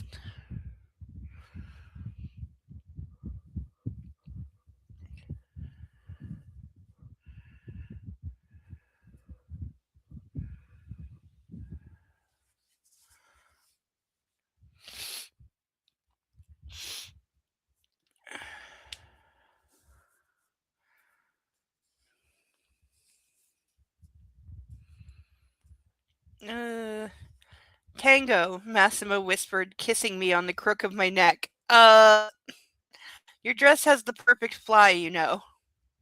I'm wearing panties, I said, licking my lips lasciviously. Okay! Not... Like, girl, you said you were with somebody else. Hi there, Zeus! Oh, you're just in time for a puppy to be barking on the couch. Okay, but chat, I'm really curious. I gotta fix my lips.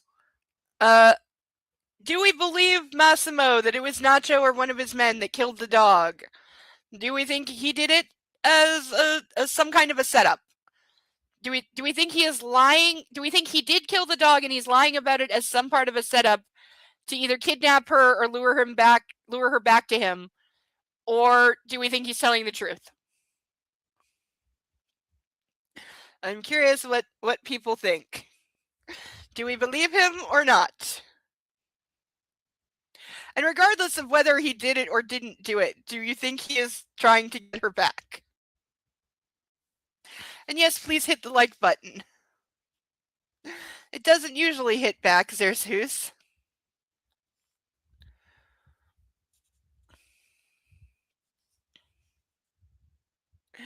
But let me know if some afternoon in the near future you want to go over the 2 videos that I sent you. We could definitely make a good afternoon out of it. And, you know, I don't have fuck all else to do, so it would keep me from being bored for an afternoon. But I definitely, the one at the airport, there's some things to get into there. I definitely have certain points of view on the legalities of that situation, and definitely think that the police definitely failed to do several things that they should have. So we could, that one's got some serious meat to it. If you're into dissecting it, we could definitely do that. At this point, I hope he's still listening because I have no way of seeing who's in the chat and who's not. So I could entirely be talking to myself. But I do that every day.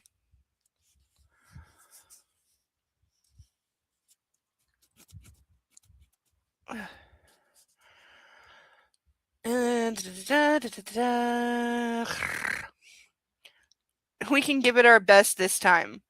The alcohol I had drunk and the anger inside me made this the best tango I had ever performed in my entire life. Yeah, because dancing what's known to basically be like the sex dance with another man when you're with somebody else. Because she is. I mean, this is her husband, but she's with somebody else. That's not gonna, like, cause insane jealousy between two insanely jealous and just plain insane men? No, that are fighting over this woman who is attractive for reasons. Massimo led me expertly, holding me firmly in his arms. After the dance, everyone applauded us, the newlyweds included. We both bowed and returned to our table. A call for you, miss, Ivan said, approaching with a phone. I'm not in the mood to talk, I blurted out. Tell him that. I paused, searching for a fitting response. You know what? Give that to me. I'll tell him myself. Okay, you have no proof. I haven't had time to watch the second one. I've not been too successful with time management the last couple weeks. Yeah, I feel you there. I feel you there, but yeah, the second one definitely there's some things to talk about the legalities, who's in the right, who's in the wrong, and what the cops did and didn't do and should have done. The should have done is quite the list. Yeah, I'd be very curious what you thought and to go over that because if we could get some different points of view going, we could definitely make a lengthy afternoon out of that one.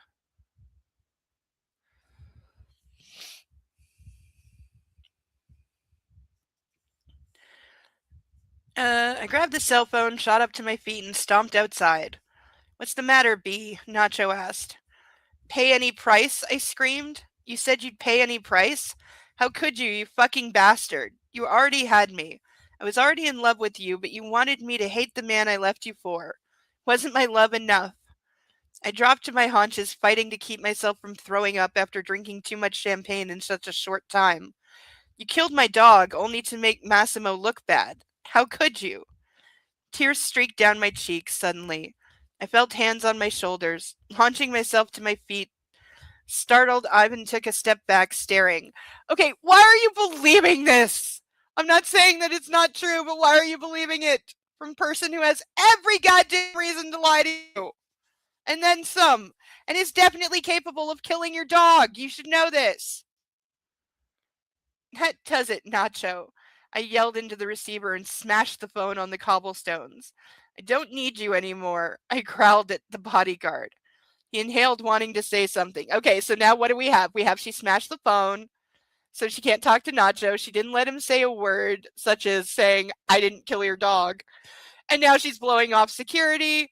So I'm betting by the end of I'm betting like somewhere in the next chapter, yeah, he's gonna take her.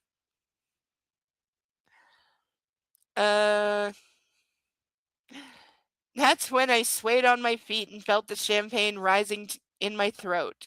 I spun around and threw up over the neatly trimmed lawn. I didn't notice Massimo and his men approaching. The Sicilian wrapped his arms around me and held me up. I believe you're free to go now, gentlemen. You won't be needed here anymore, said, sending Ivan an icy glare. Yeah, totally. He can just dismiss another mob boss's security of his woman. Yeah, sure. That's how that works. He did say he brought 100 guys, though, so he's probably saying, like, you can leave or we can shoot you. But... And she drank the poisoned wine. Yes, this is true. I fully believe there was something in the champagne. 100%. Especially now that she's puking. That's like classic roofie. And he's done that before. We know he's done that before.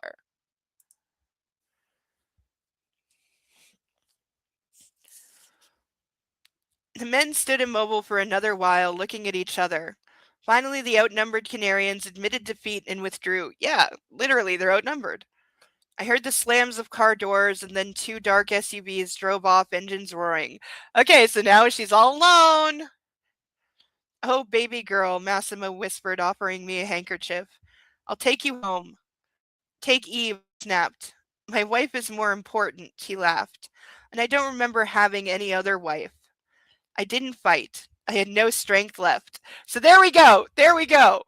He just dismisses her security and says, you're coming home with me, which is what he said to her like 2 weeks ago in the restaurant. Just basically come with me. So what? Is she going to go back to it? We've got like 50 pages left. That's the end of the chapter. That's the end of chapter 18. We're on page 297 of 351. Like,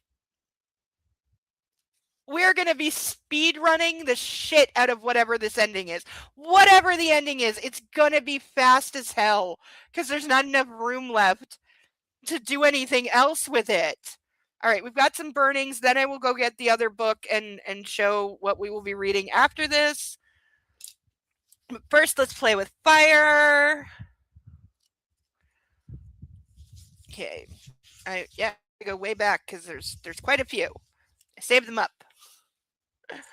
But yeah, I absolutely think there was something in the wine. I think Sarah Vellum hit it right on the head. There's something in the wine.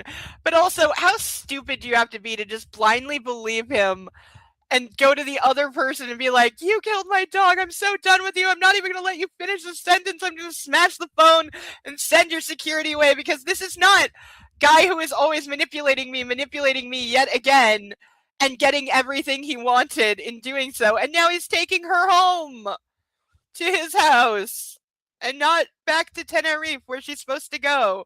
So we know Nacho's going to like come get her or something like that, or try to. I bet the book ends in a shootout and like whoever survives she's with, or everybody's dead. If everybody was dead, I'd be okay with this.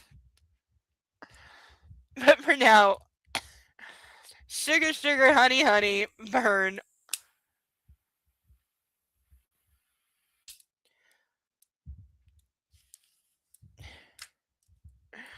Most random and non-cohesive ending. Yeah. Do we think it's like, yeah, it has to end, right? There has to be a proper ending, right? I mean, isn't that a rule even in trashy books? Even in really badly written books? Don't you have to have an ending of some kind and not just stop? Though a couple of the Harry Potter movies just stop, so does at least one or two of the Twilight movies, they just stop. Like,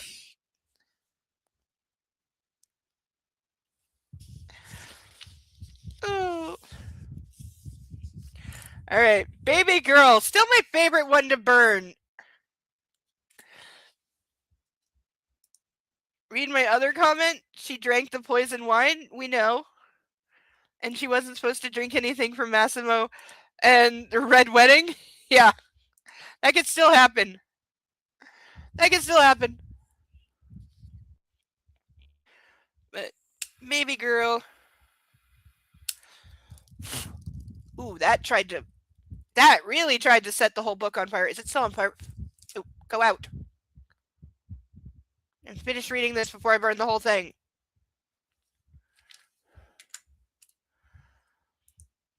Also, we know at the beginning of the book she ends up with Nacho. We do. I'm not doubting, but I just don't remember.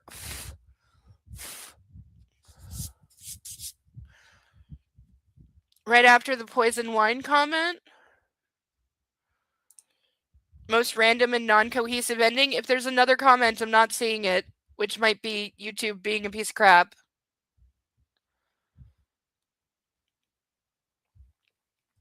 Yeah. Is this the comment that you're talking about? I'm waiting for the lag to catch up.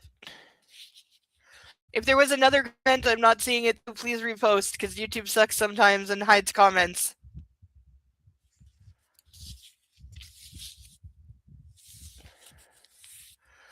Right, because this whole book is a flashback. Oh my god, you're right. I'd forgotten that. Yeah, that's right, it is. It's all told in her narrative, but from like third person and in the past. No, before that, we'll repost. Okay, yeah, please do. Because I've lost it. I'm sorry. Oh, they eventually get married in the movies? Oh, that was Riker and Troy.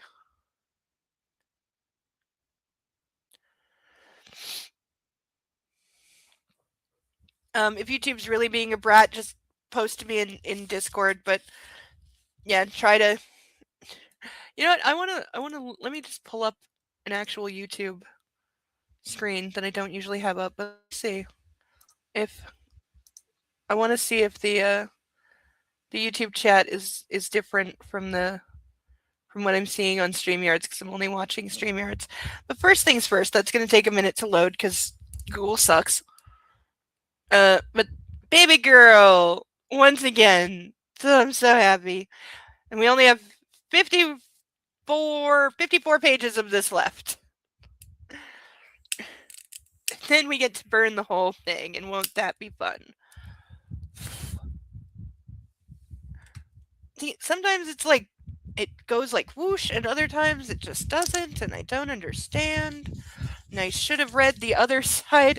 Okay, I should have waited and read the other side of the page first because now I just burned a hole in it, and now I don't know what it says.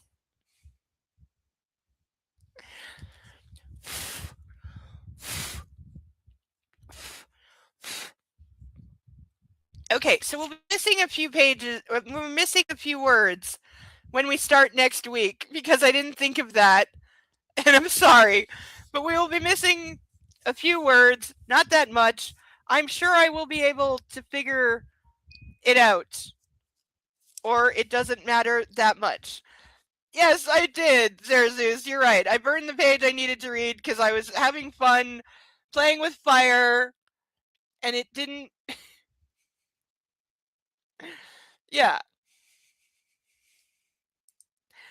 And we have Cerebellum suggesting that a meteor comes down and deletes Massimo. That would be as plausible as anything else in these books. Yes, I burnt the page I needed to read. It doesn't really fucking matter. Do we care? Like, do we care if I miss a dozen words? I don't think so. We'll be able to put it together.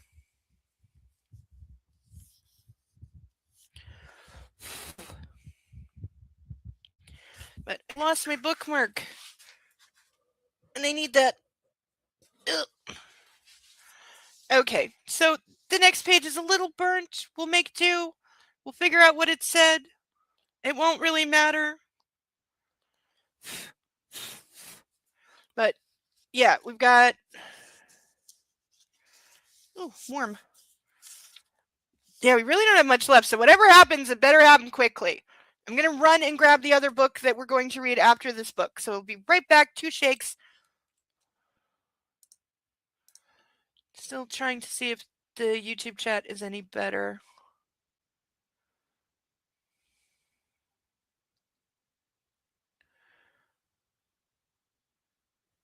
No.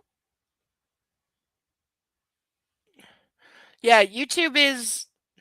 Yeah, YouTube is. I don't know. Maybe it is censoring the term deleting. I don't know. It's been a mess. But I'll be right back. 2 secs. Stop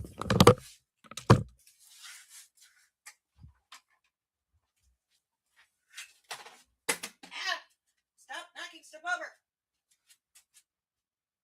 What did I knock over? Okay, that's fine.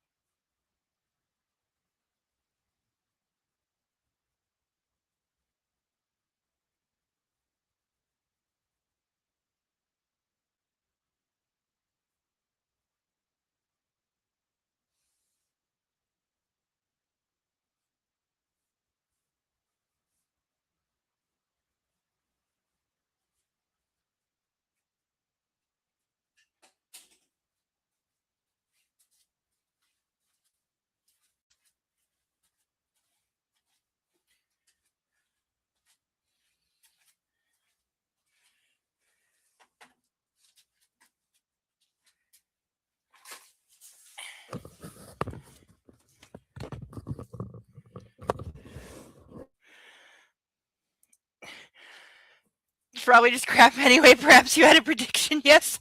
Well, I predict she's going to wake up in bed with Massimo and won't remember what happened. I predict he will have raped her again. And that he will think they're now back together and everything's fine, and then Nacho will show up and try to rescue her, and Laura will have to have her choosing between both men as they both stand there and beg her to choose them while aiming guns at each other, and then something happens. Whatever you make up will probably be better. Okay, so here's what we're reading next. It is by one of my favorite authors, not this series. I read another series by this author, and then she started this one, and I bought the first 3 books, never really read them. So this is the first one. It is by J.R. Ward. It is called The Bourbon Kings. That is what the series is called, is The Bourbon Kings. I don't remember anything about this. It is still leafed to where I read to. I apparently read to the beginning of chapter 4 and page 32. So I have read the first 32 pages like 10 years ago. I don't remember a single thing about this.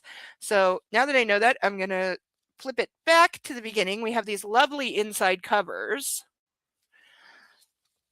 Let's see if we can, when was this published? Because I don't remember.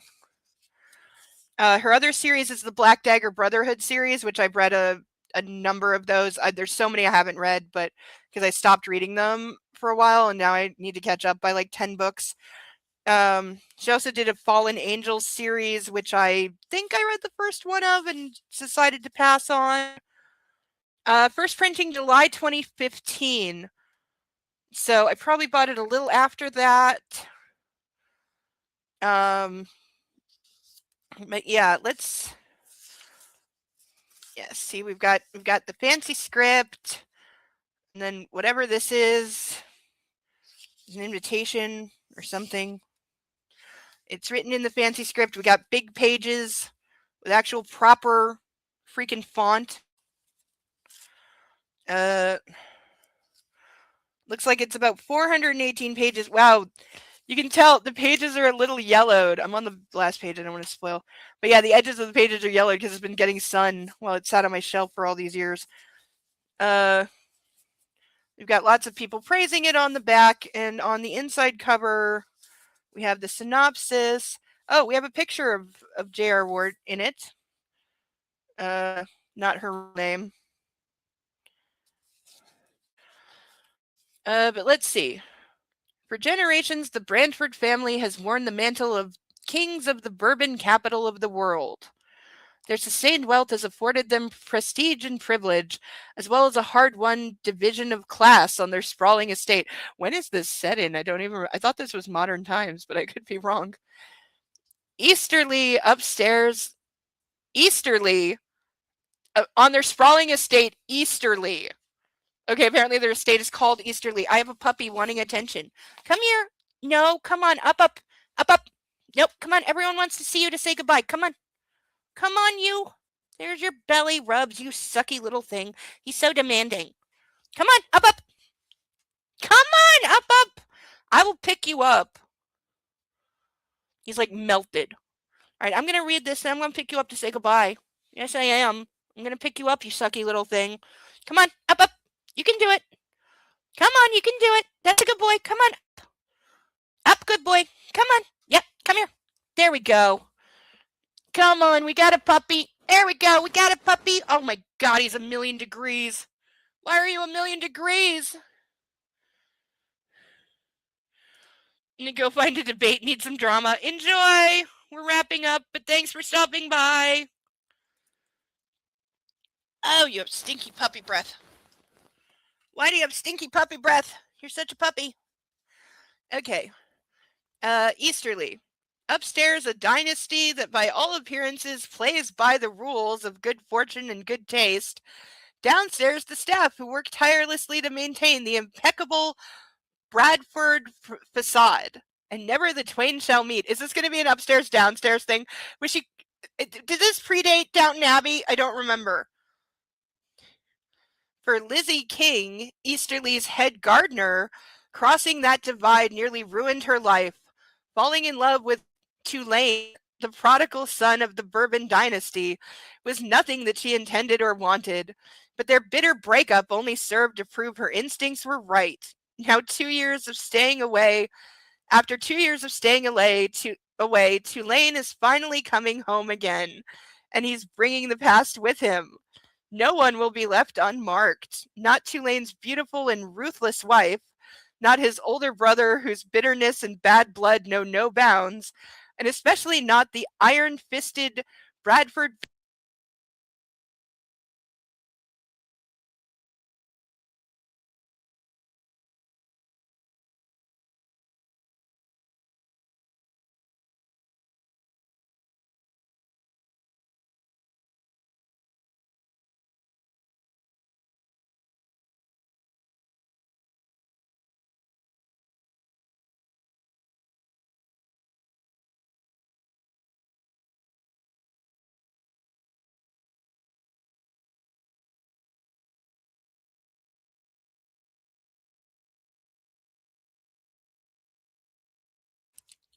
Hi, puppy muted me. How much of that got through? How much of what I said got... Do I need to start over? Did you have to mute me like that? Did you have to do that? Yeah, he says yes. He says yes, he did. Yes, there's Zeus. He likes to mute me. That's what he does. Because then he gets mommy's attention all to himself. Because how dare I be paying attention to anything that isn't him? All right, I'm going to speed read the second part again. For Lizzie King, Easterly's head gardener, crossing that divide nearly ruined her life. Falling in love with Tulane, the prodigal son of the Bourbon dynasty, was nothing that she intended or wanted, and their bitter breakup only served to prove her instincts were right. Now, after 2 years of staying away, Tulane is finally coming home again, and he's bringing the past with him. No one will be left unmarked. Not Tulane's beautiful and ruthless wife, not his older brother, whose bitterness and bad blood know no bounds, and especially not the iron-fisted Bradford patriarch, a man with few morals, fewer scruples, and many, many terrible secrets. As family tensions, professional and intimately private, ignite, Easterly, I'm gonna trip over that goddamn word every fucking time. Easterly and all its inhabitants are thrown into the grip of an irrevocable transformation, and only the cunning will survive. So it's like Downton Abbey meets Ready or Not, from the sound of it. And I think it is set in modern times. I don't think it's a period novel. I think it is set in like the 2015s when it was written. So we'll see. We'll see if we like it. We'll see if we read more of it, but we'll read this one at least. Here's the cover, guy in a suit. It's very shiny, in case you can't tell. The whole cover is like gold foiled. So it's very, very, very shiny. Very shiny book that I will finally get to read. And we'll see what we think. But yeah, I think it's gonna be fun. I think we can have some fun. So that's where we're going when we're finished with this one. Right, Mr. Puppy?